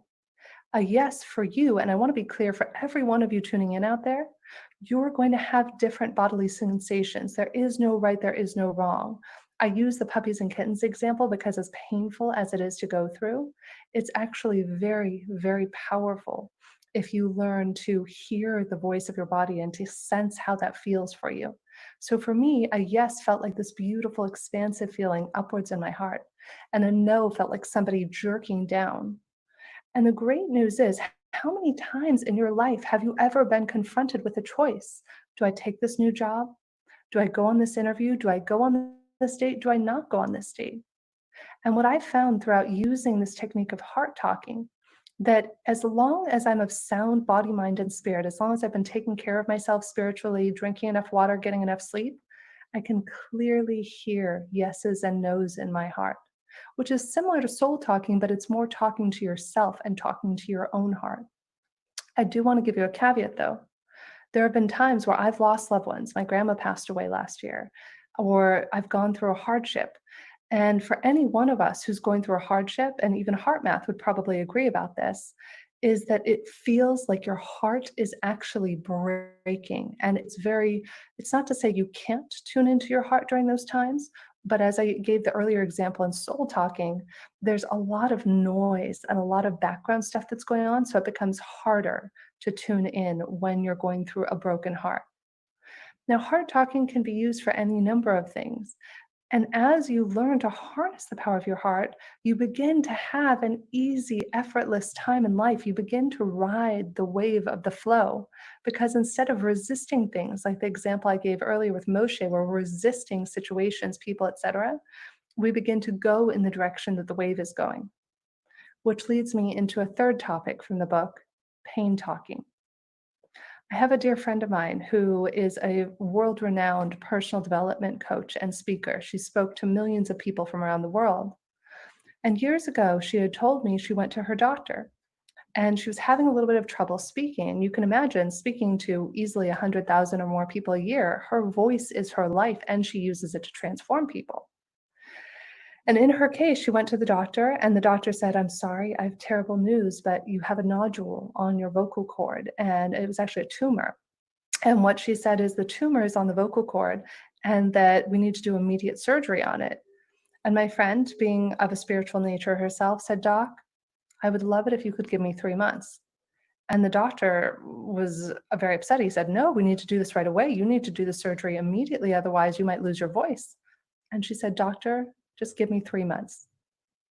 So 3 months went by, and during that 3-month period, every day my friend would put her right hand, and the right hand is the hand for giving energy. If we're looking to give healing energy to ourselves or someone else, we can use our right hand. And she would put her right hand on her vocal cords, and she would talk to the pain. She would talk to the tumor on her vocal nodes, on her vocal cords. And this went on for 3 months, having no idea if it was having any impact, but she lovingly spoke kindly to this vocal cord.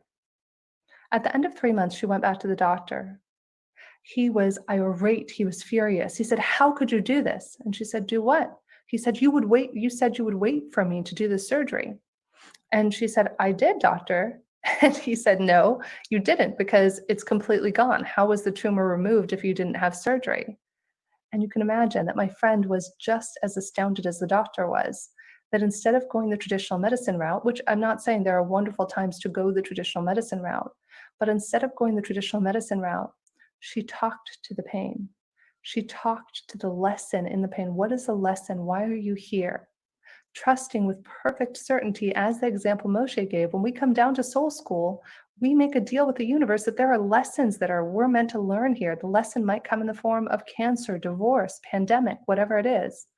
And when we talk to it in any number of ways, you can talk to your pain, as my friend did, by putting your right hand on that part of your body. You can talk to your pain by going into a meditative state. You can talk to your pain by praying to your pain, or one of my favorite things to do is to journal with the pain. You can journal with the pain or with the universe and say, "Dear pain, dear God, please help me understand why I'm experiencing this hardship, this loss." And the moment we do that, on the other side of our pain is a miracle. Kabbalistically speaking, this is one of my favorite things the Kabbalists teach. They say that whenever we want something, when we desire something with all of our heart and soul, let's say you want to find your soulmate, you want your dream job, you want your dream house, whatever it might be, there are going to be 3 opportunities. You can call them tests, but I prefer to call them opportunities for your growth and unfoldment. And each one of those 3 opportunities may seem insurmountable. But at the end of those 3 opportunities that you have to overcome parts of yourself that might not be fun to deal with, on the other side of that lies the miracle that you've been waiting for. In my friend's case, it wound up being her soulmate. She had been through a tough divorce before that, and despite being a world-famous, world-renowned speaker, she not only got her health back, but met the man of her dreams and wound up marrying him. We just saw each other recently, a couple of months ago before the pandemic. So I invite you to look for what are the miracles that you're missing in your life? What are the blind spots, the things that you might not be wanting to address? When you learn to talk to your soul, to talk to the soul of others, to embrace the truth of your heart and to talk to the pain rather than pushing it back and resisting it, you're going to begin to allow miracles to unfold in your life. Now, one of the other tips and topics that I'd love to discuss with you from the book is our thoughts and our filters. In much the same way that we observe our own circumstances through thoughts and certain filters that we might have, this shouldn't be this way, I shouldn't have been laid off, we also observe people through this. Our thoughts are incredibly powerful. And when we learn to harness our thoughts, we can literally manifest anything that we want for ourselves. However, the first step is to begin to observe our thoughts. Many of us go around, and this came up for a lot of people with what's going on around the world right now with Black Lives Matter and all of the riots and with what's been happening with the protests, is so many people didn't even realize that they were seeing the world through a filter. And it's through not knowing that we're seeing the world through a filter, that's where the danger area comes. So step 1 is to begin to observe, what are the filters that you observe the world through? Do you observe yourself through a filter? Do you observe your family, your culture through a filter? What do you observe through a filter? I'll share with you a story I don't often share, but I feel like it's relevant right now. I did a personal development class back in my 20s, and my dad and I had always had a rocky relationship. My dad drank. He does drink to this day. That's what he does. It's okay. That's kind of who my dad is, and he's a wonderful man. He was a firefighter, never drank on the job, but he was a hero. He would go out there and pull kids out of burning buildings. And we had an agreement in my family that my dad was a jerk. It's like, oh, dad's drinking, it's bad, this is wrong, et cetera, et cetera. And when I was introduced to this concept of filters, I realized that my whole life, I had been seeing my dad through a filter of he was bad, he was wrong, it should not be this way. So one day I sat down with my dad in his garage before he started drinking. And again, it was on the days where he was off, he would drink, which he had every right to. And I said to him, Dad, I'm so sorry. I'm so sorry for judging you and for making you wrong for the last 25 years of my life for drinking. I have no idea why you drank or what's going on with you or what you might have seen. And he began to share with me about seeing decapitated children, you know, and pulling them out of burning cars, stuff that most of us can't even fathom. And when that happened, it was almost like the Grinch who stole Christmas. My heart grew 10 times its size. And all of a sudden, I had this overabundance of just love and compassion for my dad. And something really remarkable happened that night. That night, my dad drank. Nothing changed. Nothing changed in terms of my dad. My dad was still the exact same man he was that morning. But my perspective, my filter that I saw my dad through shifted. And that night when he drank, rather than being afraid or judging him or getting angry or sad, I loved him. I saw him through a filter of love. And I'll have you know, my dad cried that night because he got that I loved and I accepted him. Drunk or not drunk, it didn't matter. And as this went on, my dad and I developed the most fabulous relationship. We Skype every single day on the phone now. He's built 2 schools with me in third world countries where, of course, he doesn't drink. He goes out there and builds along with the villagers. And it's been a truly transformational experience. So one of the last things I would love to leave you with today is a story I learned from an African shaman at one of my favorite spiritual centers, Agape International Spiritual Center. I was once there and I heard this really powerful African shaman, Ishmael Tete, talking. And he said, every day that we wake up, it's as though we put on a pair of glasses. And those glasses have a filter on them. Most of us don't even realize that we put them on. That filter could be hardship, it's not fair, judgment, loneliness, fear, scarcity colored glasses. He said, what I invite you to do is I invite you to choose. Every day when you wake up, actively choose the glasses that you put on. What if you were to put on gratitude colored glasses? What if no matter what happened to you in a given day, you were able to see the world through a lens of gratitude? And that's actually technique and tool number 8 in the book is gratitude. And in the book, I share a story of how not long after I'd heard Ismail Tete speak, I was volunteering at a center over by LAX.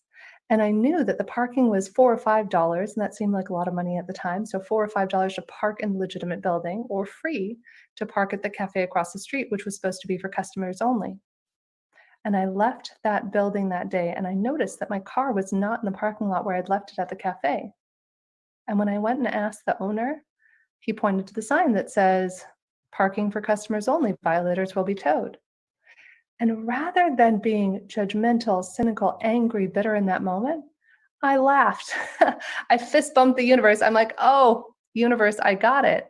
You're teaching me a lesson in accountability. And I was able to see the world through a place of gratitude that day and to be grateful that I had enough money to get my car out of the tow truck, that I could walk to where my car had been towed to, and that I had that opportunity for a lesson in accountability. So now I'm going to turn it over to you. I think we're coming to the end of my time here, and I want to make sure if anybody has any questions that we give you guys the opportunity for that. Pari, Bindu? Happy to keep going. I just was trying to be on time. Bindu? Yes, that was absolutely wonderful wisdom sharing, Jennifer. That was really wonderful. The information you shared was absolutely priceless. Thank you very much for that. There's many points that particularly resonates with me, and out of which the last point which you shared with the glasses of gratitude, that is something which I kind of practice every day, and I think you have touched upon it so beautifully. And other points like listening to your heart and listening to your soul. I think it's very surprising because last week I was actually thinking about listening to the soul. How do you actually listen to the soul? And I think I can see now the universe is actually listening, and the answers is something that you have given me. Wonderful. Thank you very much, Jennifer. It was really a great pleasure to have you today.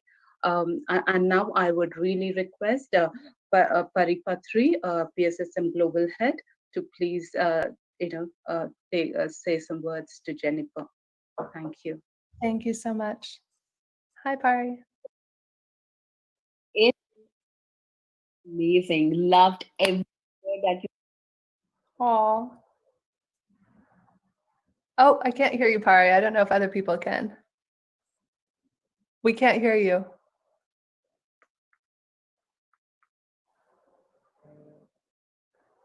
I don't know. We can't hear you, but those of us.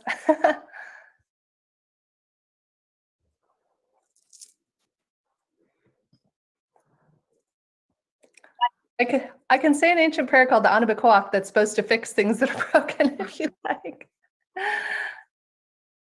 We still have some time, Jennifer. Do you still want to continue to say something? We absolutely love listening to you.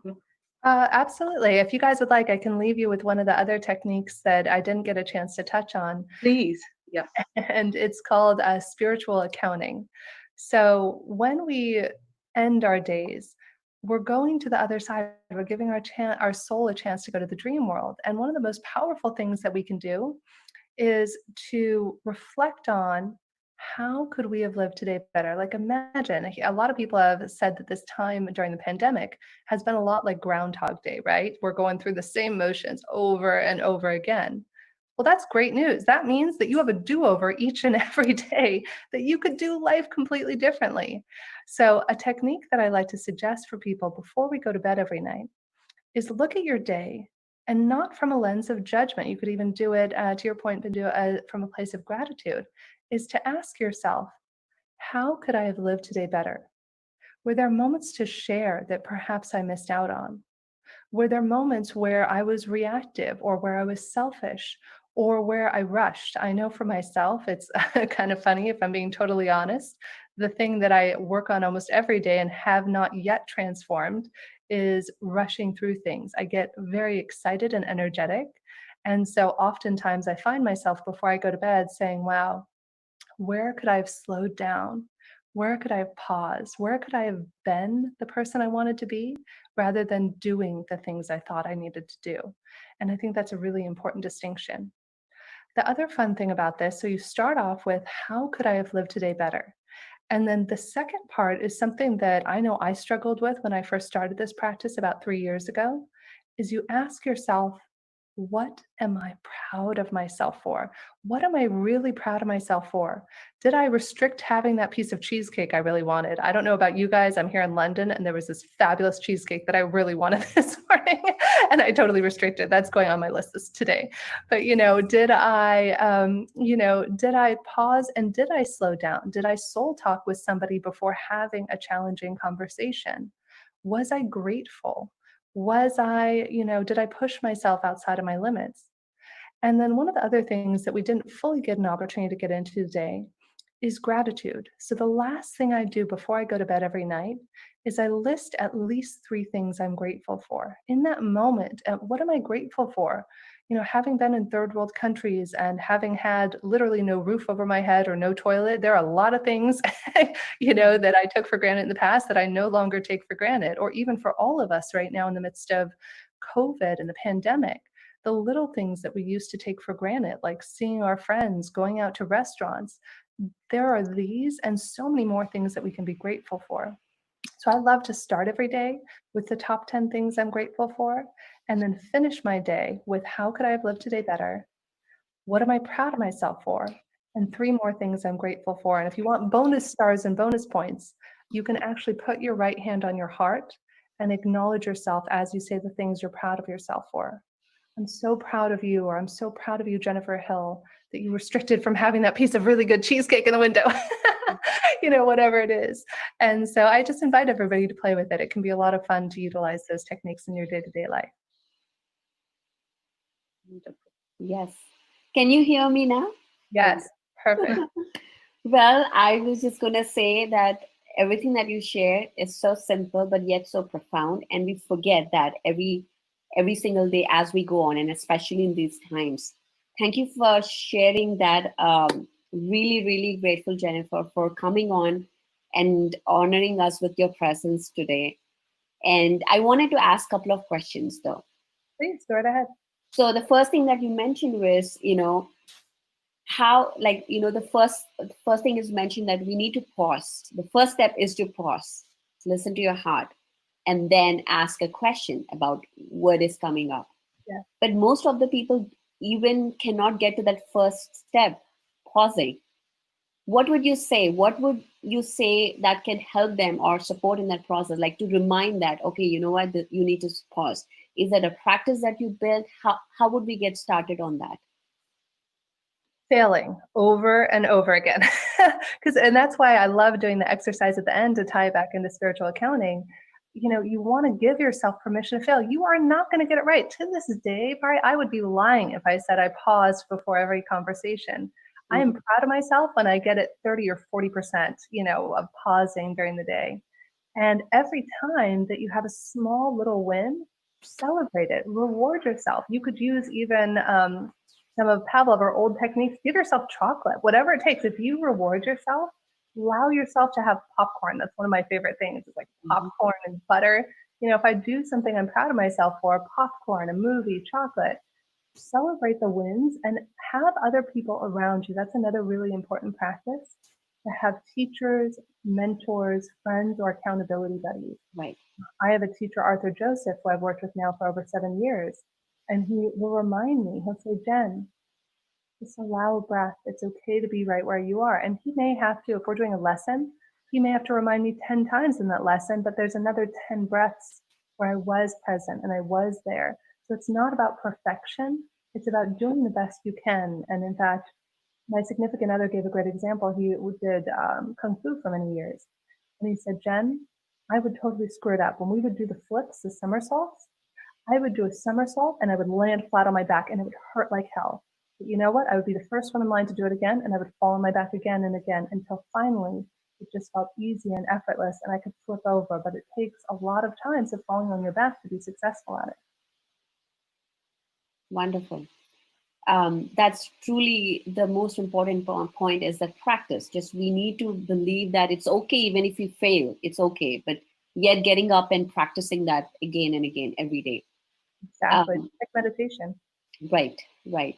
And the second thing you touched about was healing, the self-healing part of how we can heal ourselves, which I think was very profound. And also the whole of Pyramid Spiritual Society's movement. We are all in this mission of teaching or talking spreading the message that we can heal ourselves by just being centered, by grounded, by knowing the power which is within. And you very profoundly talked about how our, like just talking to ourselves can we heal ourselves. And the example that you gave is so amazing. Tell me about in your life, how much like do you practice of healing? Like what exact steps do you do if you get a cold cough or things like that? What do you do first? Brilliant question, Pari. So a couple of things. I have a body talk doctor named Jeannie Elmstrom, who's amazing and doesn't even have to see you in person. And she's been treating me remotely for 10 years. So the first thing I do is that. I also do pause and I ask my body what it needs. And I've noticed that that's why I actually didn't have the cheesecake, is because sugar, I know my body doesn't resonate. It's a catch-22 funny story about that. My inner child, and inner child is number 9, the tool number 9 in the book. You get to know what matters to you. You begin to talk to yourself. So you can talk to your pain.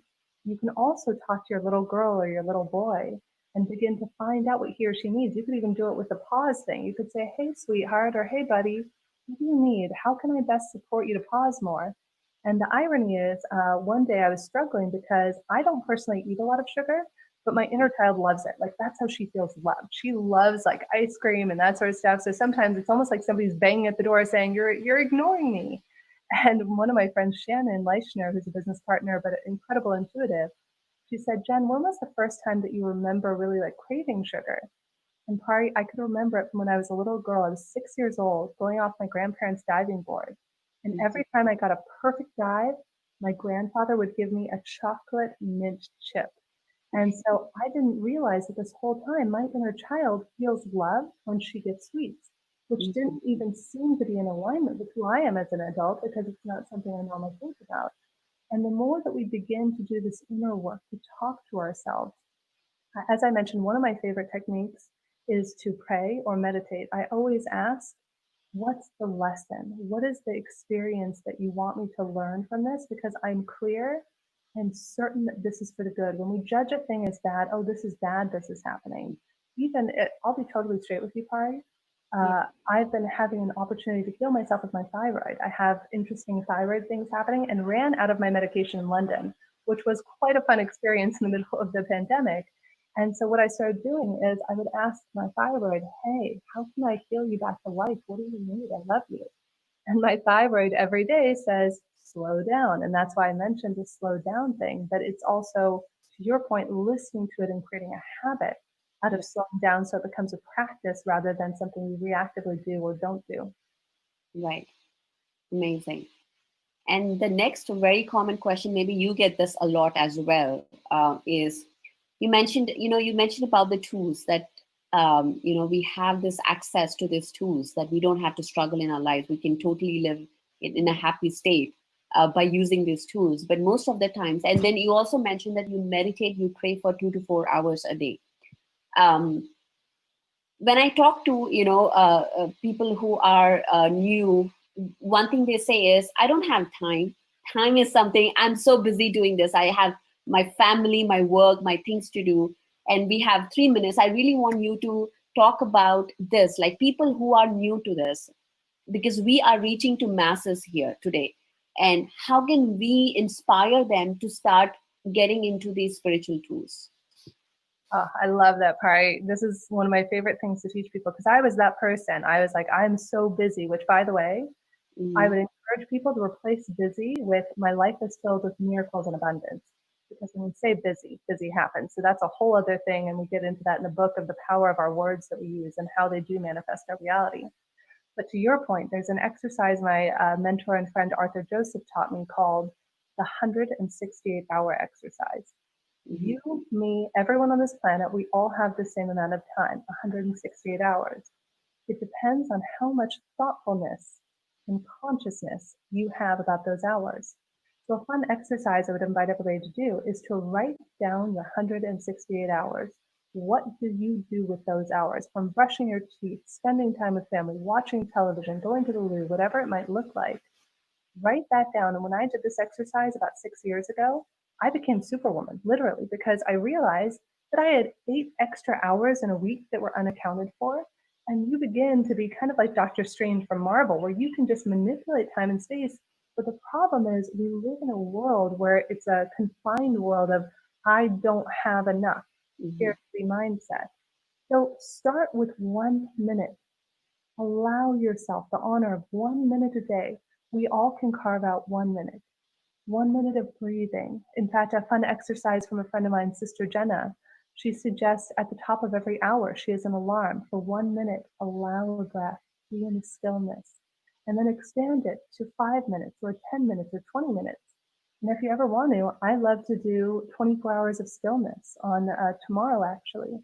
That's how we learn to harness the power of our heart and soul, is to spend that time with no cell phones, no social media, no noise. And that's how we learn to tune in deeply.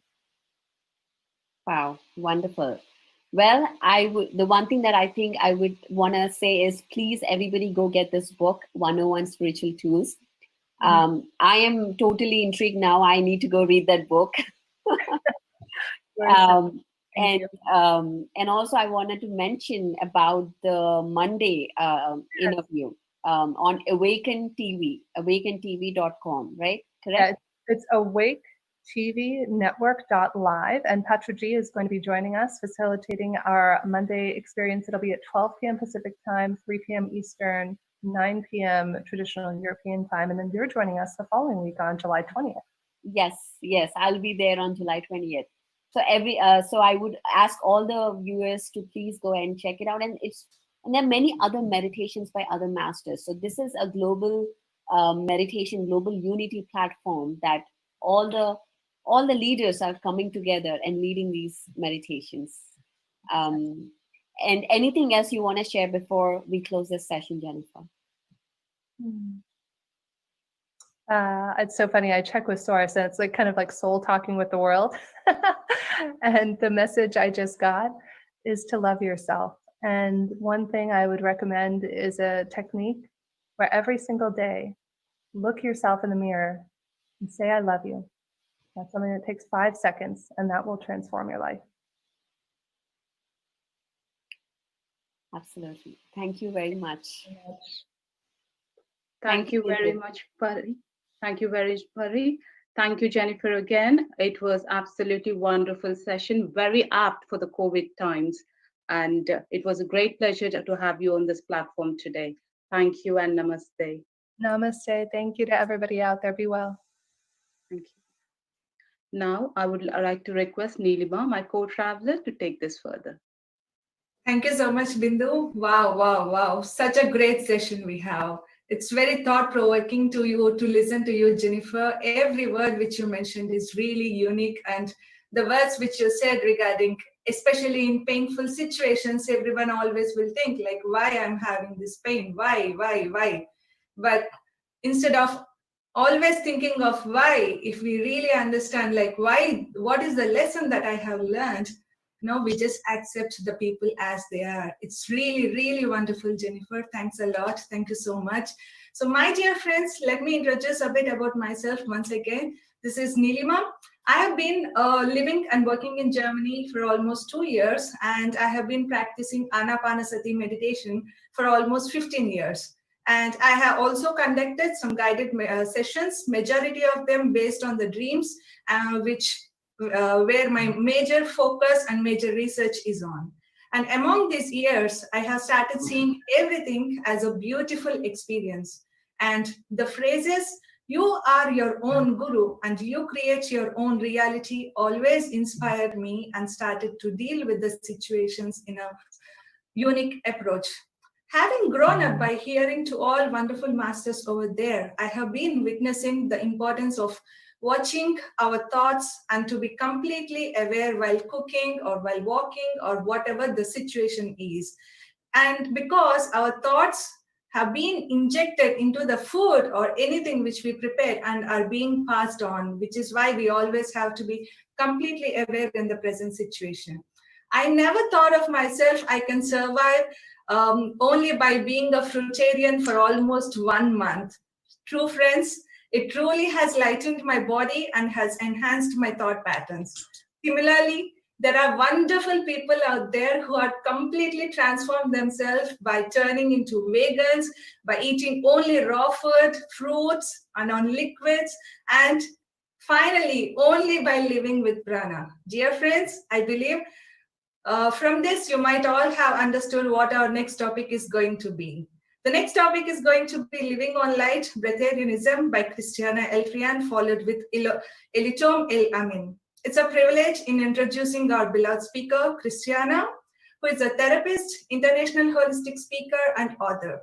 She combines the ancient knowledge with modern scientific discoveries to bring a complex and complete picture on the unlimited nature of human potential. Through her work of the Soul Healing Academy, she has created several projects, including the Pranic Consciousness Summit and the Energy in Healing Holistic Educational Program for children in schools, with more than 14 charity and ecology campaigns called It's Better with Love. She is the author of 5 books, amongst which the Pranic World book describes her experience with pranic communities and pranic processes. She is now practicing the Soul Healing Holistic Therapy, which deals with a balance between body, mind, soul, and deprogramming and reprogramming the energy field. Today, she is here virtually sharing about free energy and pranic healing. With all due respect, let me welcome warmly Christiana and followed with Elitom. Christiana, the stage is all yours. Hi, Please. everyone. Hi, everyone. I'm so honored to be again with you. I hope you can all hear and see me well. Please let me know if that is so. Let me see you and hear your comments. I'm very happy to be here with you. As you know, I'm a board member of the Spiritual Society Movement, Global Spiritual Society Movement, and ambassador of peace and creator of the Pranic Festival in India and Pranic Festival in Romania, and therapist, as Nima has presented me. I'm very honored to participate to this gathering, especially in these great times of transformations for each one of us, and to present my colleague and longtime friend Elitom El Amin here with us. My journey has been that I've discovered meditation ever since I was a child. I was meditating in a crystal. I was very happy to discover more new things about the unlimited possibilities, the paranormal, what we call, abilities of the human species. And I stick with that, discovering new things until I was 19. And then I followed 10 years of normal life, having management jobs and all this, running around with stuff that people are doing, achieving the best positions in my companies, building my own companies and so on. And then at 28, I've started meditating again. So for 10 years, I'm constantly meditating daily for several hours a day, practicing yoga, practicing Qigong, and practicing a healing therapy for my clients that keeps me in the theta state, in the theta brainwave state, which is actually a state where you feel very calm, very peaceful, very connected, but also quite nourished, in a state that you don't need so much physical food, or sometimes you don't need food at all. So this week I've been mostly on water, been just tasting some juice over the evening, and that keeps me very, very alive and very, very light in my state. And my colleague here, Elitom El Amin, has been also on liquids for 19 years.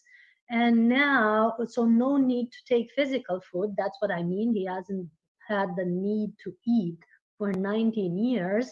And now he's in a state where he's moving from the liquidarian state into a full breatharian state, not even using liquids. So that's an interesting journey. And I've been honored to bring him here and present with him during this Spiritual Scientists International meet, because as a board member of the Spiritual Pyramid Society, I've been honored to support and collaborate with this group. As I've met Patraji many times in India, in the Pyramid Valley, and participated to the Global Congress of Spiritual Scientists, and have been amazed by the marvelous evolutionary movements that this group is doing in the world, building meditation pyramids in more than 22,000 locations all over the globe, and encouraging meditation and vegetarianism, which is the new evolutionary step for humanity, until we move, of course, if ever, into breatharianism. So very, very grateful to be today with you. Very, very grateful to have Elitom with me. Elitom, are you with us? Can you hear us? And can you say hi? Oh, yes, indeed. All right, everybody hear me? It's good to meet all of y'all. This is great. Yeah, it's happy to be here with you. So tell us a little bit about yourself before we start having a chat together. And I asked the panelists to also let me know when I'm getting closer to finalizing this gathering, because I can move beyond time very quickly, and sometimes you lose track of that measurement. So Elitom, go ahead and tell us some stuff about yourself. All right, I'm glad to be here. Thank you, everybody. I'm Elitom Elamine from Ohio, USA. And I've been on the pranic journey or the breatharian path for 20 years. And there's a lot of development that takes place. So as I share my life with people, I tell people that this is a holistic lifestyle. Holistic just means wholeness, bringing everything together. So you're being nourished by so many forces not just by the physical food with your mouth. We're being nourished by relationships. We're being nourished by the air. We're being nourished by the earth. We're being nourished by the sun. So when you become aware to this knowledge, there is different techniques where you can actually tap into these resources of energy to better your health and to make your life stronger. Now, right now I'm here in India and I'm having a lovely time as usual. And all I'm doing is resurrecting the knowledge that was already there. These are called the spiritual sciences. Yes, it's a science. I remember over 100 years ago, there was a book written by Yogananda talking about there's electricity, or the autobiography of a yogi, talking about there's electricity going up a person's spinal cord. And today that's true as ever, because we have around our bodies an electromagnetic field. All physical matter does, whether if it's a dog, cat, tree, or a chair or a table. So we live in a field of energy. So once you become aware of this, we have equipment and technology now where we can actually see this electromagnetic field around everybody's body. And it constantly shifts itself with everything we think, eat, or put in our body. So as I go into this, when I came into this journey, I came into it through health purposes. So of course I came into this journey through a holistic lifestyle, because there was a time I was overweight. And when there's a problem with a person's life, it's up to them to start trying to find out the solution to better their health. So of course I had to lose weight. I had to change my diet.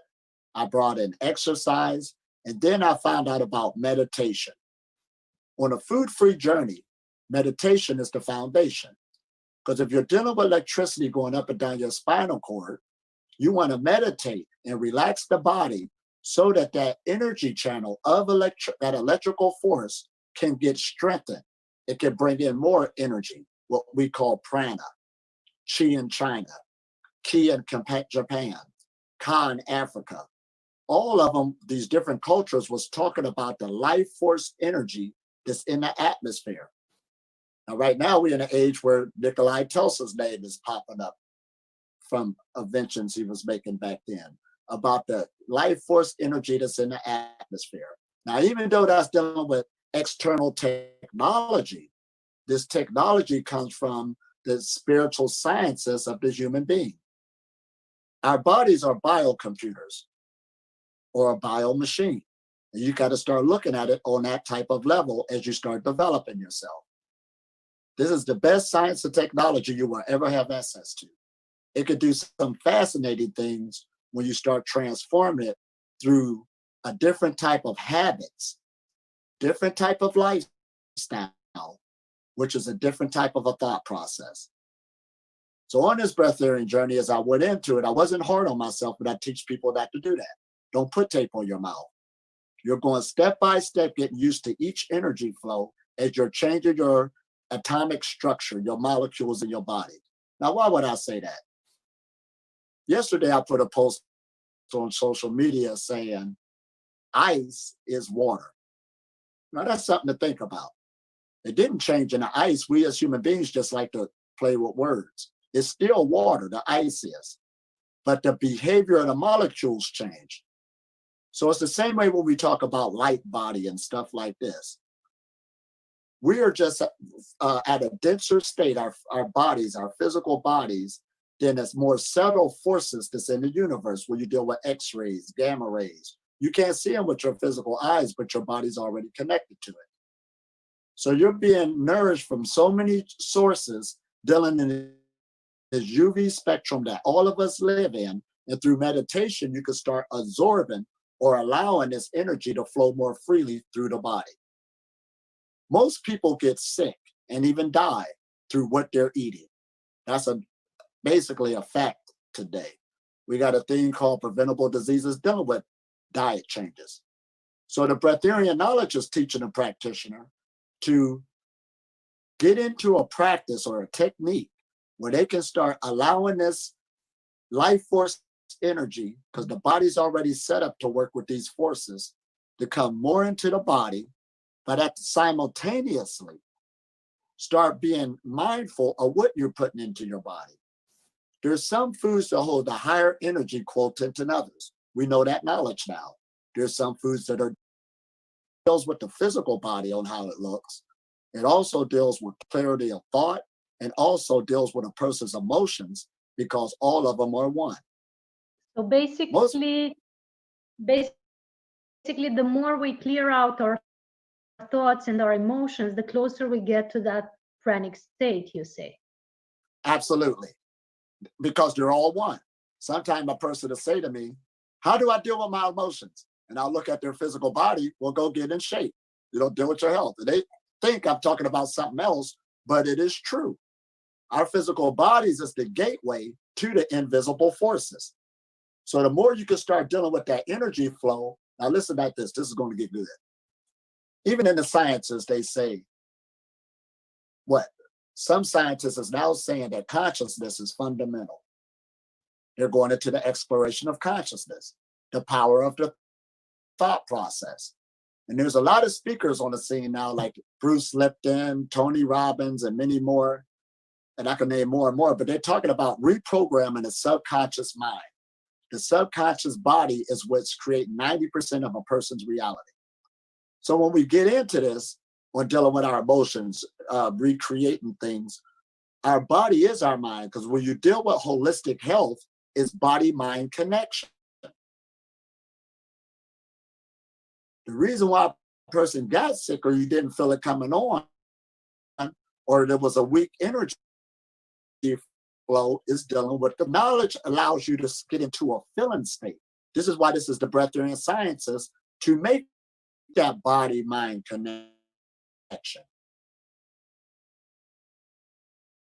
So it does count on our thoughts are so powerful beings that even on a certain diet and you block certain things out, you just hold it certain energies from coming to your great person believed it. Program that we have, if you don't eat, you'll die. Oh, you need to eat food. Now, food, that's just the word we're playing with. And it is the energy, it's just at the densest level. You have to open up to the other forces that you don't see, that you're being nourished with. Everybody is day by day. See, everybody we could say is living on prana or is a breatharian. But a breatharian who's in the practice just became more aware. They were from unconsciousness into consciousness. You're conscious on what's taking place. And there's many meditations and techniques out there that can build you up and connect you for the energy that's going through you and around you every single day, moment by moment. We got different forms of pranayama breath work. We got different forms of visualization. We got different forms of different qigongs, tai chis, yoga. All of these are designed to loosen up the energy channels, to get these energy pathways that's going through the body. That's why we move. And you can strengthen them where they can take on more prana, more life force energy, and you can actually back up from the food more and more as you keep on developing yourself. This is all it's about. It's a development, just like when we grew from a physical baby to a teenager to an adult. You have an energy body that can be developed, or like they say, develop your soul. From a weaker state to a stronger state of getting a strong immune system to where it's connected with everything. Oh, this is good. So basically, it's all creating a better immunity. And now in this time, everybody talks about immunity, and this is the secret to it. Think well, move well, your body, take care of your emotions, detox everything, and eat healthier or not at all. And I always, encourage people to be mindful about your thoughts. That's the foundation of the creation of your lives, actually. And everybody now in the countries that have already emerged out of the quarantine, as I'm in a country that has emerged out of the quarantine, we're happy, we're traveling everywhere, we're doing our events and everything. But guess what? Everybody's thinking of the second wave. Oh, it must be a second wave. It must come a second wave. We must get ill again. Why would you think of that? Just right. Programmed to think of that, just because you are primed daily through the news to think of that. What if you take control of your own minds and point them in the direction of what you want to manifest? Do you want a second wave, or do you want more health? What do you want to create? How do you want the body to operate? Do you want to operate it healthy and in perfect shape, or do you want to operate in a state of worry, worried about tomorrow, worrying about what the government will do? That's not our focus. Let's just learn to be focused on what you want to manifest. And there's nobody else who's gonna, take control of your mind. You have to take control of your mind. That's what we say. Otherwise, a mind that is untamed and unmastered, it cannot lead to a food-free reality. Never. You'll eat more and more out of worry. Absolutely. And see, when I first started this journey, when I started teaching, I used to say it was 80% mental and 20% physical. But now where I'm at, it totally changed. This is 100% mental. See, back in the Hermetic text, they said everything is mental. And I like how some of the scientists are saying everything is consciousness now. I mean, you have to go there. So these thought process, the way we think, is the key to the journey. Now, there's a thing called affirmations, and they actually work. Those are being proven now.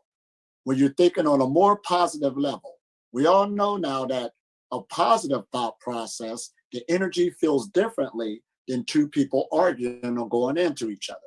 Whole different ball game. And like she said, those lower frequencies is nothing but energy will lead you to search for things externally from you to give you comfort. So that's what it's about, dealing with the food process. So the breatharian journey is you're redirecting your life. One of the main things is you're learning what stress is. You're getting rid of stress, not just on a physical level, but emotional and mentally. The more the stress is removed, the more life force energy could come through the body. That's what we mean by higher vibration. I was with a good group of people today where we all understood we were nourishing each other because everybody is positive. And every time you get a negative person coming there, but they automatically shift just by being around us because the higher vibration has the power to change a lower one. So all of this that we're talking about is right on key dealing with the pranic journey. And like I said, there's a whole lot of speakers out there now talking about the manifestation, reprogramming the subconscious body, and it's dealing with a thought process. It's no different for your health. You got to start, because these negative thoughts can make you unhealthy. This is what we're talking about. So going back into this, one of the main meditations that I had to reprogram myself, I had to tell my body to get all your nourishment, nutrients, vitamins, and everything you need from other sources. That's all I did with the new program. I let it rip. You are healthy. You feel good. And it over and over again, because the person that you talk to the most is yourself. Everybody has that inward voice in them, and that inward voice has the tendency to over highlight things, look at it, blow it out of proportion. And it sounds negative. It's sort of like a negative voice that overrides it due to how we grew up, our past life experiences, different stresses. So when you're dealing with the breath area knowledge, you're actually challenging the voice that's going inside you. That's why a lot of people really don't like being alone with themselves, because they have to deal with that voice. And But there's a lot of places that this voice comes from, actually. Some people say it's only coming from the head, but actually it doesn't only come from the head. It's been proven scientifically that we actually have a brain in our gut and a brain in our heart. And the Institute of Heart Math that Pari is so familiar with, and many others, has discovered that there's neural pathways in our heart and neural pathways in our gut, which is the digestive system. And if you keep those places clear and clean and energized, your heart and your gut, you're going to have better thoughts. Because some people are wondering, well, wow, how do I master my mind? How can I stop my negativity from playing out in the background? Take care of your body. Take care of your energy. Master the way you energize your heart and clear and energize your gut system. Two important, simple keys to more energy and better thoughts. I'm glad you said that. You hit it right on the head. I was just talking to two groups today, and I was going over that. Now listen at this. The brain is the organ in the body that uses the most energy. It's an instrument that takes a lot of energy to use, but it does not store energy. So what you're saying, that those thoughts, this is just an instrument. It's putting things out. But the storage is coming in the body. So those past traumas, those past stress, those thoughts is actually being activated from the body. Like she's saying, the gut, the heart. It's holding all of that energy of those thoughts. So you want to start going in through, because meditation is a detox. See, on one level, we're talking about physical food. One level, we're talking about no food or fasting, to purify yourself. But we're also talking about these thought processes again. You're going in with these affirmations, reprogramming the subconscious. Now look at that word subconscious. It got sub on the beginning of it. That means it's below something. Well, what's below your brain? The body. It's the place that stores energy, stores trauma, stores memory. Oh man, this gets good. So the more you start purging that out, it starts bettering the thoughts that's coming up to the brain. This is where it's at. Because some people, they can't see it right now. Wait a minute, I'm hungry. Wait a minute, that chocolate cake keep popping up. Where did that chocolate cake come from? It went so much in the gut, it stored itself in the body. So we have to do a whole revolution, because that's why the spiritual sciences, all religions did talk about a state of purity, a state of cleaning yourself out. And as I travel around the world, all of them got what? Certain celebrations where they have fasting days, backing up from the table. These are remnants of the sciences that passed over. But now we're in the age of information, what we're clear, that these are actually sciences for our relationship to nature, our relationship to the cosmos themselves. We can say that. because the sun is affecting us. Every time the sun comes out, a hormone of serotonin lets loose in the pineal gland that goes through the blood. When the moon comes out or nighttime, the melatonin comes out the same gland, the pineal gland, going into a blood doing a whole nother function. So that shows you right there, we're so connected to the matrix, we're being affected by it if you are aware of the knowledge or not. So when you come on this journey, you're getting used to these set times and cycles on when to do something, when not to do something, to allow your body to function with the bigger picture. And then that's where you start being nourished by it. Now you're going to go through a healing state first, a healing crisis. If you've been eating all your life with no let up, and I don't care if you're saying it was a healthy diet or not, you need some healing because the body was constantly in the state of taking on that stress, relieving it, taking on that stress, relieving it. So that program is in there. And I like how the one scientist said, the way to reprogram the subconscious is through repetition.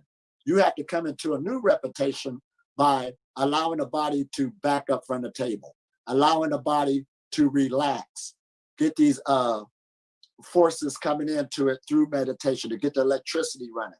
Because the body by its nature always seeks to be healthy. It always seeks to go back to its source, its nature, to heal itself. Even when you wake up in the morning, the first thing you do is what? Use the bathroom to get rid of toxins. You're already detoxed. And then a person start, if you're eating every day, hunkering up mucus. You got to take that spit. That's mucus going all through the body, and your body produces that through eating. Now, the more mucus you got in your body, that's why you feel thirsty. That's why a person can't see on letting up the liquid part. They can see the food, but wait a minute, we need water, they say. I know people don't even drink water all over the place. They'd rather drink Coca-Cola. They still walking around living. That's amazing. That's a good point, Elitham. That's super good point. And also, you know, you've come to a great point here, because if we look at the yogic tradition that most people are watching now are coming from India, if we look at that, they give us all the tools to go on a pranic path. They gave us the nose clearing with salt water to do every morning before yoga. That was for clearing the mucus, but not only it clears the mucus, it clears all the chakras all the way down to your root. If you do it daily, and I do it every time, especially after healing sessions to purify my whole field, that would clear out a lot of stuff in your body, but in your energy field as well. The other thing was Shamprakshalana, the technique where you swallow a lot of salt water until it goes out on the other side and purifies the whole digestive system. Now, you don't only have to do it with salt water, you can do it with sour cabbage juice or sauerkraut juice. You don't have to drink as much. Just with sauerkraut, you drink a few cups, you'll go to the bathroom, empty your bowel system, and that clears out the clutter, the toxins, the mucus, and adds vitamins like vitamin B, vitamin C, lots of vitamins just by drinking that and clearing and detoxing your system. You could go a few days on that and see after that if you still have those cravings and those tendencies to fast food. That's one thing. Then the breath work, which purifies, if you do pranayama, if you do Bhastrika, the accelerated breath work, pranayama, it clears out the whole system, including the mental body, including the digestive, including your neck and throat and lungs, all of that. It purifies this with the force of air. Then they gave us the sun gazing. This is actually my morning routine that I'm describing now. You know, I do all this. So then it gives us the sun gazing. When you go out, after you've purified your vessel, your body, you go out and look at the sun and clear out and energize your pineal gland, your eyes, your digestive system, your emotional and mental body. See if the emotions that are bad can stick with you after you've done daily at least 10 minutes of sun gazing in the morning. It will change the whole game for you. So these basic morning routine that I've just described with 4 steps, you know, clearing your nose, clearing your digestive system with some water and salt or sauerkraut juice, doing some pranayama and doing some sun gazing 4 things. It doesn't take more than half an hour. It will change your whole game. That's so simple. And I know, Absolutely. Elitom, you've practiced some of that too. Oh, that's my whole lifestyle. Exactly. Because it does take work. See, the body does require a lot of energy. So we got a thing now in today's society where we deal with obesity. And that's just saying that we want energy so much that it's easier to get the denser energies because you can see it. So people are overeating. But once you understand that you can get these other forces, you'll start hungering for these other forces. So this does become your whole lifestyle. So of course, I spend a lot of time outside, under the sun, in nature. It's second habit now because I know I'm being nourished by the external forces because it requires a lot of energy. Now you hit it right on the head where you brought up the format of yoga and stuff like this. I remember a few years ago, I was in Punjab, if I said that right, and at an ashram, and dealing with the Kriya Yoga, food freedom was at the 3rd level out of 7 levels. Now listen at that. Now, yoga is popular all over the planet, but that's at the 3rd level because what they're saying is, this is how they write it. Your hunger and your thirst will decrease. Now, of course, at the 3rd level, it'll decrease because the body became more flexible, more purified. That's what they're talking about. So just by doing that, your hunger and thirst will decrease at the 3rd level. We ain't even get into the other levels yet. This is like the gateway. That's why they call it a minor city power. It's not a big one. But right now, when you first heard about food freedom, it'll blow you out the water because we are living in this culture of everybody's eating 3 meals a day. This is what you're supposed to do. So of course, it's a shock at first. But the more and more you hear it, and the more you start practicing this for yourself, this is why they call it self-realization. Everything she was talking about, these different techniques, actually work. But there's a good thing I'm glad you brought up. When you brought up the different techniques about taking certain things, you'll get certain things from it. Now, when I teach the food freedom path, I do not teach about putting tape on your mouth and just sitting there waiting for something to happen. I actually talk about That would be interesting. It happens right. sometime, but I don't like it. Right. I actually teach people to eat them way in the food freedom. See, it takes knowledge. You're learning something. You're learning because there is a saying that let your food be your medicine and your medicine to be your food. We've been eating all out of our lives, but if you've been eating the wrong foods, a lot of things in your body became dormant, so it's not working properly. It's not making what it needs. So when you get back on this path, you start lighting up the foods, or you start getting the knowledge of what would give you what would clean out what will activate what is it naturally supposed to do.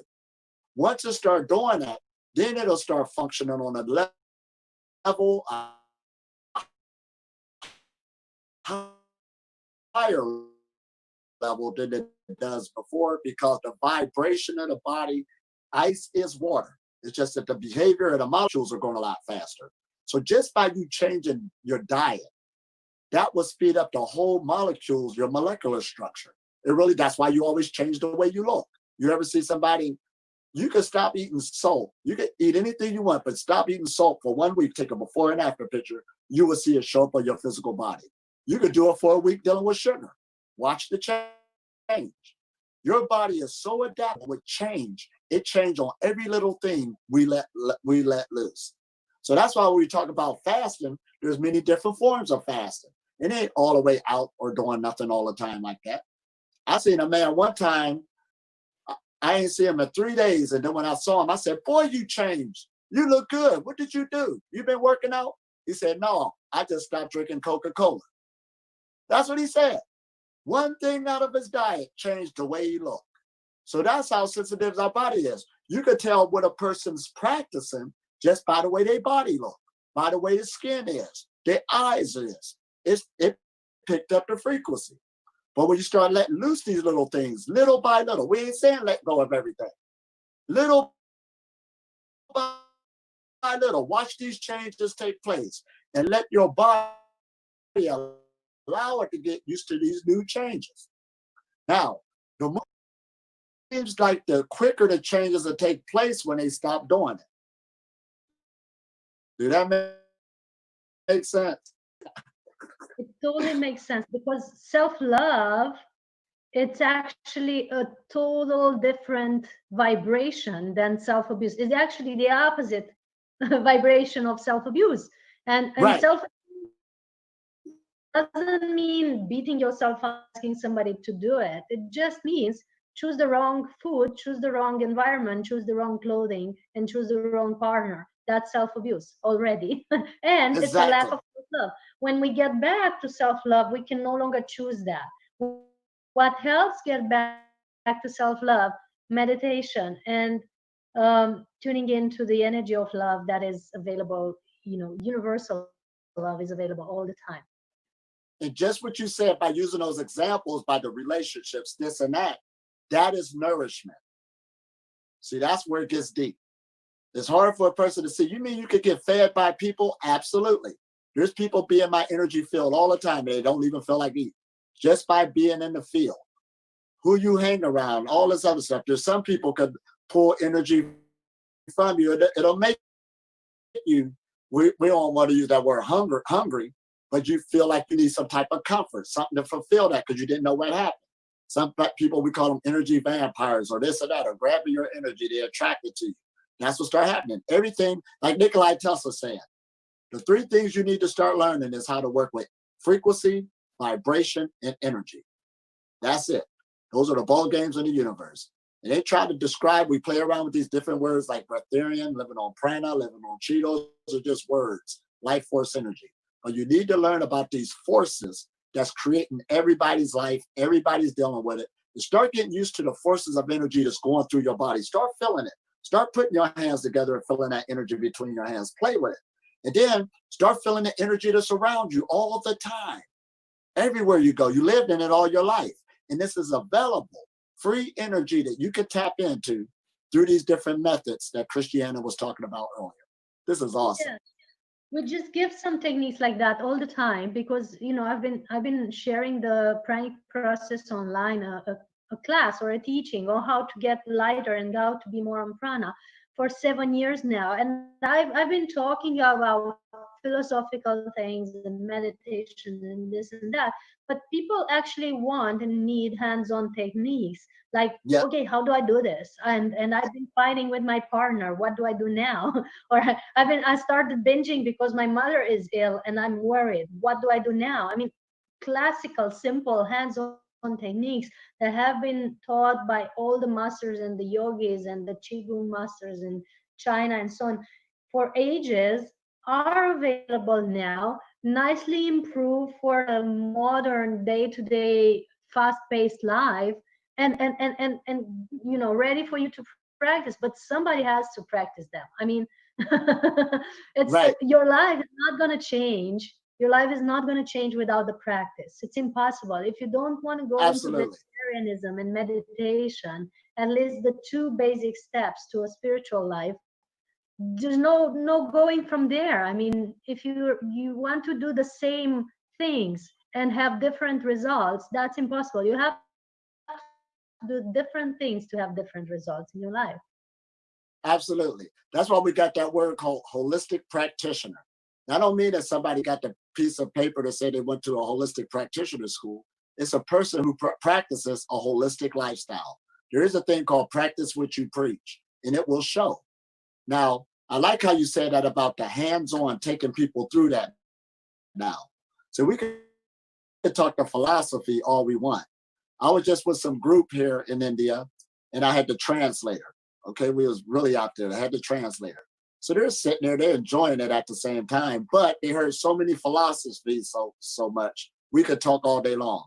But as soon as I start working with the energy with the people, I start letting them feel their energy, that brought forth the fascination. Even the language barrier was gone. I didn't even need the translator no more. Yeah, that's what it's about. And people felt their own energy, and it made them realize what I'm talking about. They can do it too. It's no longer for the guru up in the mountain somewhere. This energy This free energy, where we're living at, is everywhere. It's abundant. It's high. All we're doing is opening up our bodies to recognize it, opening up our minds to recognize it. You can tap into it anywhere. Like right now, I'm in a busy city of Mumbai here in India. Now, one level of person says, I need to go to the Himalayas to do that. No, I'm being nourished right now because I know it's everywhere. If there's a tree that could be in the middle of the city with all this traffic and it's still practicing photosynthesis, why can't you? That's a mindset. Now, nobody's arguing that there's some environments that are more nutritious than others. Okay, there is. There's some places you could go, it brings another type of energy to you. So that's why every day we do go to the Arabian Sea. And we got this good hangout taking place. We're up there, and in our mind, we're feeding. We're being nourished. Yeah. But as you said, and because we're in a science conference now, there are scientists that have actually proven that prana is everywhere. They just call it the Planck field or the vacuum field. And, you know, like Nassim Haramein or Marshall Leffers, who was in the conference or is going to be in the conference soon.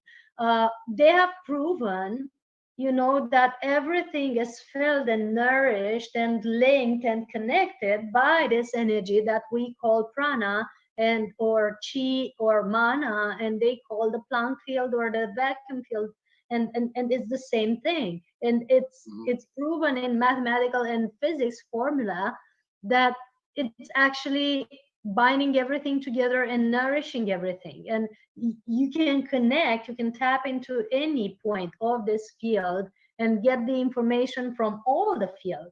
And that's called meditation. Absolutely. So now it's such a beautiful blending between the spiritual terminology and the scientific terminology. And I truly believe that spirituality is the science that is unproven yet. Very easy. Absolutely. And see, and what we're dealing with in this age, even when these scientists come out and, you know, proving all this stuff, they're proving stuff that was already said about, again, from the spiritual sciences. See, most things that's created comes from the study of the human being. They made the camera off of how your eye look.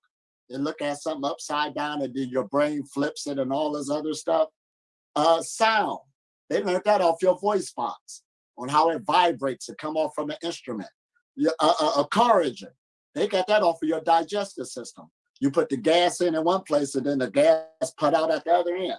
All serious, it's the makeup of the human being. Yes. Yes, and the more we upgrade our bodies and teach them new ways of harnessing the energy, like for example, the pranic nourishment, and the more we study how they actually do that, and we're aiming to do that with a group of scientists at some point, the more we study that, the more we understand that, and the more we display that, the higher technological devices we're going to have, because they all replicate our bodies and our level of consciousness. So we're not going to be able to tap into a higher technology until our body will become that higher technology. I mean, it's a frequency match, everything, external and internal. Absolutely. And keep in mind what we were saying earlier, the body is your mind. It made it stronger. It's all one. We ain't breaking it up in pieces no more. So even when the speakers are talking about, you know, the motivational speakers are talking about manifesting stuff, create your reality. You actually start thinking about it and it appears. Things will be there. Everything falls in line. So that's why you want to get into that new positive way of thinking, that everything goes your way. This is what's supposed to happen. It's a whole new paradigm shift on creating your personal space of being, how should we use that word, heavenly. Yeah. Things being proper, things being balanced. That's a thought process. But once you balance out the science of the physical body, it strengthens your creation. Oh man, this gets good.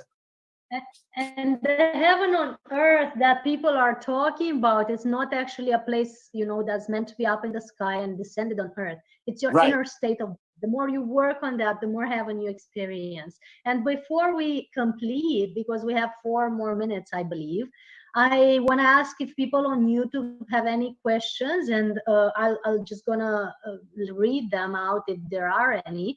And also gonna say that Elamin is participating live. We're both participating live to the Pranic Festival in Romania in August 15 to 19. So you can see more of us there. Oh, we're having 15 more minutes. Great. We're gonna both be there and have conferences there. And also in Pranic Festival in India, right in Pyramid Valley in March 3rd to 8th of 2021. Of course, Selitom, you're invited, and I'm sure you're going to be there. And we've been there this March. We've been there this March, right at the beginning of the quarantine time. We were having fun at the Pyramid Valley with the Pranic Festival discussing pranic nourishment. So these are wonderful options where you can actually meet us live, and you find it all on our website, soulhealingacademy.com/events at the events section. But let's see if people have any questions, right? And if you feel to add anything, just, you know, feel free to add whatever you feel until I, okay. It's best to watch on YouTube, I believe, and ask the questions there. It's easier. I'm answering to somebody on YouTube. So even from the panelists working and watching here, if you have any questions for us, I'd be happy to, you know, both of us reply, because it's so beautiful to have this conference interactive and see what people are actually wanting to hear or tap into. And it's been great to work with Elitom for so many years, because traveling together, we've actually had we're longtime friends, and Elitom is also having an ascetic life, you know, practicing brahmacharya, which is the practice of, you know, preserving the energy, not having any partners. So if you want, tell us something about that as well, because so many people are now in the compulsion of, I need a partner, I need a certain sexual life, I need a certain rhythm. Population is getting crazy over that. I've been practicing brahmacharya too, so let's hear a little bit about that in terms of energy preservation. Oh, this is awesome. Now, again, our bodies do produce what we call sexual fluid. Now, there's many ways I could come into this, but I'm going to do just a quick surface. And that fluid does produce a lot of energy. It's very potent. Now, of course, they use that word Kundalini energy and all these other names, sexual cultivation, but we're just going straight into the fluid now on when you really start preserving that fluid that your body's making. Now, your body, when it produces these fluids, it's going to use the best cells in the body in order to produce the fluid, because in its mind, it could produce a baby, another human being. So no matter what a person's lifestyle is, it's going to use the best cells of that organism. So that fluid is very potent on what it can do on what a person creates. So instead of spinning the fluid, because there's a word called horny, and that's just a word that means hormones. That's when a person's hormones coming into effect, and energy loves to move. But now when you're on this path, they got a thing called brahmacharya, which means the ultimate path. It's a path that some chooses. But even when you deal with the brahmacharya path, there's 4 different levels of that. I was just teaching that today to a group. There's even a householder phase. So it doesn't mean that not having sex at all and stuff like that as you're going through your life. The last level is the renunciation. Oh, this is good. As a person's going through their life. But it does teach you to be mindful on how you use the sexual energy, because it can what? Make you have a better life, or it can destroy it. Basically, on using this energy is very powerful. But going into nourishing you, that fluid will actually reabsorb itself back into your blood. And when it does that, it's picked up in there, is going back to the other organs, and it's nourishing you. So on one level, we talk about breatharianism. Some people say, you're being nourished by the air. That's unbelievable. It's more than the air. You are basically a package of chemicals. The electrical field is activating the chemicals that your body produces. And those chemicals, you are being fed by substances within your body. For instance, earlier we talked about the serotonin and the melatonin coming from the pineal gland. That happens, and it got nothing to do with what you eat or don't eat. It happens from the external energy forces that's activating the body.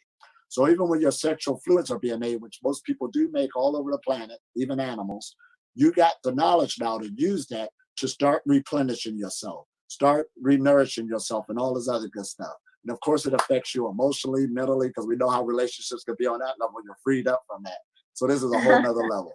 Yeah, and somebody here is asking about detoxification, and I'm going to refer to that because it's so necessary, because so much of the toxicity and food dependency comes from codependency in relationships. You broke up with your partner, you start grabbing the ice cream from the fridge. It's the education that we get from the movies and from the family and from all that. You want some comfort stuff, you grab a slice of pizza, you know, to celebrate with friends. Or if you had you've been deceived in your relationship, you have to binge on food. So this is so much interconnected, relationships and food, that when we become free from the concept of relationship, we're not saying to become a monk, but to not be in a codependent relationship with your partner, to be free and let him be free in your relationship. I mean, you can have a partner, just you don't depend on that for happiness or pleasure.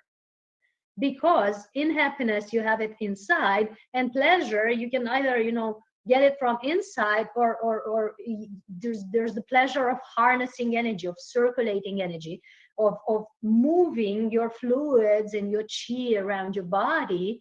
And that gives a lot of, you know, internal orgasmic states without depending on another person to bring them to you. And that cuts a lot of cords at the relationship level and helps you be autonomous.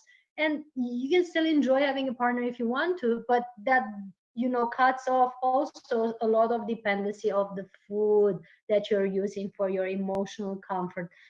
So you see how deep these are connected. And speaking about detox, as somebody was asking, in the pranic process online that we're doing every month now, and we're starting one right on July 20th, we're sharing methods of detox that are very, very simple. Some of them I've shared a little bit earlier when I described my morning routine, you know, when clearing your nose, clearing your digestive system with salt water, or in the case of digestive system, you can use sauerkraut juice. And also we're giving lots of detox juices or detox herbs that you can actually utilize at the beginning of a pranic process to cleanse your whole system.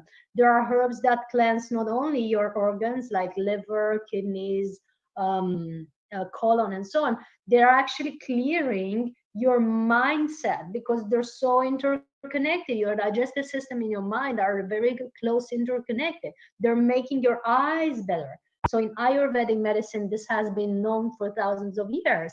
We're giving herbs and fruit combinations that can actually restore your liver kidney function, you know, before starting going on prana. Because if you're ill and you try to go, you know, dry fasting, you might have some issues. Or if you start to go fasting, you might have some serious craving problems and mood swings that will generate more suffering in your life if you don't purify in advance. Also, colonics are amazing for detoxing. Recommend them at the beginning of a detox process. I recommend at least once a week to be done a colonics, followed or in parallel with probiotics that will restore the gut bacteria. These are very, very simple methods, and we share more on this with referring to detox at the emotional level, what to do with the emotions and how to clear them out and transmute them and alchemize them in each one of our organs. Like liver has specific emotions, kidneys have specific emotions, heart has other type of emotions that are stored inside, that are, you know, described very well in the Chinese medicine, and we can actually detox them out by simple practices. We describe all that, and how to detox at the mental level. Be careful what you allow in, like the news you're watching, the information that you give credit to, the people that you're approving or listening to, and what you're putting in and what you're sending out. Like, what are you talking about all day? The gossip, the bad news discussion, the vaccine, the, you know, conspiracy theories, all these things that is circulating now, are you binge eating on them, or are you clearing your mind and focusing it on what you want to manifest? Like I was referring earlier to the second wave. There's no second wave if you don't focus on it all the time. Everything is, orchestrated, and you can de-orchestrate it at a blink of an eye if you focus on the right things, and create a new reality. That's very simple. So should you want to know more on that, just check our events page on soulhealingacademy.com and join our process, and a lot of detox is done there at a physical, emotional level and the mental level. And also Elitom Elamin's website, which is, I believe, elitomelamin.com, right? .org. .org. Oh. Okay. Missed the letter. .org, where he's describing and having a lot of process too, and he has also 2 books or 3 books, I believe. One is Human Photosynthesis. Human 101. Tell us about your books. Maybe you know 101. Oh, wow. Exactly. The first one is It's Okay to Be Healthy. And that's like a preliminary, just to let a person know that they can pull this off. This can happen. The second one is Human Photosynthesis 101. And that goes a little deeper, but it's also talking more about the spiritual sciences, how this information was already here. And then I got another good one that's on Amazon and stuff like that, Breatharian Nuggets. And that's a whole lot of quotes of the day and stuff like this to carry you through with breatharian wisdom. Is really effective. I get a lot of feedback off of that because it's talking about my own life experiences on different words that will carry you through how you feel and how to change your way of thinking, because that's what it's about. You're changing your way of thinking on a pranic journey. And when you change your way of thinking, it's going to change your life. So that's what the breatharian nuggets deal with on that type of level. You're eating something, you're eating food. Like the scripture says, man shall not live off of bread alone, but every word that come out of the mouth of the higher force. So in other words, you need that repetition to come at you in order to change. That's how we work. So this is good once again. Stay consistent on your path. That's our message. And it has to be a spiritual path. And somebody here is asking, and that's the last thing because it's the final minute. Somebody here is asking, between sunlight, breath, and liquids, which is best? I'm asking, why do you have to choose between them? Sunlight is always available. Breath is something you do to maintain your life. And liquids, you still need them while you have kidneys and you're not fully in breatharian state. So I wouldn't say to choose between them. I would say integrate them all because they're part of you being alive. What do you think, Elitom? Oh, that's it. That's why we call it a holistic lifestyle. Everything you do is energetic and is important. Yes, everybody's in the sunlight. Yes, everybody's drinking. Yes, everybody's breathing. But the breatharian journey makes you aware of the energy consumption that you're using. See, you can even drink too much water and hurt yourself. Let's say that now. You could drink too much water and hurt yourself. You could be out into the sun too much and hurt yourself. We got to say this. It's how you use these energies. That's what makes the difference. That's so much wisdom. Thank you so much, Elitom, for being with us. Thank you. Thank Lower Pyramid Societies for having us, and we're so honored to participate here with you. For more information, the website soulhealingacademy.com and the website elitomelamin.org is offering lots of insights on the pranic path and harnessing the energy in general, and the Elitom Elamin to see all the videos and everything we put out, and hope to meet you in person in one of our pranic festivals. Big hugs to all, and stay tuned to this event because it's awesome. And check the PSSM Global on Instagram and Facebook to see our next events as well. Big, big hugs to all. All right. That's Thank you. really one. I always actually thought prana is something about food, and actually when you said it's also about relationships that we and also we have to de-stress everything. These are really thought-provoking words, and especially when you said about detoxification sometime, I was also thinking like being a child, I was always thinking like, oh, I have to detoxify and I should not eat anything, but then I should go on the other side and I'll be drinking Coca-Cola, as you said. I was relating to myself when you guys said, but over the years, I overcame that, and I really understood the process of detoxification. And thank you so much, guys. That's really, really wonderful information, and there are huge energies. That's an honor to have you both here. Thank you so much. That's been a pleasure for all of us. And we're having a fabulous meditation on July 25th, which is the day beyond time in the Mayan calendar, the day that is considered to be, out of time, where everything is being recreated at this time, right?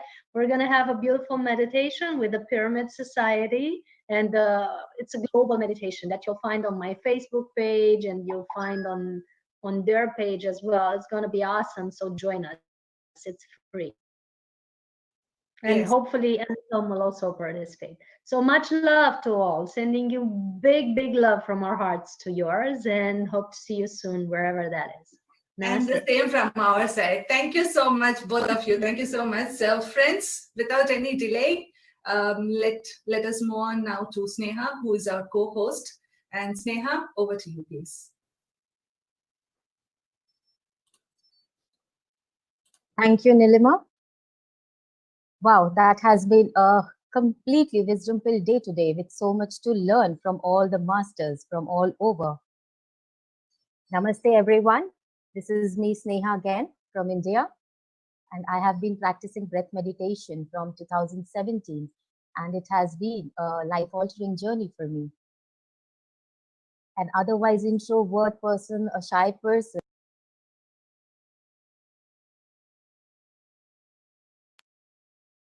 what I have learned through this practice is see yourself in everyone around you, and it will become easier for you to express whatever you want. Moving ahead, it gives me immense pleasure today to introduce to you all our next speaker and my soul sister, Jana. Jana resides in Germany but has a strong bond to Australia, where she experienced her spiritual awakening. Her passion is to create consciousness.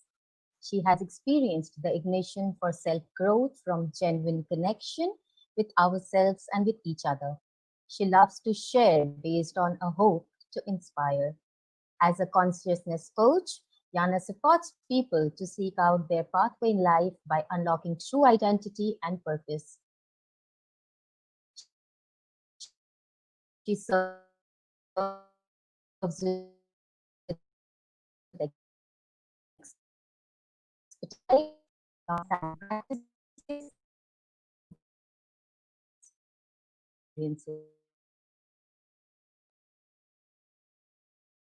that life is a soul food workshop has definitely left an impact on me. So without any further ado, welcoming Jana to take us all on a wonderful journey with her soulful voice. Jana, over to you. Thank you so much, Sneha. Thanks for these beautiful words. I'm kind of out of voice because it's really wonderful. Thank you.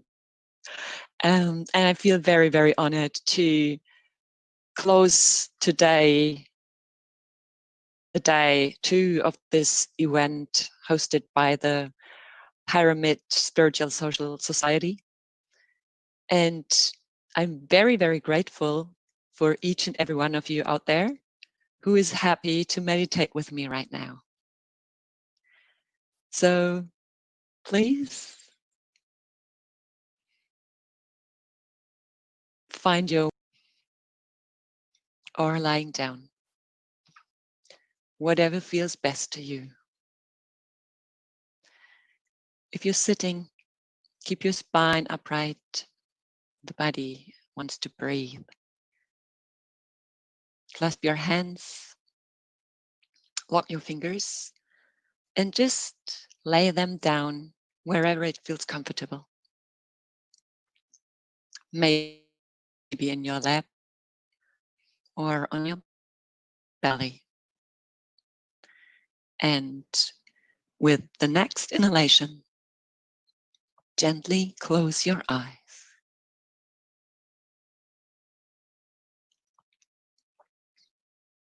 Take some time to get even more comfortable in the posture that you chose. Just let some breaths come and go and observe how you feel in that posture. Are there any movements you can make to feel even more comfortable? Just do these slight arrangements.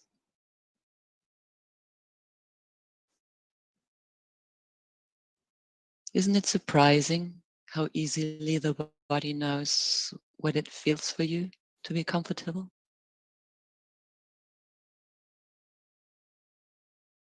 You can always come back to this place whenever you feel like.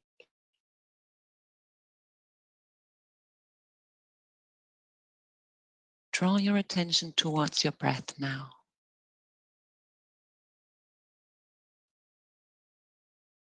How does it feel around your nostrils when you inhale?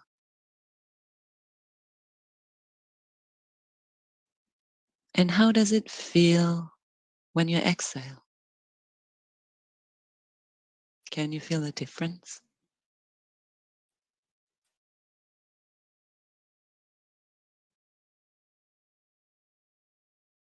You start inhaling balance and peace.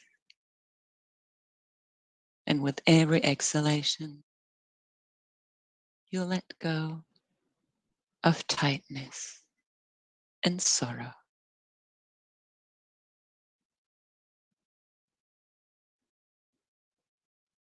Simply observe your breath.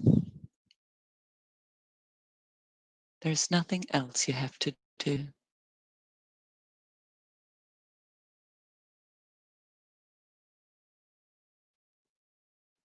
It comes and goes by itself, effortlessly.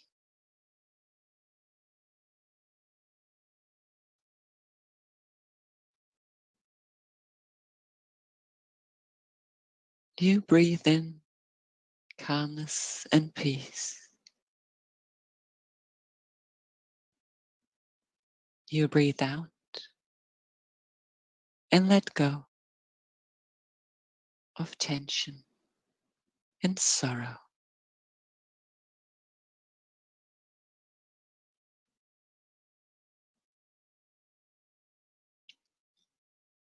And now you can see a door appearing in front of your inner eyes.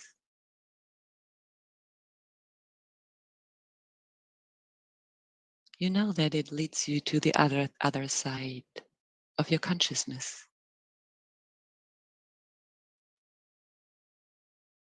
What does it look like? What is it made from? Wood?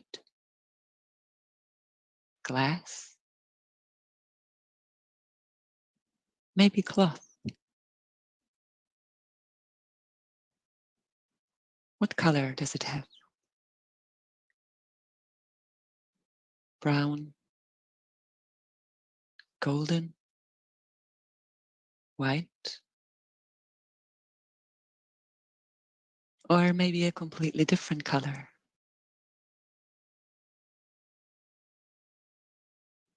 Open the door and step through it.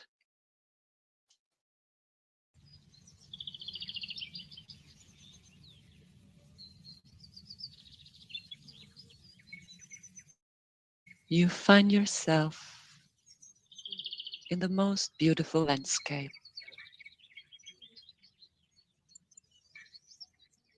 meadow in the middle of nature.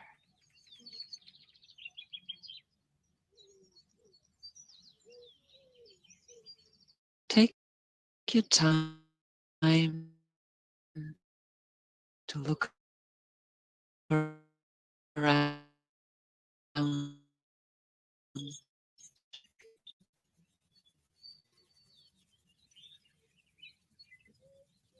Grass.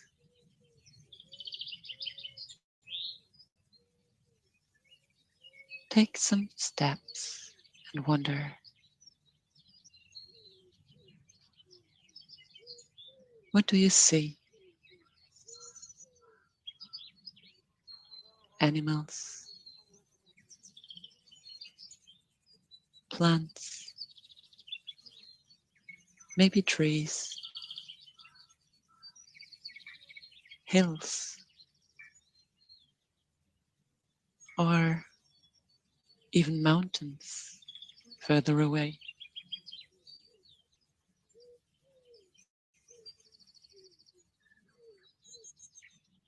How does it look like in this landscape for you?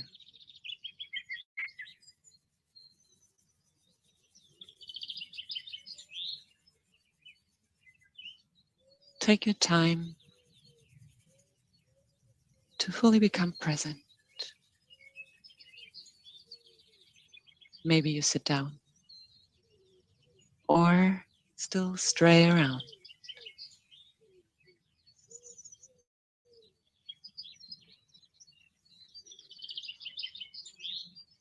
What colors can you see?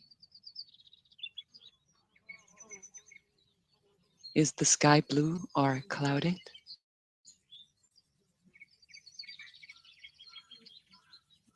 What shades of green do you observe?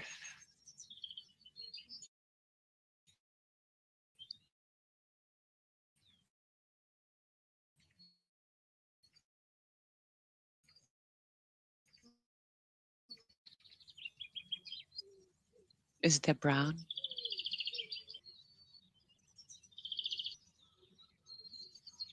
And are there flowers in different colors? What can you see?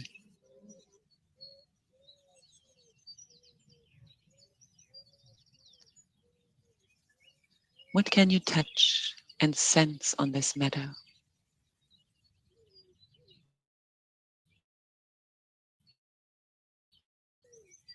Maybe you feel the sun on your skin, or the grass in your hands.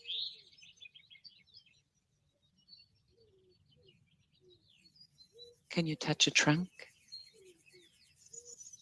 or a leaf? Breathe in, calm and relaxed. Take in whatever you can feel.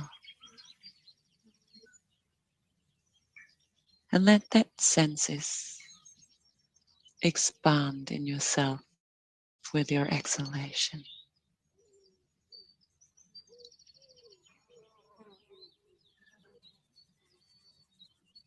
What is it that you can hear on the meadow?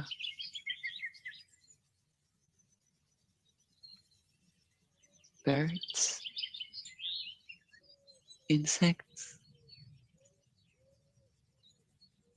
Maybe you can hear the wind. Inhale calmness and peace in all the sounds that you hear. And when you exhale, let them spread inside of you.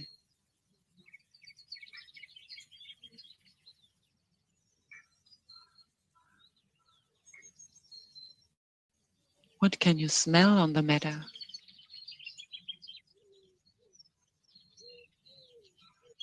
Maybe it is the green scent of grass when the sunlight touches it.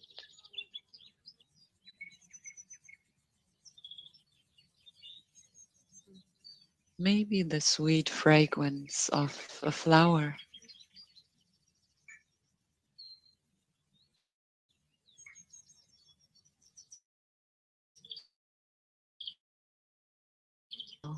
Of earth.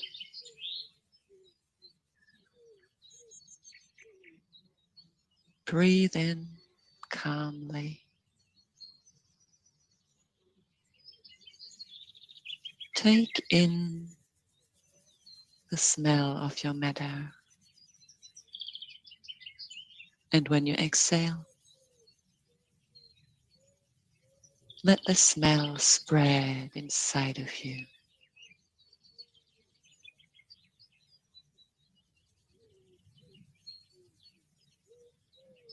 And what is the one thing that you can even taste?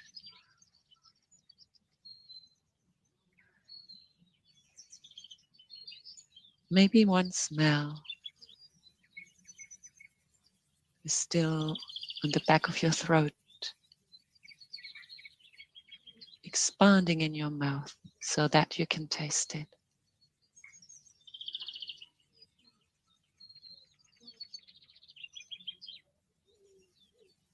What can you taste?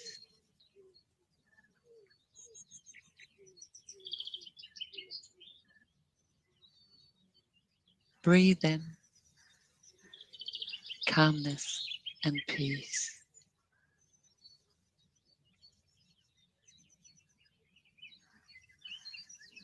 Breathe out sorrow and tightness.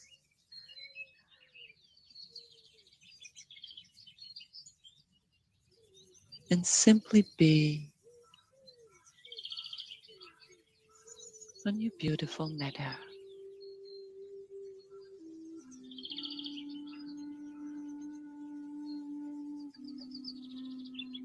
Now you can hear the sound of running water.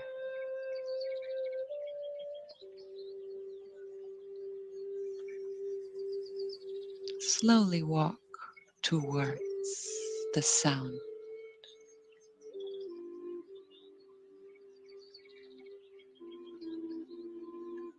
Take your time.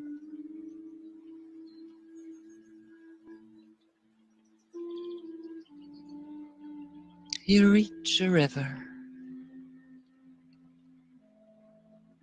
that is slowly making its way forward.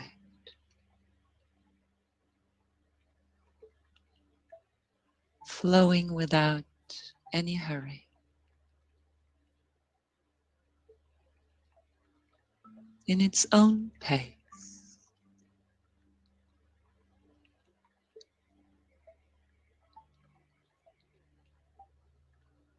Sit down at the bank of the river.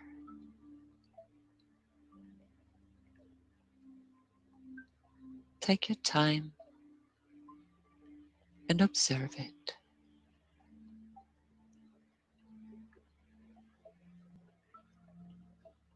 Breathe in calmness and peace.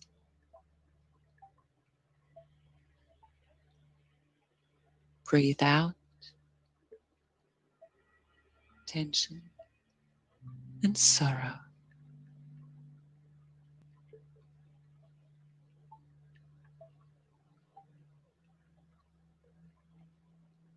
Just like the water flows, so does the rhythm of your breath.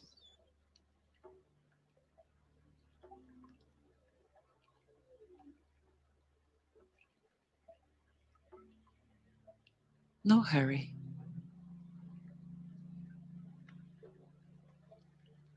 In its own time.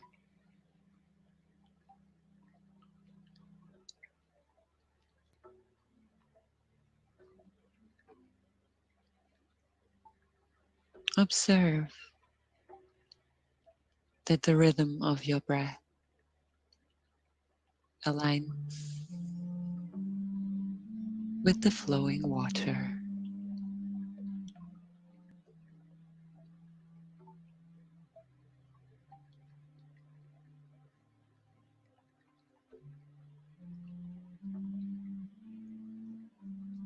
they both flow.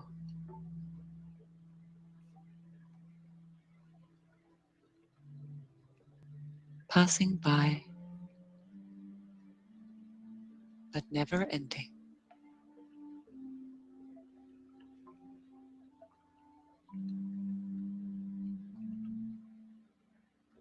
Breathe in calmness and peace.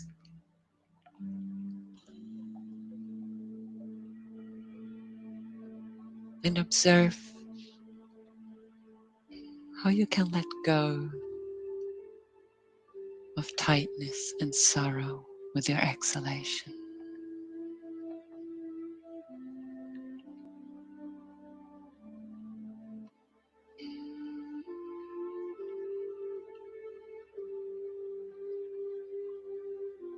Observe your breath. There's nothing else you have to do.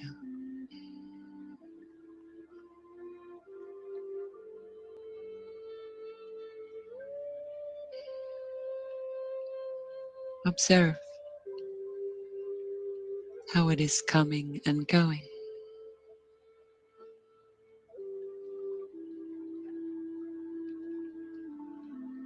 Just like the water flows into your view and out of it again.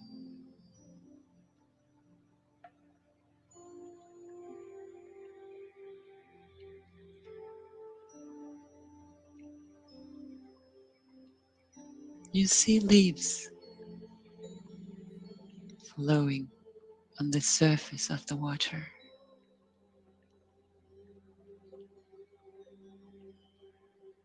Entering your view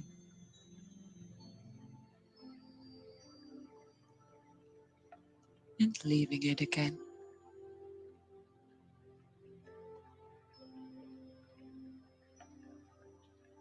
In the everlasting pace of the water.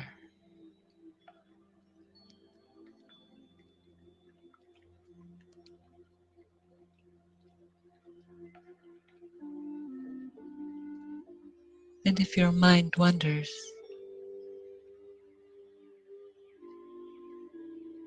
that's okay.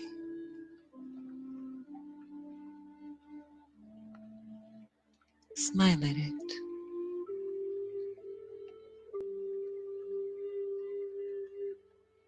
Gently bring your attention back to your breath.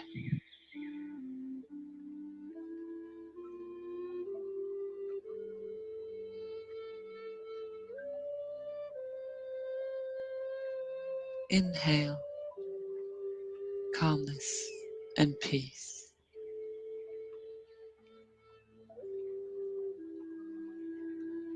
And when you exhale, let go of tightness and sorrow.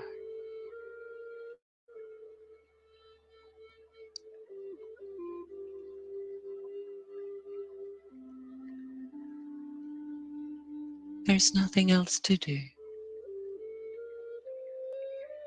nothing to strive for.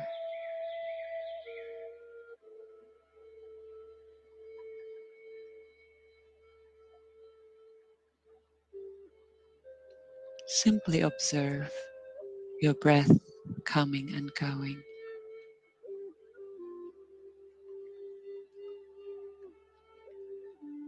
And the water flowing along.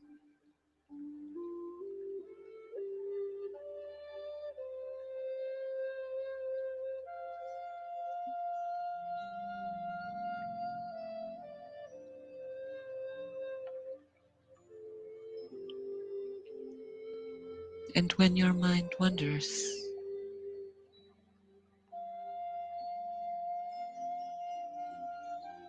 pick the thought, take it in your hands,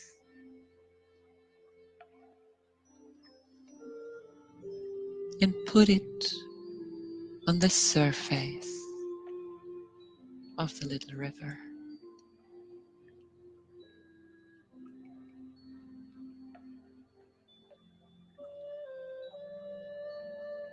Return to your breath.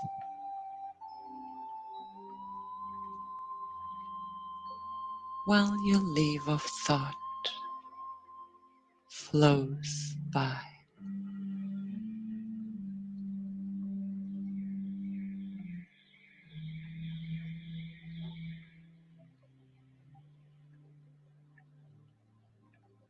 Inhale, balance, calmness, and peace.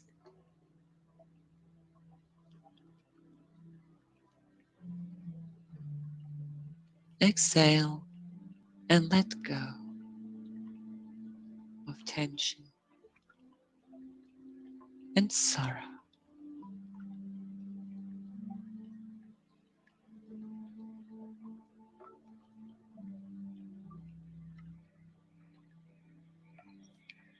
I will let you practice now for a while down at your river.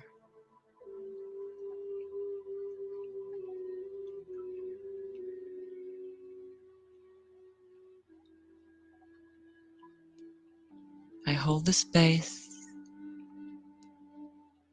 and keep the time.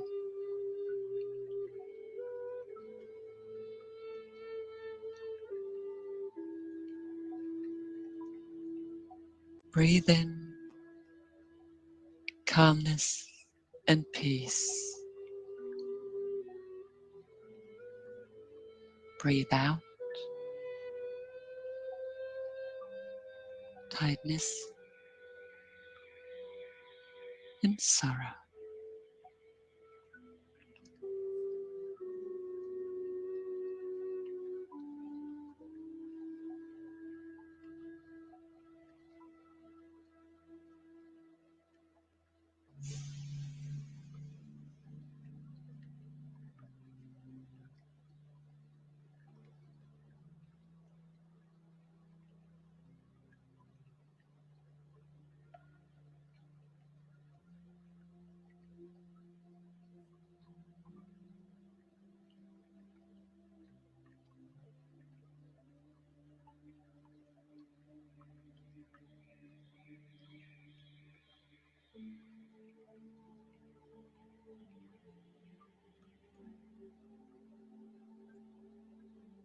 Your mind may wander again. That's okay.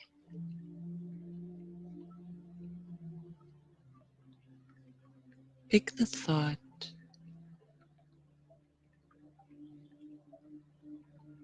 and put it on the surface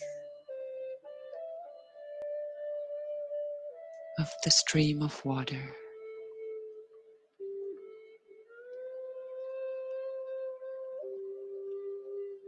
And return to observe your breath.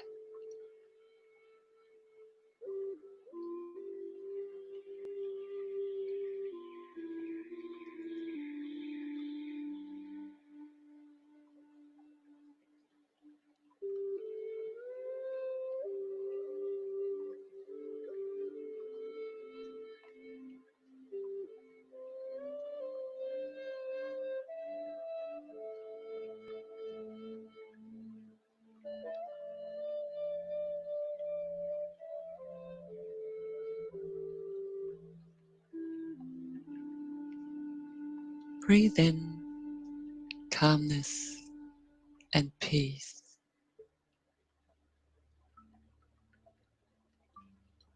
Breathe out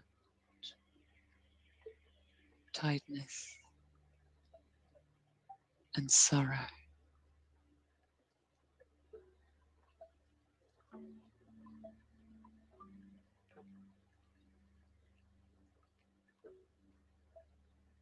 And with every breath, contentment and confidence spread out in your body.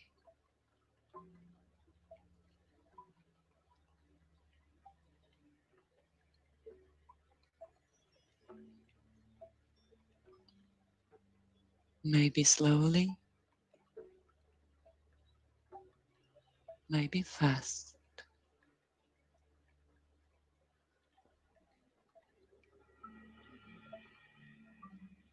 Every pace is perfect.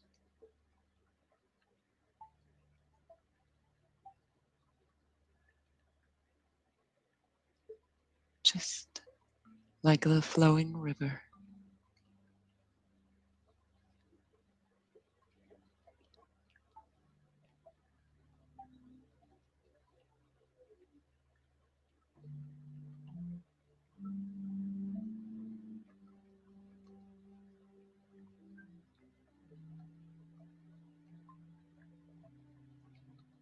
And if your mind wanders, again, pick the thought, put it on the surface of the water. See it flowing by.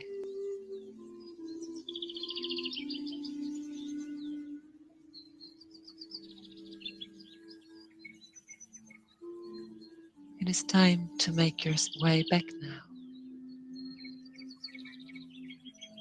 Get up. Take a last view of your stream of thoughts. And make your way back over the meadow towards the door that takes you back into the room that you came from.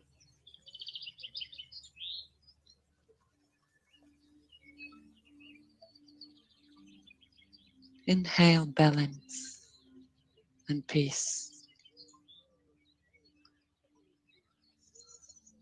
Exhale tiredness and sorrow. You see the door appearing. Open it and step through it again.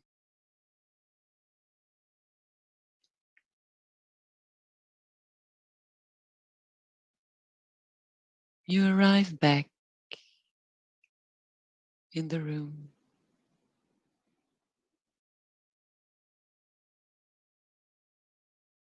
Your senses reach out until they can feel the walls, the ceiling, and the floor.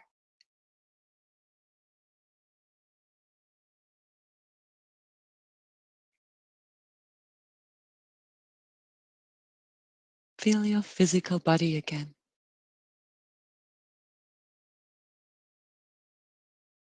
Draw your attention towards your feet and move your toes.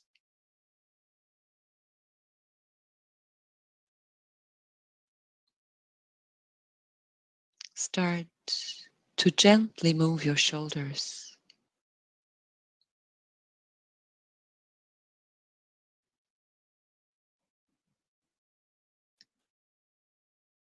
Lift your hands and place them on your closed eyes.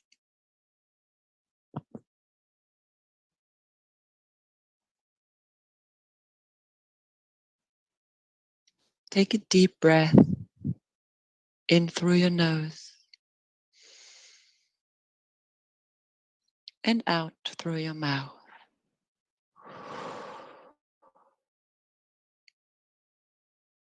Let your breath return to its natural rhythm.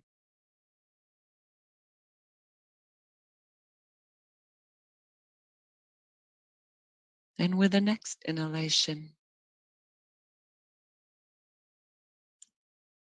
gently open your eyes and lower your hands. Welcome back. Namaste. Thank you for meditating with me.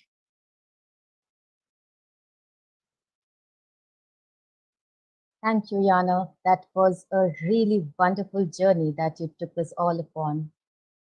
Thank Like, you, I was so grateful. On behalf of everyone, I would like to thank you from the bottom of my heart. Thank you, sister. Thank It you means so a lot to me. It's great to have you with us today. Thank you. So friends, I would now like to pass on to our PSSM Global Head Pari for concluding day 2 and vote of thanks. Over to you, Pari.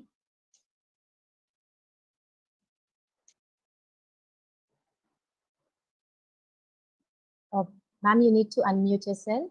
Yes, thank you. Thank you, Sneha. Thank you, Yana, for such a wonderful, wonderful meditation. It was such a magical experience just listening to your voice today. Thank you.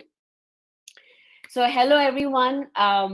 We are at the end of this day 2 event, Spiritual Science International Meet from July 10th to 12th, and we have successfully completed day 2. A very, very big congratulations to the whole team. There is a whole army of team that is working behind this event to present this information to you. And I would like to thank each and everyone who has contributed for today's event. And we'll have a big vote of session tomorrow. We have day 3, which is the America team, the North America and South America team are presenting this together. So at the end of the event, we are going to have a big celebration and big vote of thanks. And today I just want to say thank you for everybody, all the moderators, all the speakers. And I would like to just do a review before I close about today's journey. We started today with a wonderful opening talk from Madhu Gajala from Germany. And then we had a beautiful message and flute meditation with Brahmashri Patriji from India.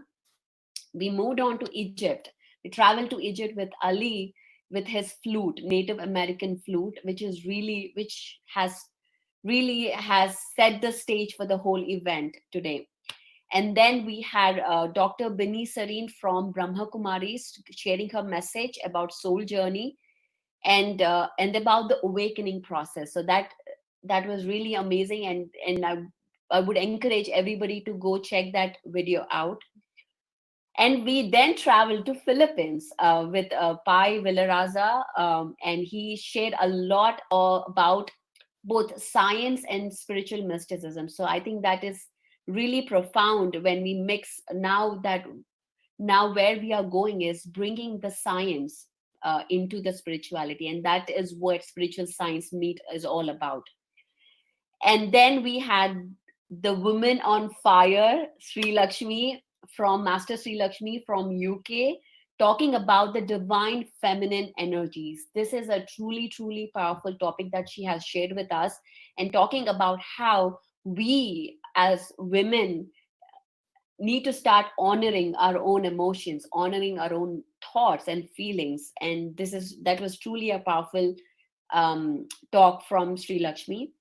And we went to Spain and also visited Egypt with Carmen Bolter. She is the pyramid scientist, and she talked about the consciousness and the Great Pyramid. Here, she really took us into a journey about understanding chakras and how the pyramid affects our chakra balancing. So this is something that I have actually never heard about, and I was really, really intrigued. And now I'm going to go back and do more research about it. And then we had the Global Youth. This is such a powerful event, just bringing the youth across the globe, coming together and talking about empowerment, talking about self-realization. Coming from the youth is truly powerful. It really inspires me and motivates me to do more work. And then we had Jennifer Hill from Awaken TV. She's the TV host. She shared about 101 Spiritual Tools for Uncertain Times. That's the book that she has written, and she shared a few tools with us in our session today. We are very grateful for that. And we had, of course, our PSSM partner, Christiana Eltrayan, with our guest, Elotim El Amin, talking about living on light. How can we truly live on light, eat light, and live without food? And there are people who haven't eaten food for years, 10 years, 20 years, 30 years, which is truly, and even 100 years, which is truly amazing. In defying all the laws of physical laws that we know, which is pretty amazing. And this is the breatharianism. So, and then we had, of course, ended the event with our powerful session, meditation session with Jana from Germany. So, friends, the idea behind SSIM was to reach out to masses globally, emphasizing on the power of everyday simple choices and how they can shape the reality of our lives. The idea behind PSSM Global, behind the PS movement that was founded by Brahmashri Patriji, is that we build a community that is inclusive and acknowledges different points of view, different spiritual perspectives. That is the idea behind this movement, is to build a community. Today, our goal has achieved, even if we have created one relationship between two individuals, a relationship that is heartful, a relationship that is soulful. And also one of the main principles of PSSM is that we surround ourselves with people who are on the mission of self-realization, on the mission of enlightenment. And that is the community the PSSM is striving to build for around the world. And PSSM Global, which is a wing of Pyramid Spiritual Societies movement, which was started in 1990, 30 years back.